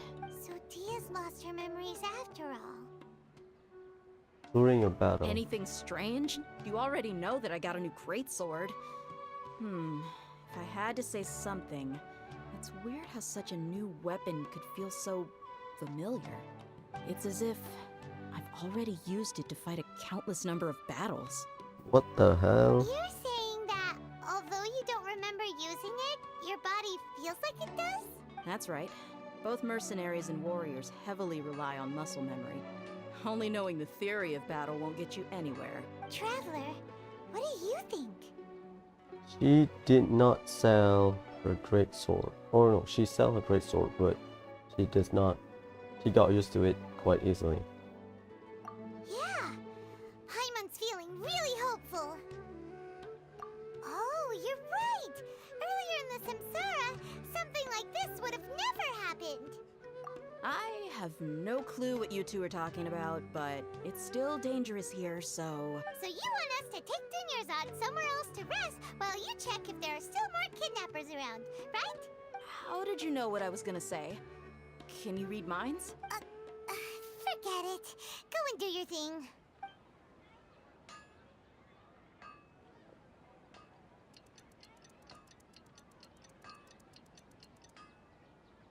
Well, at least I can say one thing. Their 2D art consistent with their 3D model. That's good. Whew. It's finally nighttime. Aside from Dia not getting injured, everything seems to have stayed the same. Listen, Nahida, we found out that Dia got out just fine today, even though she got injured every other time she fought the kidnappers. Do you think the Samsara has been broken? Have we saved Dunyarzad? Really? Good job on all that progress. Get some good sleep tonight. So this is happening for multiple days. Hey, what kind of an answer is that? Tomorrow will come. Everyone assumes this is common knowledge, but the only way you can know that for sure is if you experience tomorrow. Yeah, that's How many very deep. todays has it been? Is it possible that today will be followed by yesterday? Does tomorrow truly exist as anything beyond a made-up concept? It's even possible that this entire world is a lie, and the history of the whole world has just been one endless Subzero's festival. That's kind of messed up. Okay, no more. Paimon's brain is already shut down. That's why it makes no sense to waste your energy thinking about things you will learn tomorrow. Oh, she's closing her face. Oh boy. Get some good rest. You know, use the bathroom and flush your anxiety dookie away. She said dookie. Anxiety poop. Hold on, what did you just say? Did Paimon hear you correctly? Huh? People always say they feel a sense of relief after they take a duk. That's why I suggested you could try that. Is that so strange? So nonchalant. It's so strange and so against common sense that Paimon's at a loss for words. You were sounding kind of smart just a minute ago. Yeah, even though it's happy and lively at the Subzero's festival every day, it feels like it's been a long time since we've really gotten to relax. Let's go back to our room. Oh shit. Continue the harvest. Compared to what we stand to achieve, these sacrifices are trivial.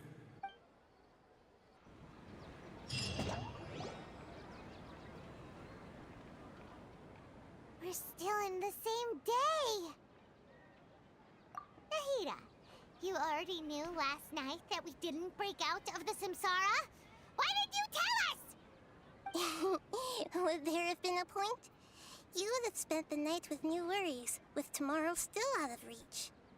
In that case, you might as well rest within that brief moment of hope. An opportunity like that doesn't come by often, and I thought it might help you clear your minds. Paimon thought that Duke did that! Whatever. Guess you were looking out for us after all. Of course. In the time we've been together, you two have been everything to me. Paimon's flattered and everything, but maybe you're taking things a little fast. What I mean is, even though I had asked you to solve this puzzle, you two are still the only ones who can see me and sense my presence. In other words, if you weren't here, I may as well not exist. That's why you two have been everything to me. Get it? Nahida's talking about confusing stuff again. Anyway, that's enough chit-chat. So, Traveler, did the new clues yesterday help you gain a new understanding of the situation? It's not time loop. It's a simulation. Huh? Why are you scrapping your previous theory? Both things, because we are not looping, we are repeating the same thing over and over again. Yeah, I think the first one might suit this situation. Oh yeah, you're right! Gosh, how did we not notice that? In a simple time loop, people's physical conditions should also reset. So, what's your new hypothesis? We've been experiencing the same thing over or copy paste basically.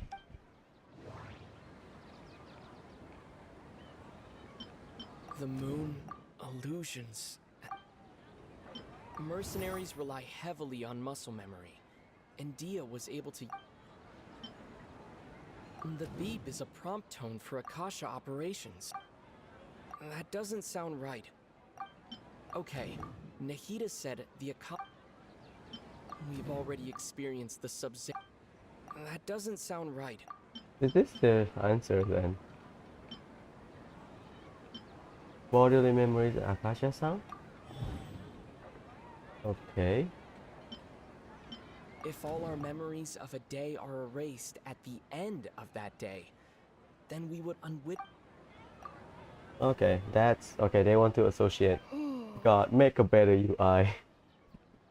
We are in a timeline instead of being read at the end of the day. Oh, then the beep we hear every night could just be indicating the deletion of our memories. Just like me deleting my homework. That's why when we wake up, everyone thinks the Subzero's festival hasn't happened yet. It's already the next day, but everyone still thinks it's the day before. Oh, yeah, I agree. But muscle memory can't be erased. That's why Dia has been getting better at using her greatsword. Now everything makes sense. So it's not Surumi like time loop. It's just repeating stuff over and over again. A brilliant deduction. Nahida, tell us if we're right or wrong. put it simply, it's as if you've mistaken a pyrocrystal fly for a firefly in the night. You lost sight of its true nature because you focused too much on your perception that it glows. That isn't simple at all! Why don't you go talk to Miss Dia again? You might learn something new. Right! She did help us find our latest clue after all. Let's go!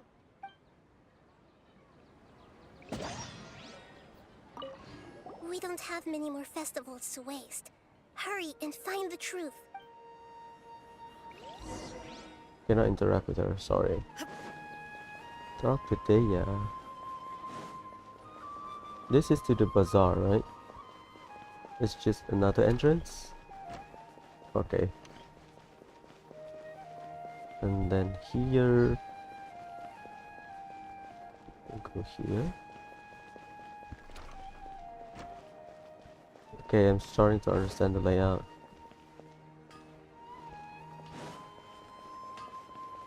Before that, free stuff. Nice.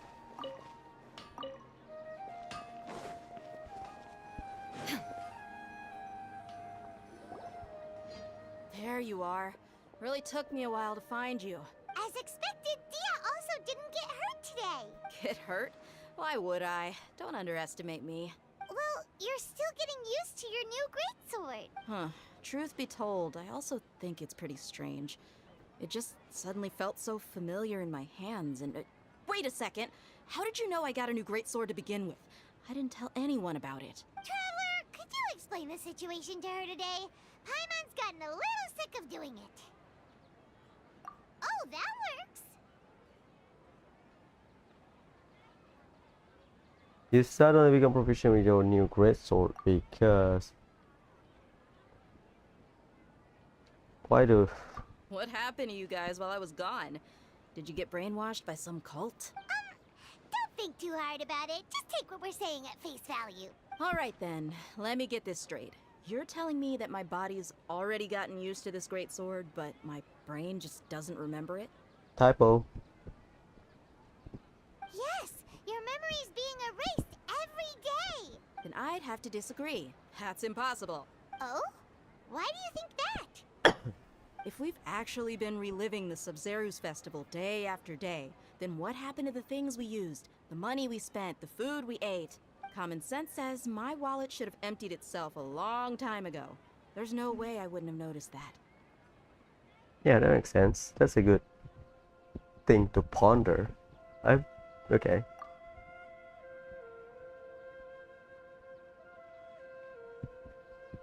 Right.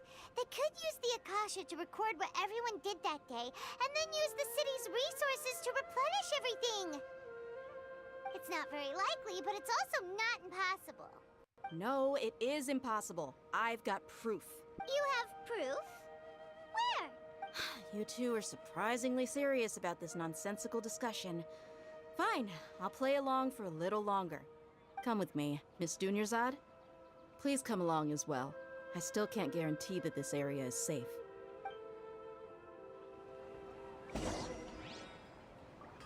Paimon can't believe it's Dia who wants to show us something this time.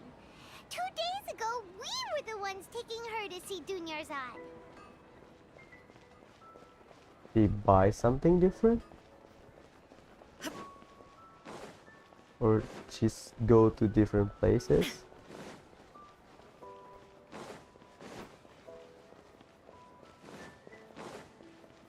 Or the decoration would be different.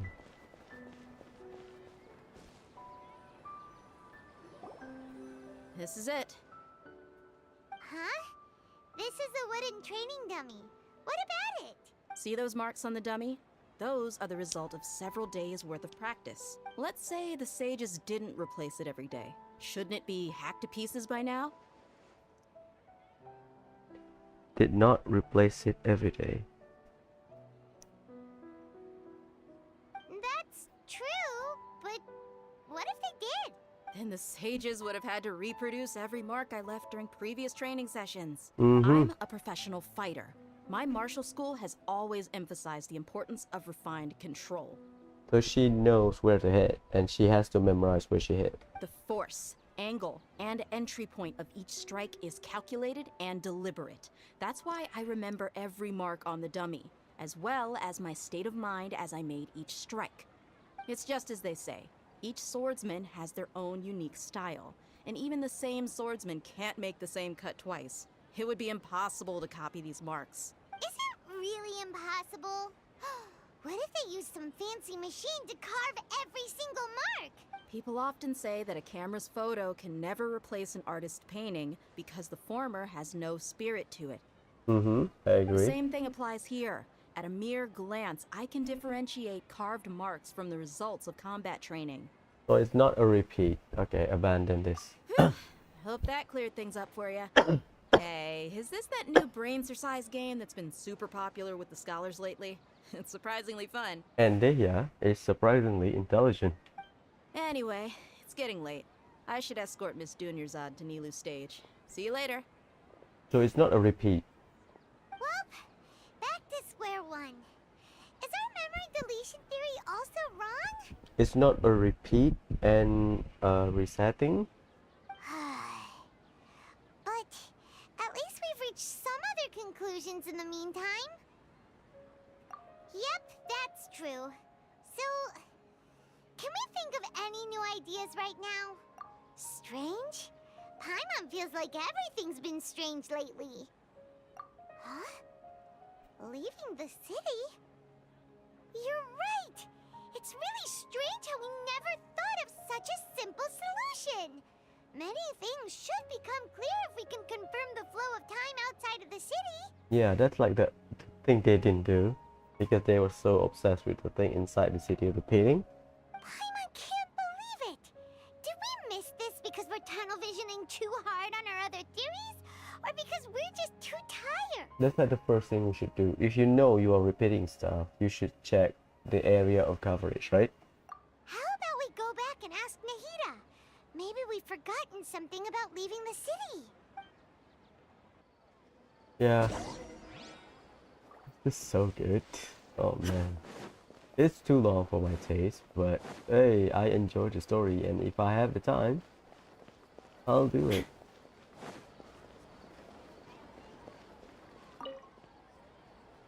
And now I have the time. We're back! You're back early today. Did you find something new? Sort of.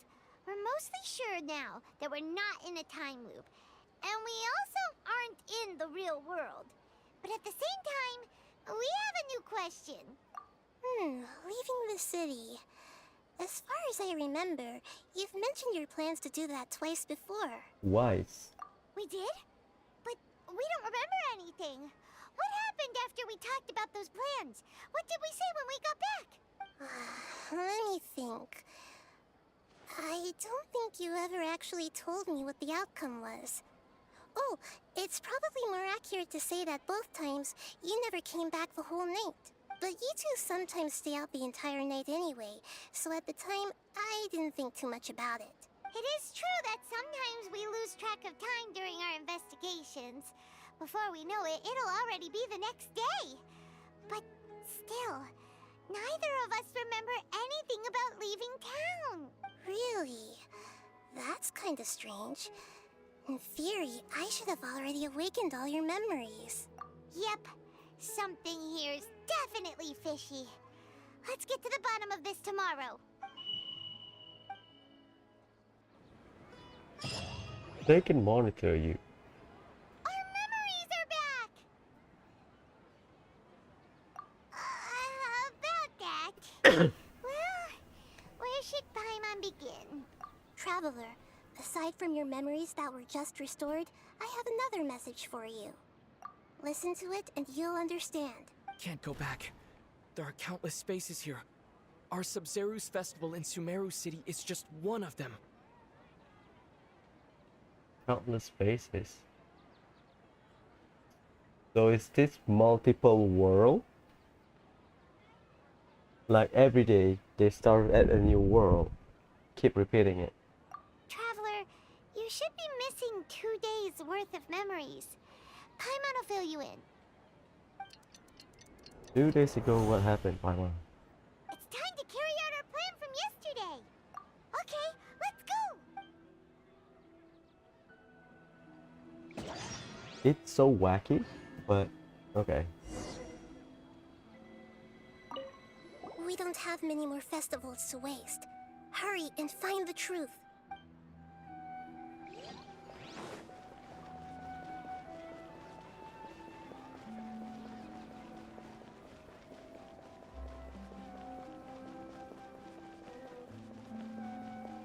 I'm still trying to figure out, is it alternate world, is it illusion? It is an illusion, but how it does. Why can't we leave the city? What is the academia up to now? Don't ask me. It's not like I can tell you anything. This is a direct order from the Grand Sage. Just wait until tomorrow. I have a real emergency. My goods have already arrived at Port Ormos. If I don't hurry, they'll be stolen. That's your problem. Make sure you make a request in advance next time. But it's not like you can just predict business matters in advance. It looks like the Academia already announced a lockdown for Sumeru City today. How completely unsurprising. Let's go and question them. Hello, sir. Why can't we leave the city today? Here we go again. Don't ask me. I don't know either. We just received an order that no one is allowed to enter or exit Sumeru today. They didn't tell us anything else. Angering me won't get you anywhere. If I had that kind of insider info, I would have left this stupid post long ago. It looks like he really doesn't know. If we can't get anything out of him, let's take matters into our own hands. Why don't we climb over the walls? Those guards can't be everywhere at once. This is a good spot, and the guard hasn't noticed us at all. Let's hurry! Huh? Why? Are you going to leave Paimon behind? But what if things get really weird out there and you get into some trouble? Then Paimon won't be able to help you. Oh, Paimon knows that Paimon can't do much, but we've always been together, haven't we? Okay. Paimon will wait for you. Promise Paimon that you'll come back as soon as possible. Just a quick look. And please, be careful.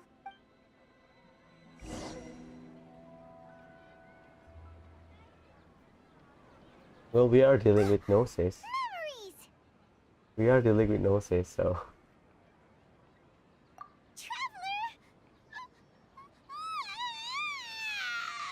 Oh no. Paimon would never see you again. You just disappeared. Paimon waited for you for hours and hours at the city wall and you never came back. You promised Paimon that you were only taking a quick look. Paimon, calm down. He's here now. I don't think he understood what you were saying. Paimon doesn't care. Paimon wanted to go look for you, but you also said that Paimon should stay. Paimon was so worried and so scared the entire day. Aw, that's so sweet, Paimon. Okay. Paimon will forgive you. The most important thing is that you didn't actually disappear. Oh, Paimon was so scared that you had gone into another world. Okay. Paimon, can you tell us your perspective of what really happened yesterday? Paimon say... I see. Using two people's different perspectives. After that, you left the city. Paimon kept her eyes on you the whole time, but then you disappeared in an instant. No way! Paimon was watching you with the fullest attention. What's your perspective, Traveler? You sure you don't have any memory of this? I guess that explains everything. You also lost your memories the last 2 times you tried to leave the city. Those days' memories can't be awoken. So, if we leave the city, our memories will be completely erased? So they erase the city, the Sumeru city's memory, and also people that try to leave. It really sounds like something big outside of the city is being hidden on purpose.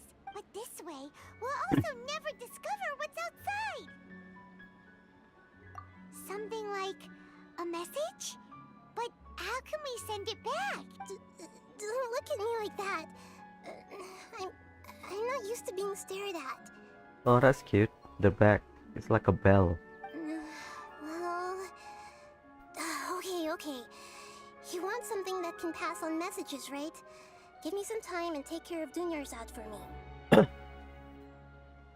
Yep, now we're talking.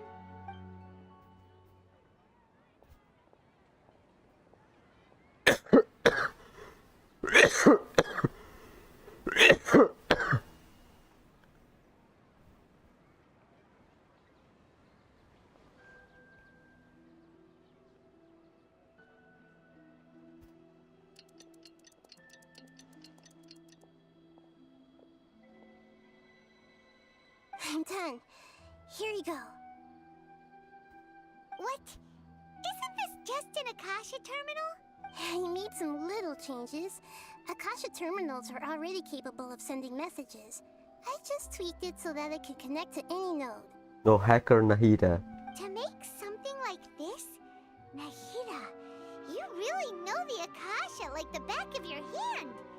Anyway, we can use this now to record a message, right? Yep. I'll help you save the messages.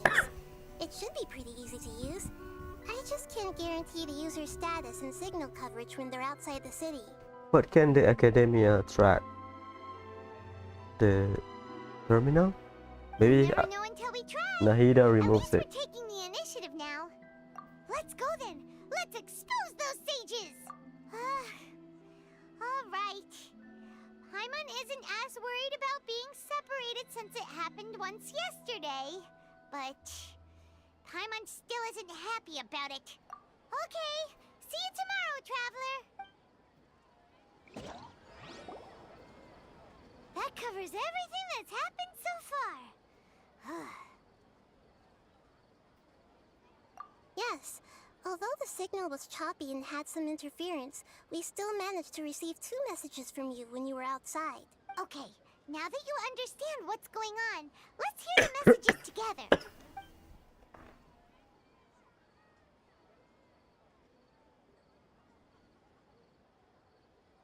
Can't go back. There are countless spaces here. Our Subzero's festival in Sumeru City is just one of them. I've entered another space. Before me are flowing sandstone and howling fish. Impossible and surreal sights. All these spaces are empty except for the occasional ones that contain mute puppets rather than people. I can't sense any human presence.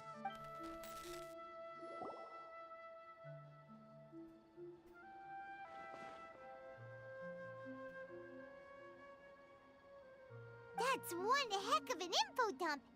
It sounds like you left the Sumeru City space when you set foot outside of the walls. But everything looked completely normal when Paimon was looking out from the inside. That's unbelievable. And if we take your word for it, the other spaces all had very weird contents. I have a guess.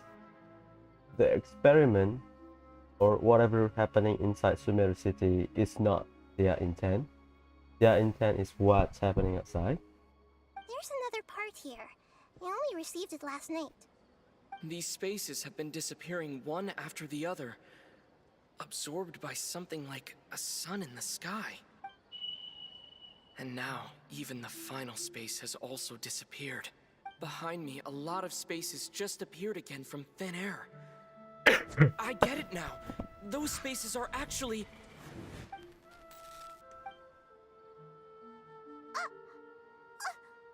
Why did the message end right there?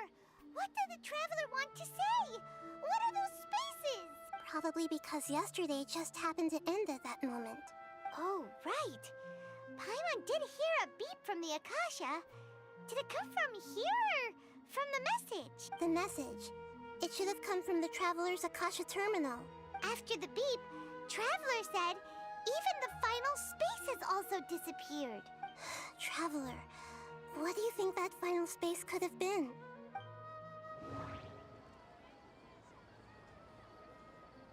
All the bizarre spaces I saw outside the city had one thing.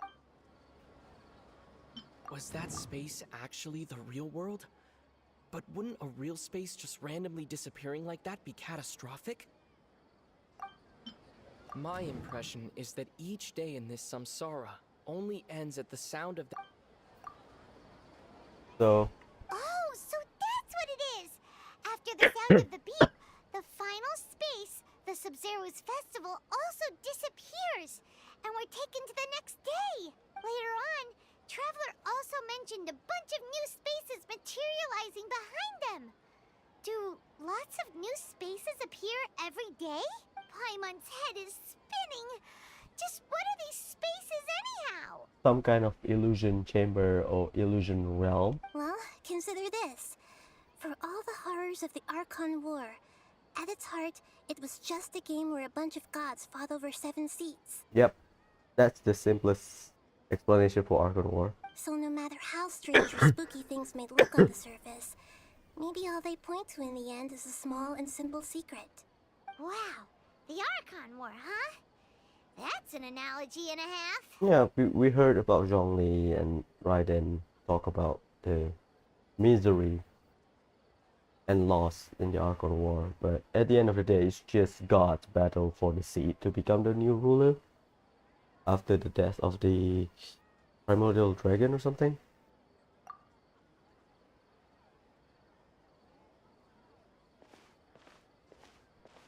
Hey, where are you going?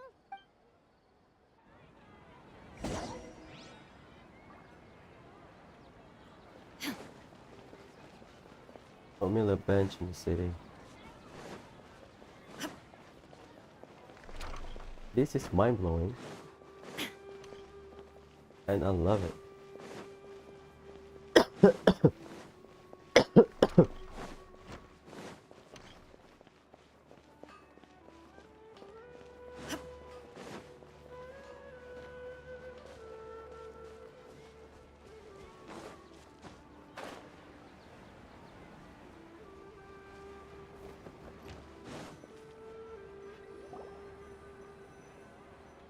You want some alone time to think? Alright then, Paimon won't disturb you.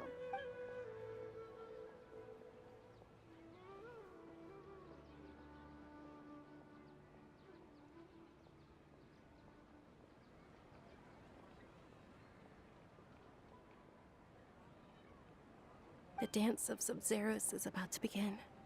I'm going to go watch it. Okay. Why don't you go ahead, Dunyarzad? We still have some other stuff to do first. Okay then. See you later. He's so down, damn. Have you figured it out yet, Traveler? Time is ticking away. Awesome! What is it? Paimon wants to know. Oh, wait, no. Let's meet up with Nahida first. You can tell us both together. This time, we're gonna get to the truth.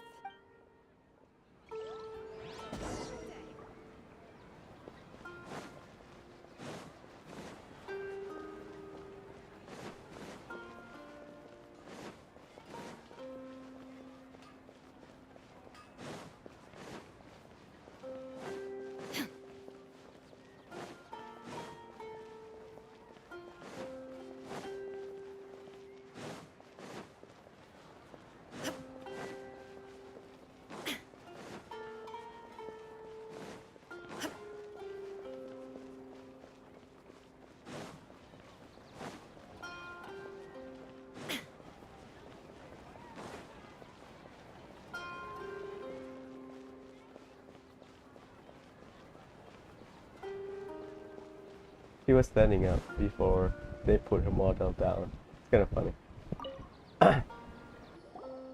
You're back! I've been waiting forever for you two.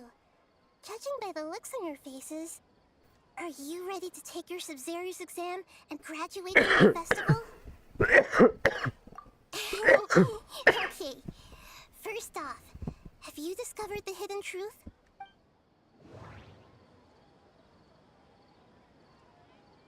Okay, Nahida said the Akasha relies on the power... We've already experienced the all the bizarre spaces I saw outside the city. Those spaces remind me of... dreams. Like the one I had in the Avidia Forest. The moon, illusions, and lies. People in Sumeru don't dream. What a strange phenomenon.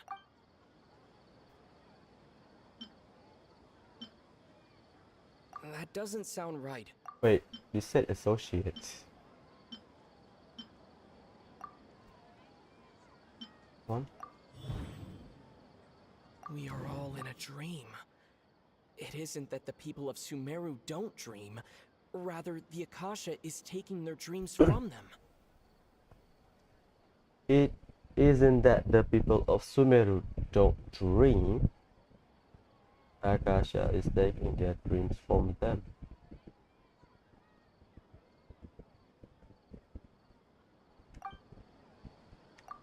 People in Sumeru think they don't dream, but the truth is the Akasha steals their dreams without them knowing it. So they are stealing the dream.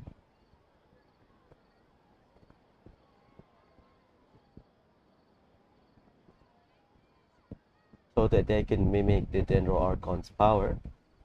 And those spaces with no human presence are stolen dreams without their host. That would explain why they sounded so weird when he was trying to describe them. Huh. So people in Sumeru do dream after all. In fact, we're all in one big dream together right now. So the thing, okay, this simulation is, this thing is a big dream. When we heard the beat, it got stolen, or it got sucked into the Gnosis or the Akasha terminal. So the next day, we dream the same thing over and over again. Correct answer. Now, how did you conclude that the Akasha is capable of this?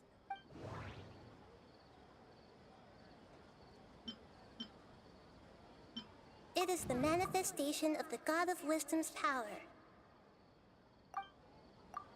Oh, okay. Those dream-controlling creatures in the forest also get their power from the Dendro Archon, right? Aranara. That would explain why the Akasha has the ability to control people's dreams too. But is stealing everyone's dreams really how the Akasha compiles their wisdom? Isn't there anything more to it than that? Dreams are fantastical, complex, and full of imagination. People's brains are the most active when they're dreaming. Ah, so they are abusing the subconscious of the brain to get the brain juice rather than sucking information from all of the Sumerian. So they are tapping into the subconscious mind rather than, when they are awake. In other words, dreams are rich bundles of human wisdom. So in other words, the complete opposite of how Hypatia understood it. Paimon remembers her saying that the sages think dreams are foolish delusions, and the fact that no one dreams is a blessing from Greater Lord Rukkhadevata. So it was all a dirty trick? The real story is that the sages from the Academia are using the Akasha to steal people's dreams for their own use, huh? Oh? By the sounds of it, you understand the current situation pretty well. So then, what about the Samsara?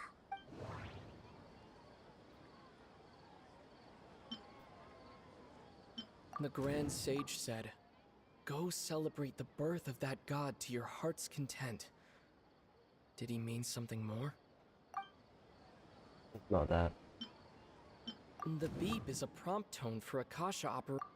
Those spaces kept disappearing before my eyes.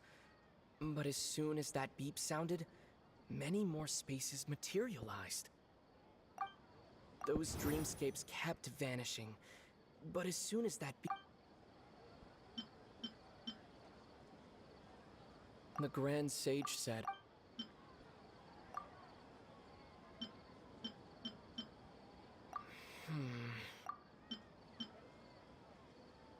I don't understand the logic of this puzzle. I mean, you have to trigger a thing. My mind feels Sorry. You're back! Are you ready to take your Subzero's exam? Okay.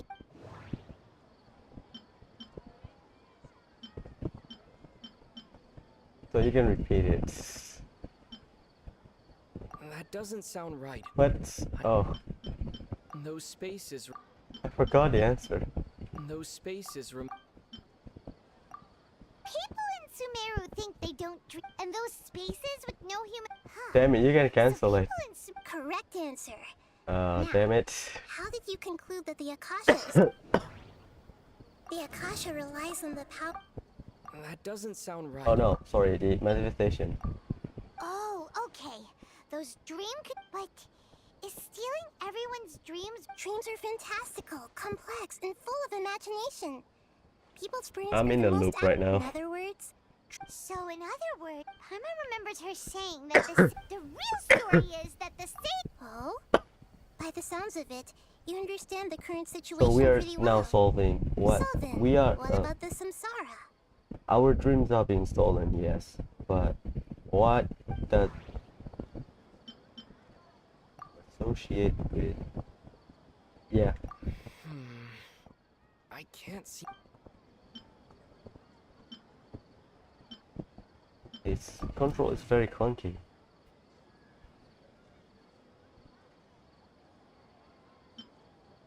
We've already experienced the Subzero. Correct.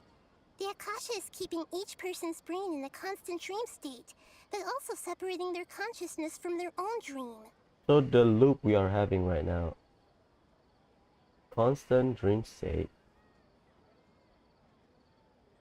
Okay. So the loop or the samsara, well, let's call it a loop for now. The samsara makes people dream of doing things over and over again, but their consciousness are not affected by the dream. That's why we have different outcome. That's why they can improve her skill. Their disembodied consciousness is placed inside the collective dream of the Subzero's festival along with everyone else's, while their now vacant dreams are harvested by the Akasha. Aha, so instead of dreaming of something else, people dream of doing things over and over again, and then their subconsciousness is separated from their dream, so their time is running as all. They improve their skill, physical, muscle memory, blah blah blah, but okay. I think that's how I understand it. The symbolic consciousness is... Yeah, okay, so they are now vacant dream are harvested by Akasha. No one is any the wiser as another day passes in the dream, and so begins another samsara cycle.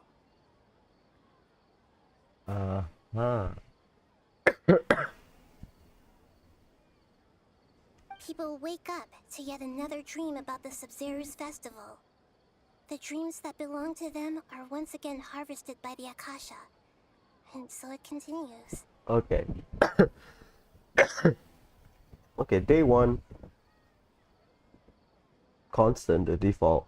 We have the Subzero's festival.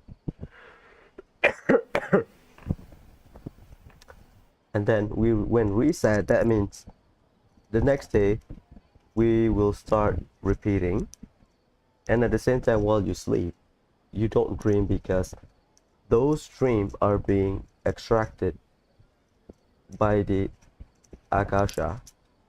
So the next day, second day, you wake up, you were induced by your dream, so and your consciousness stays within that circle or enclosed space. So while consciously you can change your, it's not a loop, the dream is a loop, but the consciousness change. That's why Dehya can improve her sword skill, Paimon and Traveler can, do something else because they are conscious about it. I think that's how I understand it.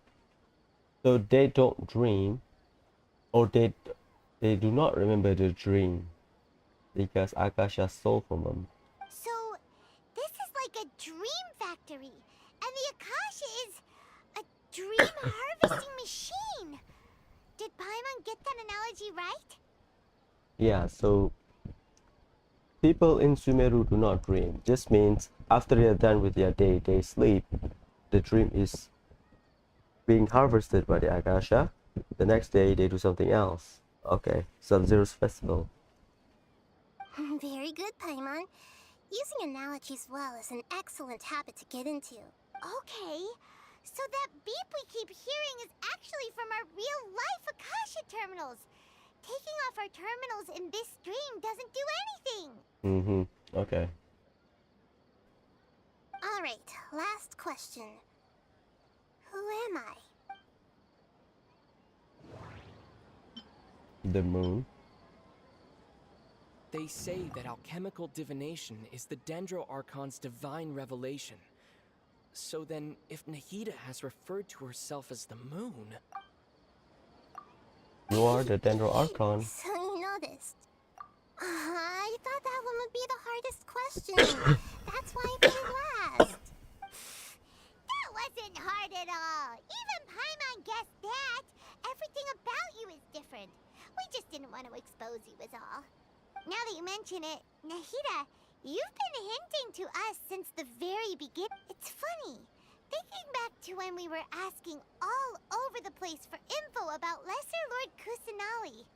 Paimon didn't expect to meet you like this.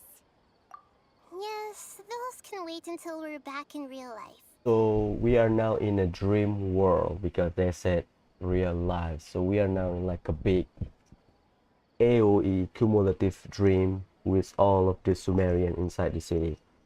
An enclosed space where all the dreams combine to make a interactable society dream-like state. So everyone performs their role within their dream, like a role play, but within the dream and on a bigger scale. Okay. But I am still wondering, how does time affected by it?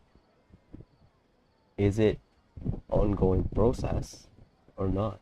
On the other hand, I'd be happy to answer any more questions you have about here and now. Because they said real life.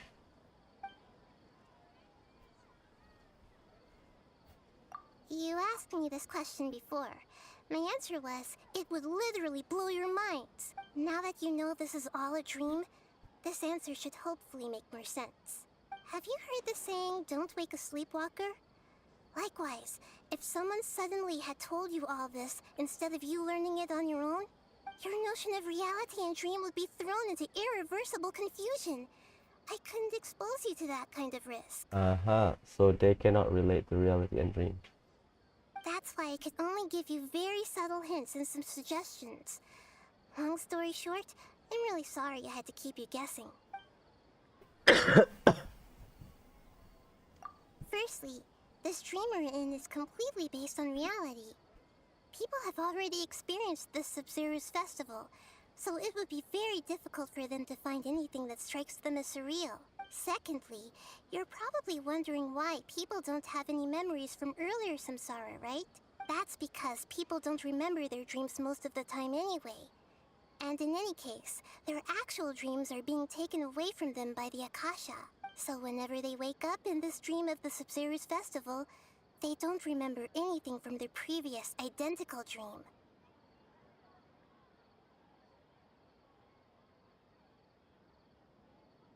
I'm still waiting about the time. Is it like every day is a new day, or it's like I said, an enclosed circle, and you just repeat the same thing within one single dream? So we are still in day one.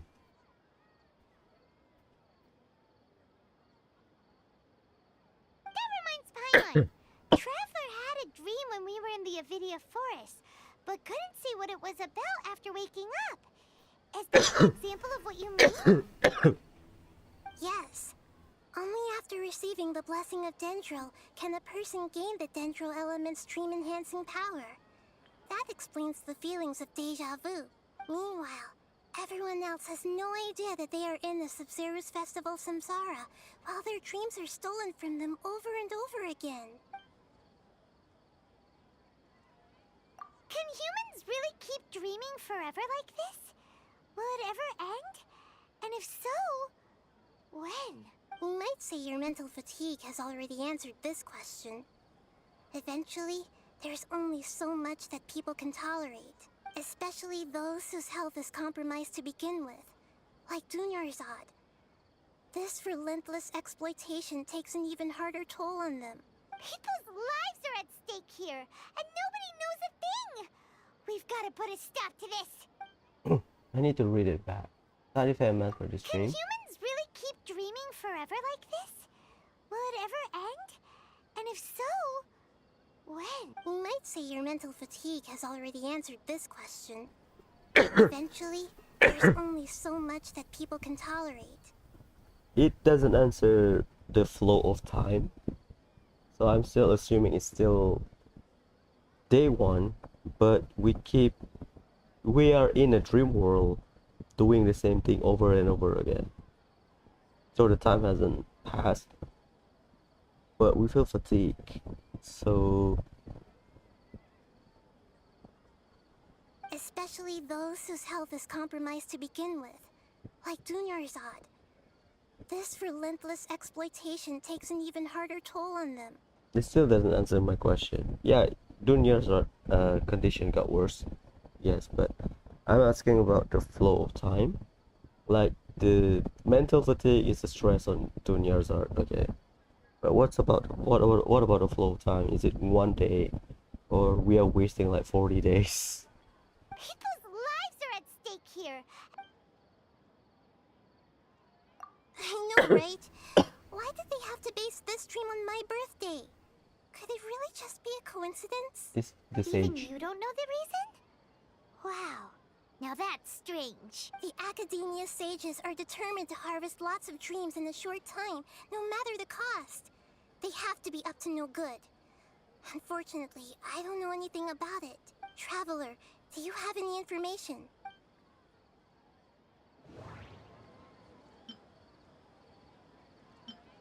The Grand Sage said, go. Celebrate the birth of that god? Could it mean...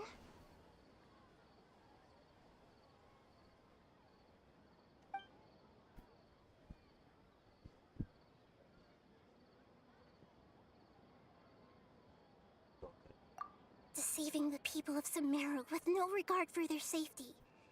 No matter what they're trying to do, this is unforgivable. After we end the Subzero's festival Samsara, we have to look into them. How can the sages of the Academia do this behind their Archon's back? This is ridiculous! In the end, I'm just the moon. The real sun is long gone. A sun and a moon? Nahida's talking in riddles again. Oh no, the dreams are being resetted. Oh, we're out of time today. I'll tell you how to break free of the Samsara tomorrow. See you then.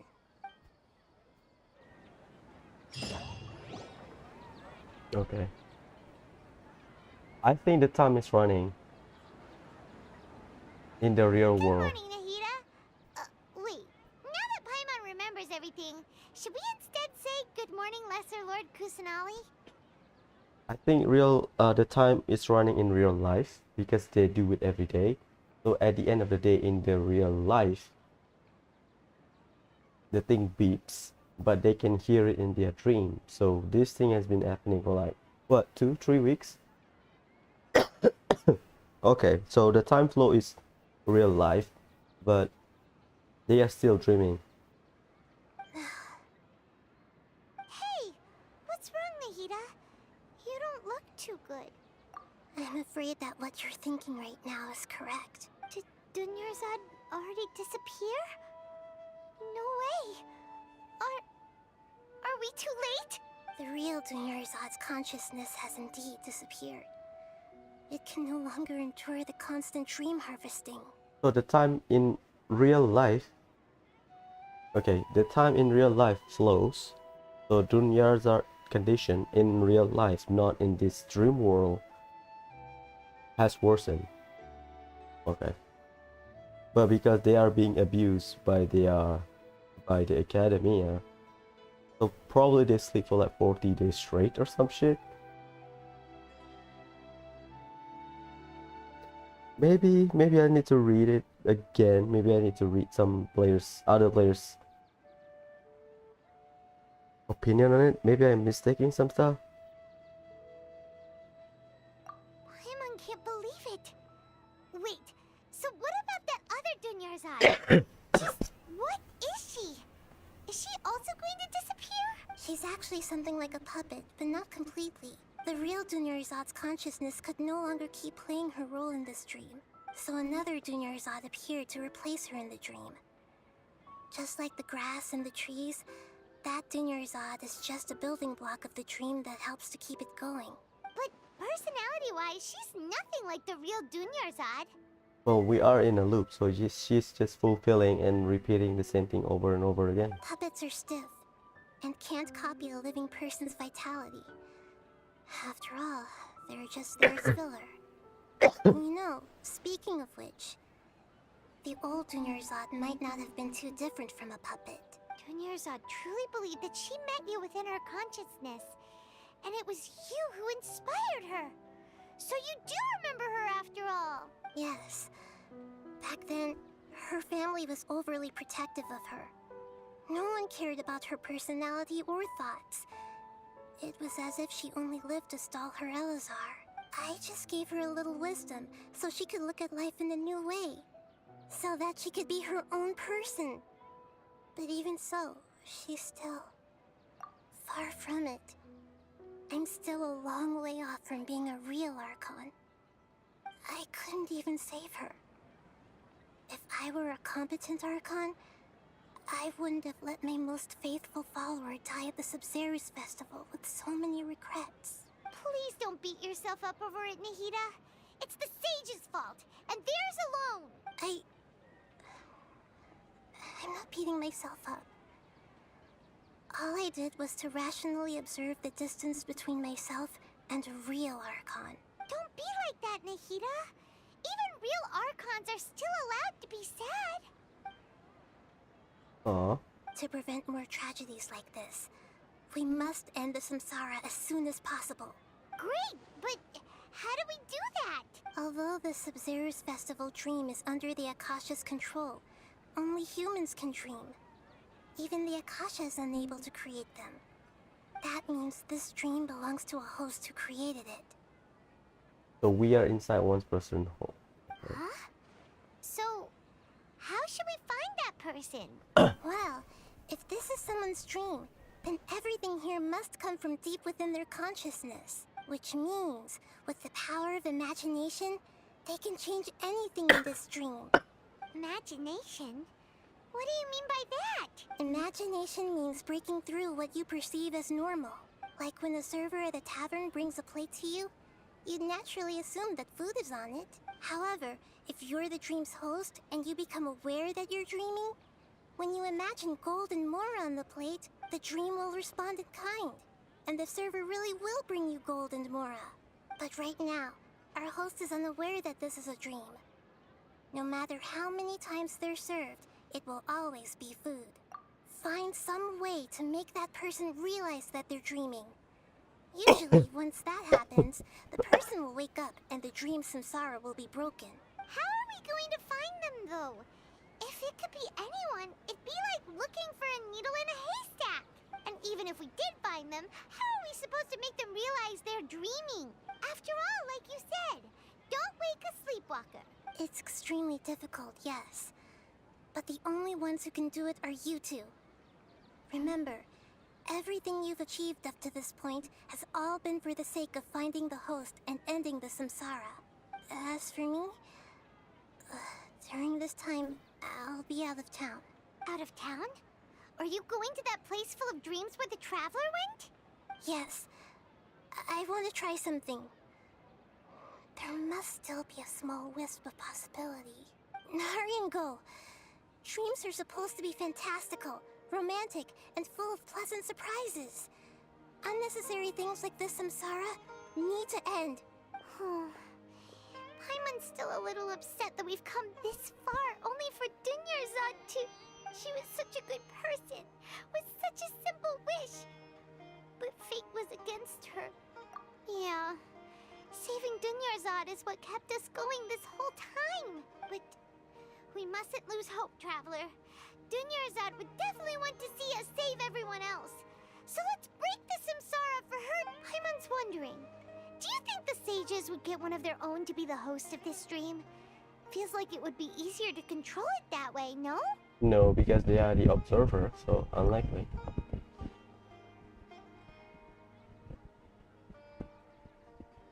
Huh. That's true. Plus, the sages probably weren't counting on there being other factors beyond their control, like Nahida and us.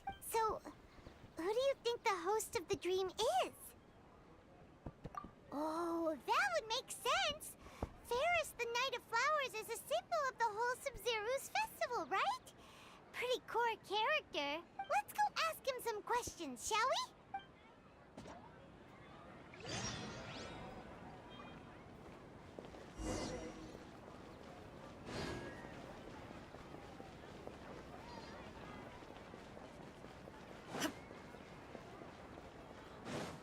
I don't want to spoil. I don't want to be. Nah, people not watch. People not gonna watch. It's fine. I thought I want to make a clickbait or some shit so that I give people the spoiler. Nah, I don't want to do that. I don't think it's worth it. Yeah, people not gonna watch anyway, so fine. I keep thinking of changing the subject. You left in a hurry last time. Is everything okay? Everything's fine. Just, it's a little hard to explain. Would you mind taking part in a little experiment with us? An experiment? That came out of nowhere. I'm listening, though. What do you need me to do? Could you make a wish? You want me to make a wish? Is that a new Subzero's festival tradition or something? Less questions, more wishing! Okay. My wish. Okay. I'm a little nervous saying this out loud, but I want Miss Dunyarzad to be happy. Oh. I noticed earlier that she looked a bit down, and she wasn't really talking to anyone. She just doesn't seem like herself. She's always so gentle and kind, and all the kids love her. I've also wondered if the reason she asked me to be Ferris Knight of Flowers is because I'm special to her, or something. So, you have a crush on Dunyarzad? Oh, is it that obvious? After what I just said, I guess it is. When she placed the hat of the Knight of Flowers onto my head, she said to me, I want everyone to have a happy Subzero's festival. Are they gonna drop the Dunyarzad is dead bomb? What she didn't realize was that I'm not that interested in how everyone else feels. In that moment, I just wanted to be her Knight of Flowers for the rest of my life. 50 years, 100 years, I'll serve her till the end of time. Okay, yeah, that was a bit much. Felt like the right moment to get it off my chest, but that was pretty embarrassing. Okay, I'm ready to make my wish. I would like Miss Dunyarzad to appear in front of me right now with a smile on her face. Here goes. Please come true. I'm gonna open my eyes. Oh, you're... What? Faki? Sorry, but only one portion of Yelda candies per person. Back home you go. Nice try, you two. Anyway, never mind. I don't need to see her appear right in front of me. As long as she's happy. Guess he isn't the host of this stream after all. Should have expected it wouldn't be this easy. It's Nilu. Yeah, I think Nilu is a good pronunciation, I guess. My Goro comparison doesn't make sense. Goro. Yeah, because we have something like Louis, right? So, yeah. It seems like everyone who knows Dunyarzad loves her. But none of them has any idea that she... My lady, step back. It's Dehia's That sounds dream. like Dia! Oh, right. This is when Dunyarzad bumps into the kidnappers. Huh? But Dia can handle them. Hey, Traveler!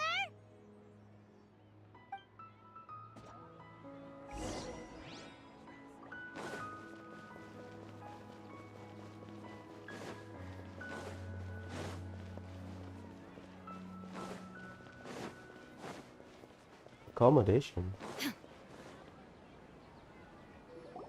Yeah, I think Dehya would be a perfect target. He worked for Dunya's art, but she's the host.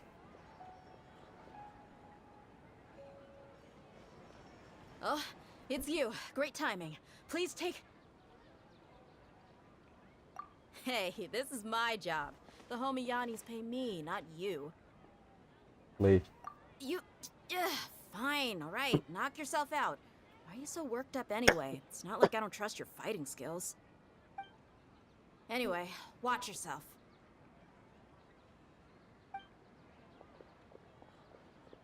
So you got yourself some backup. Suit yourself. You're going down. Illusion shot! Time to go. One with nature. Let's light it up! Gather.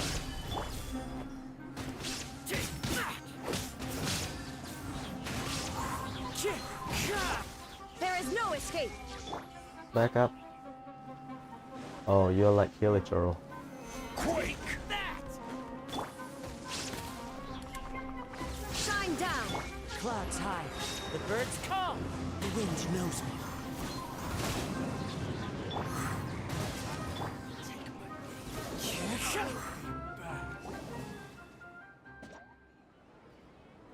Traveler, were you just taking your anger out on those guys? Yeah. You and Nahida both.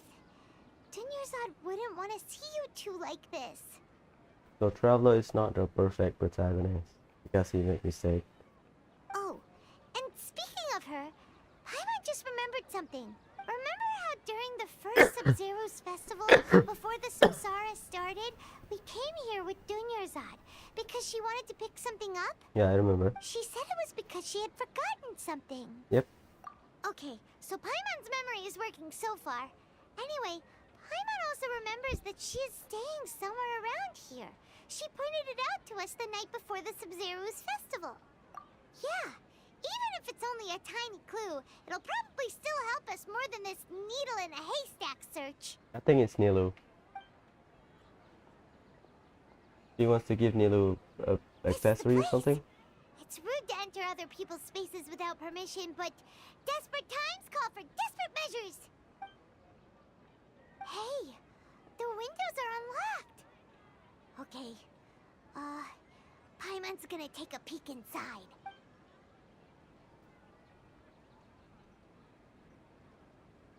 This was only a temporary residence, so there was pretty much nothing inside except this book on the table. Should we open it?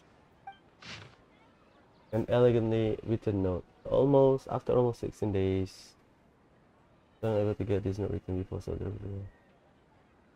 Oh, it's for us. After almost 16 days, I was finally able to get this note written before the Subzero's festival. When the festival ends, you and Pama will continue.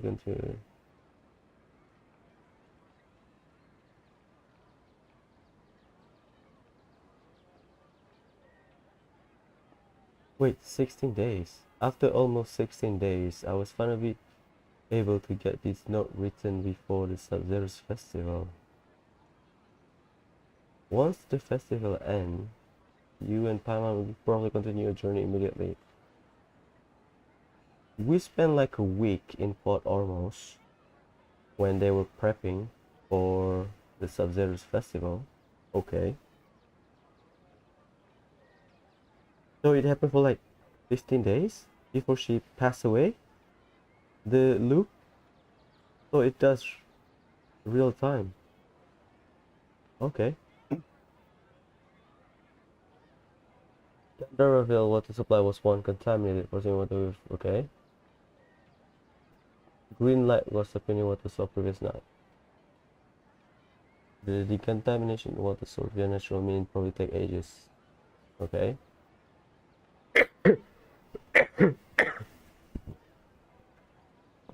After Mama passed away, okay.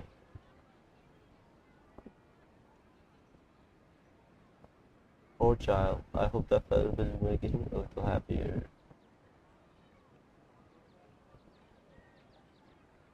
So that's a boy. Wee bit too much to drink. Goodbye.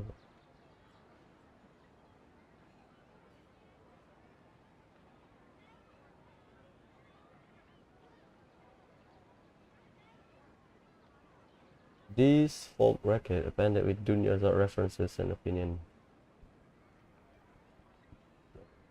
Wow. Dunyarzad wrote all of this. Sounds like she was always thinking of us even while we were away. Even though she was also busy preparing for the Subzero's festival and had all her health problems to worry about. Okay, I take it back. It was during the preparation when we are still in Port Ormos. She must have wanted to give this to us as a gift on the day of the Subzero's festival, right? If we hadn't found this book, we never would have known. But now that we know, we can't even thank her. Oh boy. Hey! Where are you off to now?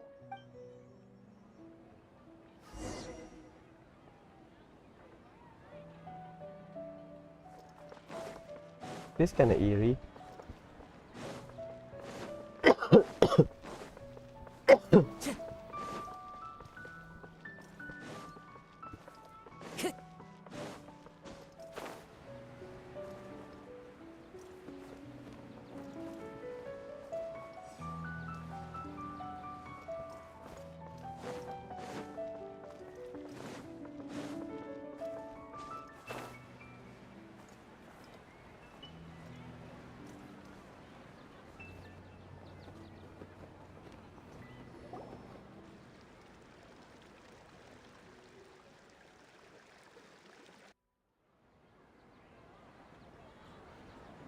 It's Dunyarzad's puppet.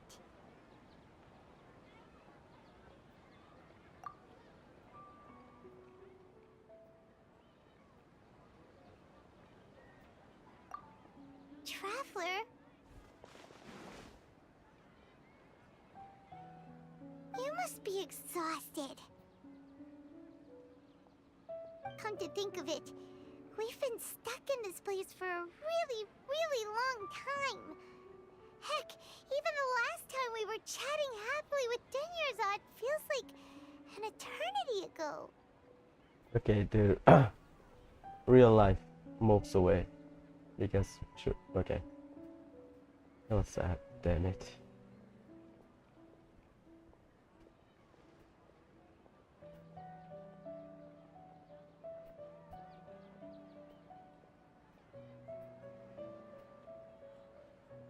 Paimon still remembers when we were sitting here, and the way her eyes sparkled when she talked about Nilu's dance of Subzeros. Yeah, they got sort of brainwashed, doing the same thing over and over again. There will always be frustrations in life, but I know that the point of living is not to leave behind any regrets.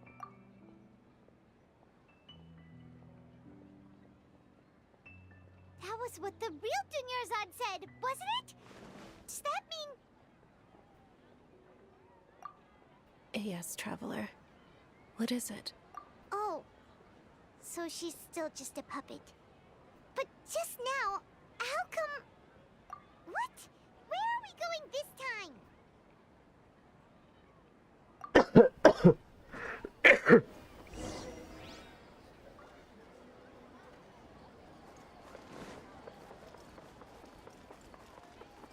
So they keep dancing? Who's the host then?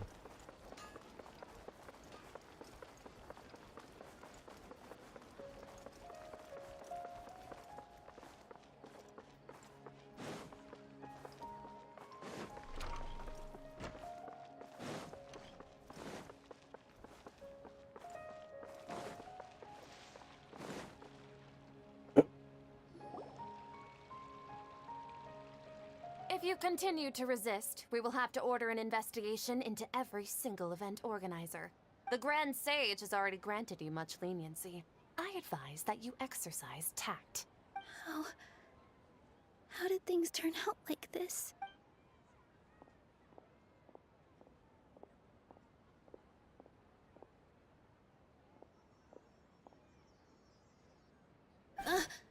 Traveler?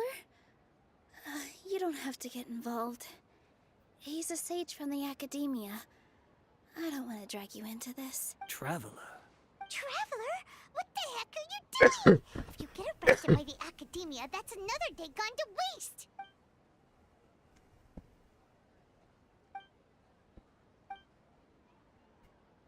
Wait, they're not reacting. Have they been scared stiff? They're puppets. Oh, of course! If this is the sage's plan, they wouldn't put themselves through this.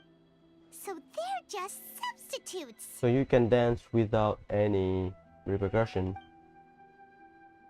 What is this?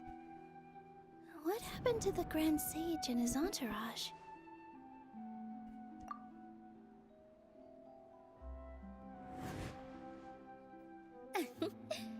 Like I said, they symbolize the goddess of flowers. It's just a shame that all the real Padisaras went extinct after her death. Yes. The Greater Lord brought forth new Padisaras in memory of the goddess of flowers. But she ultimately could never truly replicate that beautiful shade of purple.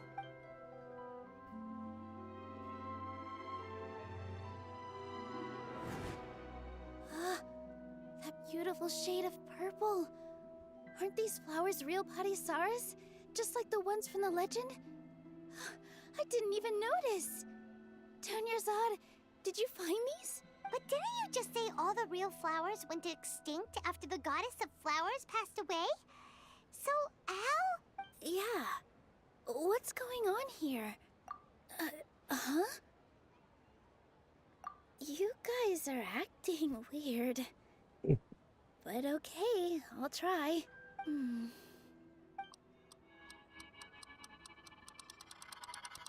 Hey! They disappeared! So Nilu's the host. What a surprise! Nilo's the host, okay. I thought they'd go to Dehya, but okay, Nilo's the host, so that's an easy guess. Purple Padisaras don't exist in the real world anymore. But in Nilu's subconscious, they can appear as decorations on the stage. Nice, so. It's just like the example Nahida told us. People assume there will be food on a plate, and Nilu assumed there would be real Padisaras in the flower pots. So when you saw the flowers, you instantly knew it was Nilu? But if we want to end the samsara, we need the host to become aware that they're dreaming. How should we make Nilu realize that? Am I dreaming? Huh? So I'm right. Is this Lesser Lord Kusanali responding to our celebration of the Subzero's festival? Wrong guess, but you aren't completely wrong either. The point is, what made you think this is a dream? As far as you know, people in Sumeru don't dream, right? Yeah, but have you heard the tale of the first sage? To prevent a calamity, he went on a journey to find the Dendro Archon. Oh, okay, yeah, the guidance. Ooh, sounds familiar. Dunyarzad told us a story like that when we first arrived in Sumeru City. So it was about the first sage, huh? Yep, but in the part you heard, he hadn't become the first sage yet. There's more to the story. His piety and wisdom were acknowledged by the Dendro Archon, and she finally gave her blessing to him. All kinds of spectacular scenes appeared in front of the first sage, as if all the knowledge in the world was being painted onto a canvas right before him. He was captivated.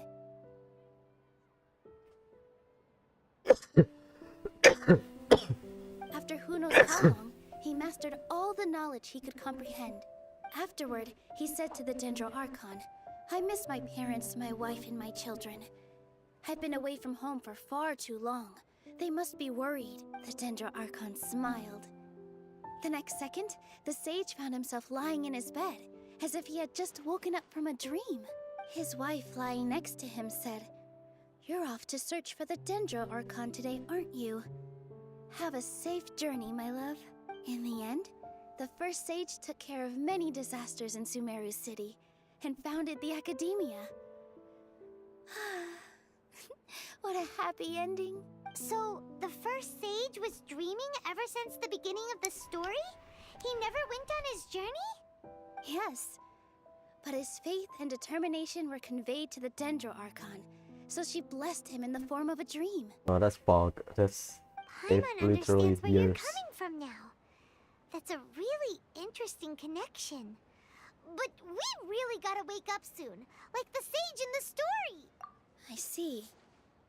Well, it just so happens that today's Subzero's festival is almost over too.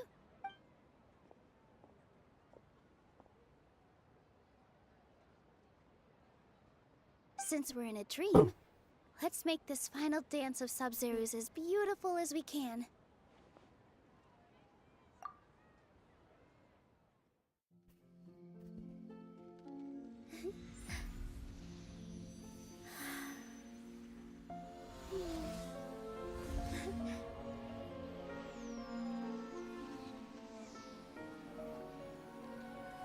The wait is over, everyone. I dedicate this to our god, the dance of Subzeros.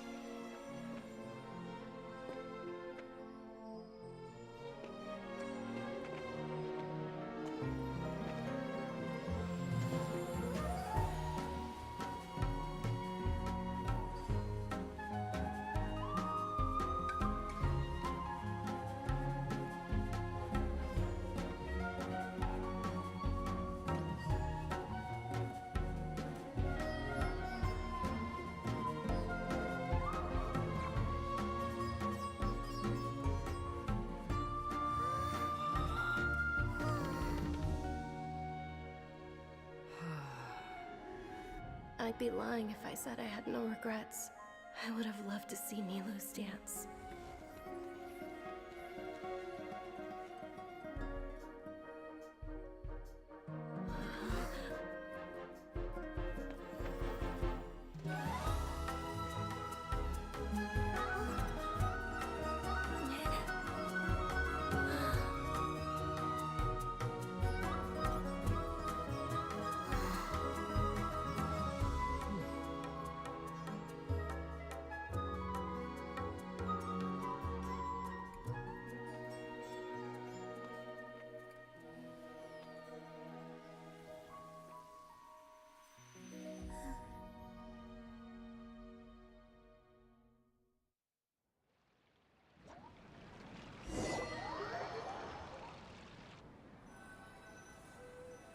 That was sad. Oh, dang it.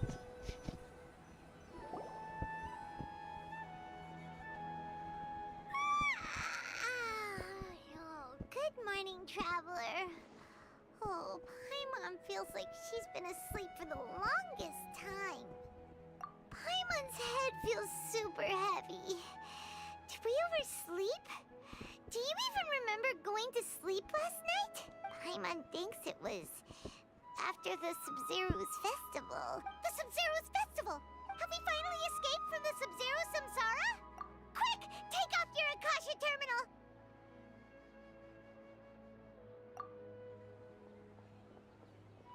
Let's confirm the time loop.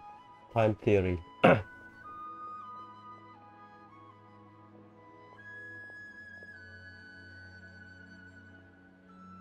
She's not in her room. What happened? Huh? What usual spot?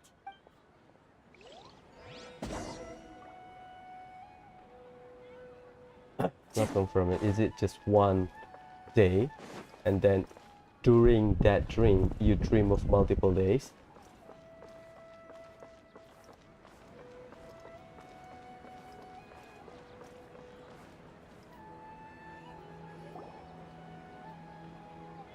Well done, Traveler and Paimon.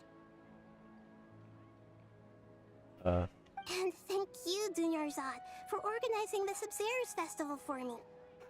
I'm sorry, who are... Dunyarzad! You're okay! Oh, don't scare us like that! So okay, let me get this straight. Okay, we can confirm it. Paimon and traveler sleep for 1 day.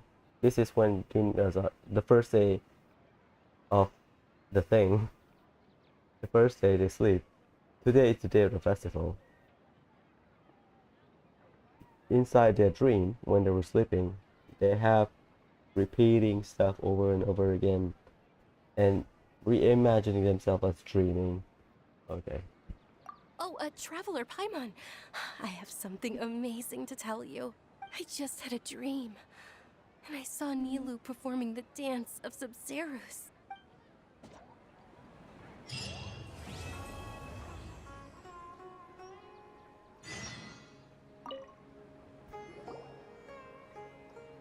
You're actually Nahida, aren't you? Paimon felt like Catherine was acting weird when we met at the Subzero's festival. And Dunyarzad, did you save her? It's a really long story. We shouldn't disturb her. Her consciousness is still weakened. Let's chat somewhere else. How about by the Traveler's favorite bench? Oh dang, don't do this to me, I'm so tired. Is it similar, is it not?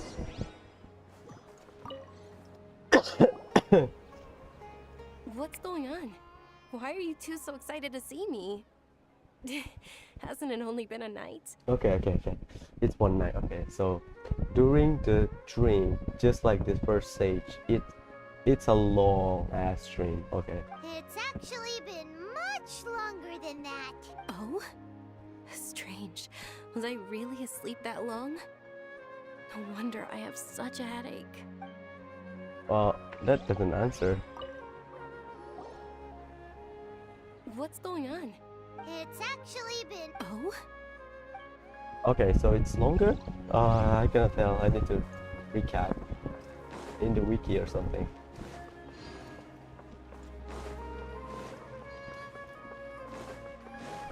So it's not a long dream. It's just they sleep for like 2 weeks or some shit.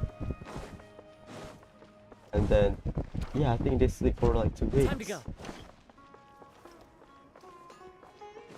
Yeah, that's my conclusion for now. I keep changing my mind, damn it. I don't like this. Time to go.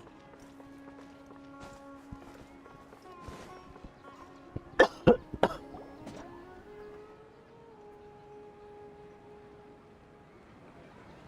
talk about Dunyarzad first. It's such a relief that she's alright. After we parted on the last day of the Subzero's festival, I left the city and saw what the Traveler had described. Okay, so 16 days or some shit, so more than 1 day. Okay, more than 1 day. So every day is a dream in real life because the beeping sound. Remember the beeping sound, okay? Among the countless dreams, I found one that was growing fainter and fainter. This proved my suspicion. Once Dunyarzad could no longer bear the Akasha harvesting her dreams, her consciousness began to dissipate. But this also meant it escaped the Akasha's control. Ah, so she's not dead. Such a small fragment of consciousness can't last for very long, though. It will return to its original dream, where both will gradually fade until they completely disappear. I used all the power I had to keep her dying dream alive as long as possible. But it still wouldn't have lasted for much longer if it hadn't been for you two breaking the samsara. So it looks like we did manage to save Dunyarzad in the end. And not a moment too soon. Huh? Why are you two smiling so happily? I thought you'd be so moved that you'd start crying. I need to spend more time observing human emotions. Both are fine. Everyone reacts differently. All right. You two must have a lot of other questions for me, right? After all, you saved my faithful believer. As your reward, I will answer any and all questions. This is Venti and the Windrise moment, and Zhongli, and Yayumiko.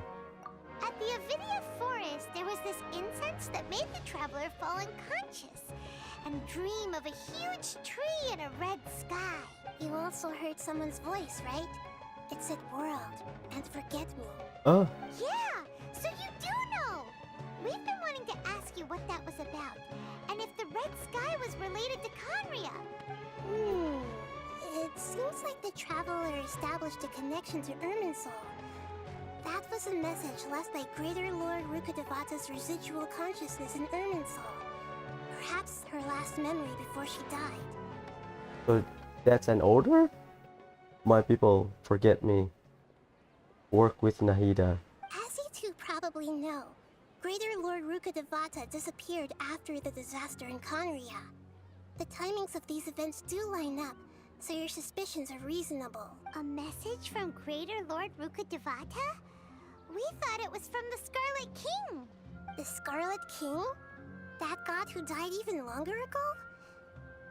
Some present-day desert dwellers still worship him. You probably just heard some of their conspiracies. So Scarlet King dies 1,000 years ago, but Rukkhadevata died roughly about 500 years ago during the Archon War. So Okay, so what does the message mean? conspiracy theory. I still haven't managed to decipher it. Even the Akasha isn't currently capable of doing that. Greater Lord Rukkhadevata's residual consciousness in Irminsul seems to be contaminated with something that has a very dangerous aura to it. Many devoted scholars go mad as soon as they connect their consciousness. I've warned the Academia about this many times, but people still keep falling victim to it. But I believe this is the key to saving Irminsul. That's why I've kept trying to decipher it. So the tree in the vision was Irminsul? Oh, Tainari also said that Irminsul is sick! Is it because of the contaminated consciousness? But even if you can't figure out what that vision was all about, it seems like our search for you was all in vain. The traveler wasn't affected after coming in contact with that consciousness. I've never seen anyone like that. With you here, we may have a chance at deciphering it. No, we must decipher its secrets. I've already eliminated all other factors that might affect Irminsul. This is the only one left. This puzzle has life and death at stake. It could determine Irminsul's fate, as well as Tevat's. To be accurate, I'm using the Akasha as a medium to occupy Catherine's consciousness. Ah. How did you do that? Poor Catherine. Does this mean you can also occupy other people's consciousnesses? Catherine is a robot, so Theoretically, I can enter anyone's mind as long as they're wearing their Akasha terminal. The Akasha is the legacy of Greater Lord Rukkhadevata. As Lesser Lord Kusanali and the first Akasha terminal, my consciousness has always been linked to the Akasha. I've always respected my people's free will, so I've never actually occupied their consciousness. When necessary, I just borrow this bionic Snezhnayan puppet. Hold on. Did we just learn some deep, dark secret? So Catherine is... No wonder Paimon felt something was off about her. What about your own body? Why do you need to borrow other people's? Don't you live in the sanctuary of Surasthana? That story begins a long time ago. After Greater Lord Rukkhadevata disappeared, the sages found my newly born self and took me back to Sumeru. At that time, I was young and weak. The sages kept me in the sanctuary of Surasthana, ostensibly for the sake of protecting me. But I've hardly heard from them since. However, I do understand that they had hoped to find Greater Lord Rukkhadevata instead of me, a symbol of her passing. So, the sages basically put their new Archon under house arrest? How dare they! Why don't you teach them a lesson, Nahida? In some ways, they aren't wrong. Greater Lord Rukkhadevata was omniscient and omnipotent. Even after her death, the Akasha is still empowering this nation. And I'm still really far away from being able to call myself the God of Wisdom. Moreover, the Academia is also more proficient at governing this country. My existence has little meaning. Yeah, you got a lot of believers. Just look at the Subzero's festival. Everyone who showed up truly loves you. Thank you for the kind words. But I honestly don't need physical freedom as long as I can connect my consciousness to the Akasha. Trying to find a way to save Irminsul is my life's mission and top priority.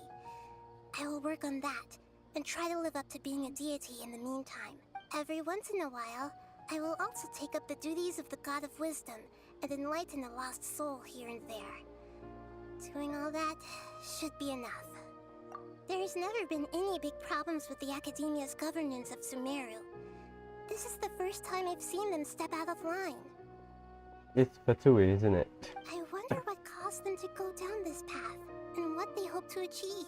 Even though the city's residents haven't noticed anything strange, if the Traveler hadn't broken the Subzero Samsara, the situation could have become dire.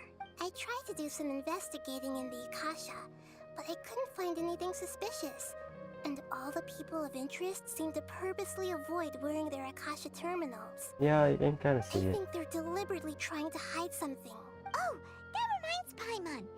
In Gandharvaville, there was a sage who had invited Kainari to join some kind of project. Could it be related? Regardless, I need to first investigate the sage's motives, make things right, and punish them if needed. But I'll have to be discreet, or they'll see me coming. Nice. You mean how the Akasha stops you from having dreams? Yeah, it's been such a long time. No one's noticed something's up? It's not that no one noticed. It's more like no one cared. Ultimately, it's all rooted in the sage's misdirection. Let's say Kusanale is 500 years old, and let's say they lock her on house arrest and manage a country, the nation by themselves. So if they brainwash and put propaganda every day, 500 years of practice, really hard to change. Misdirection? The sages convinced everyone to believe that being unable to dream is a sign of rationality and wisdom. Not dreaming is a badge of honor in Sumeru, even if the truth is that their dreams are being reaped by the Akasha. With their propaganda in place, the sages can maximize their use of the Akasha to facilitate their research. Besides, Greater Lord Rukkhadevata must have created the Akasha in the hopes that it could be used to its full potential. That's why I've never come out strongly against this. Anyway, the perspective advocated by the sages drowned out any voices of doubt. By now, even those who never use Akasha terminals find it too shameful and embarrassing to talk about their dreams. Got it! I hope my answers were satisfactory, seekers of knowledge. To be honest, maintaining Dunyarzad's fading dream took a lot of mental energy. I think I may need to rest for a while. Oh, and you don't need to worry too much about the sage's activities for now. The Akasha won't be able to conduct another project on the scale of the Subzero Samsara in the immediate future. Go and get some sleep. Leave everything to us. What a relief. This is truly the most exhausting birthday I've ever had. Traveler? Paimon? Why am I here? Do either of you know? Maybe you were sleepwalking. You know you can't wake up a sleepwalker. We happened to walk by, so we thought we'd wait for you to wake up. I see. Huh. I should visit my maintenance personnel sometime. Oh, I'm fine. I better go. Thank you. It's so funny. That's the end of the world quest. I'm not gonna bother right now. I am so tired. Tomorrow we'll start farming for flower. For the flower of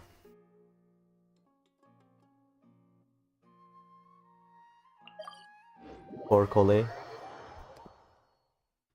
Yeah, I need to do some reading just to confirm because my mind wanders, so I might mix up some information when I am pondering, I guess.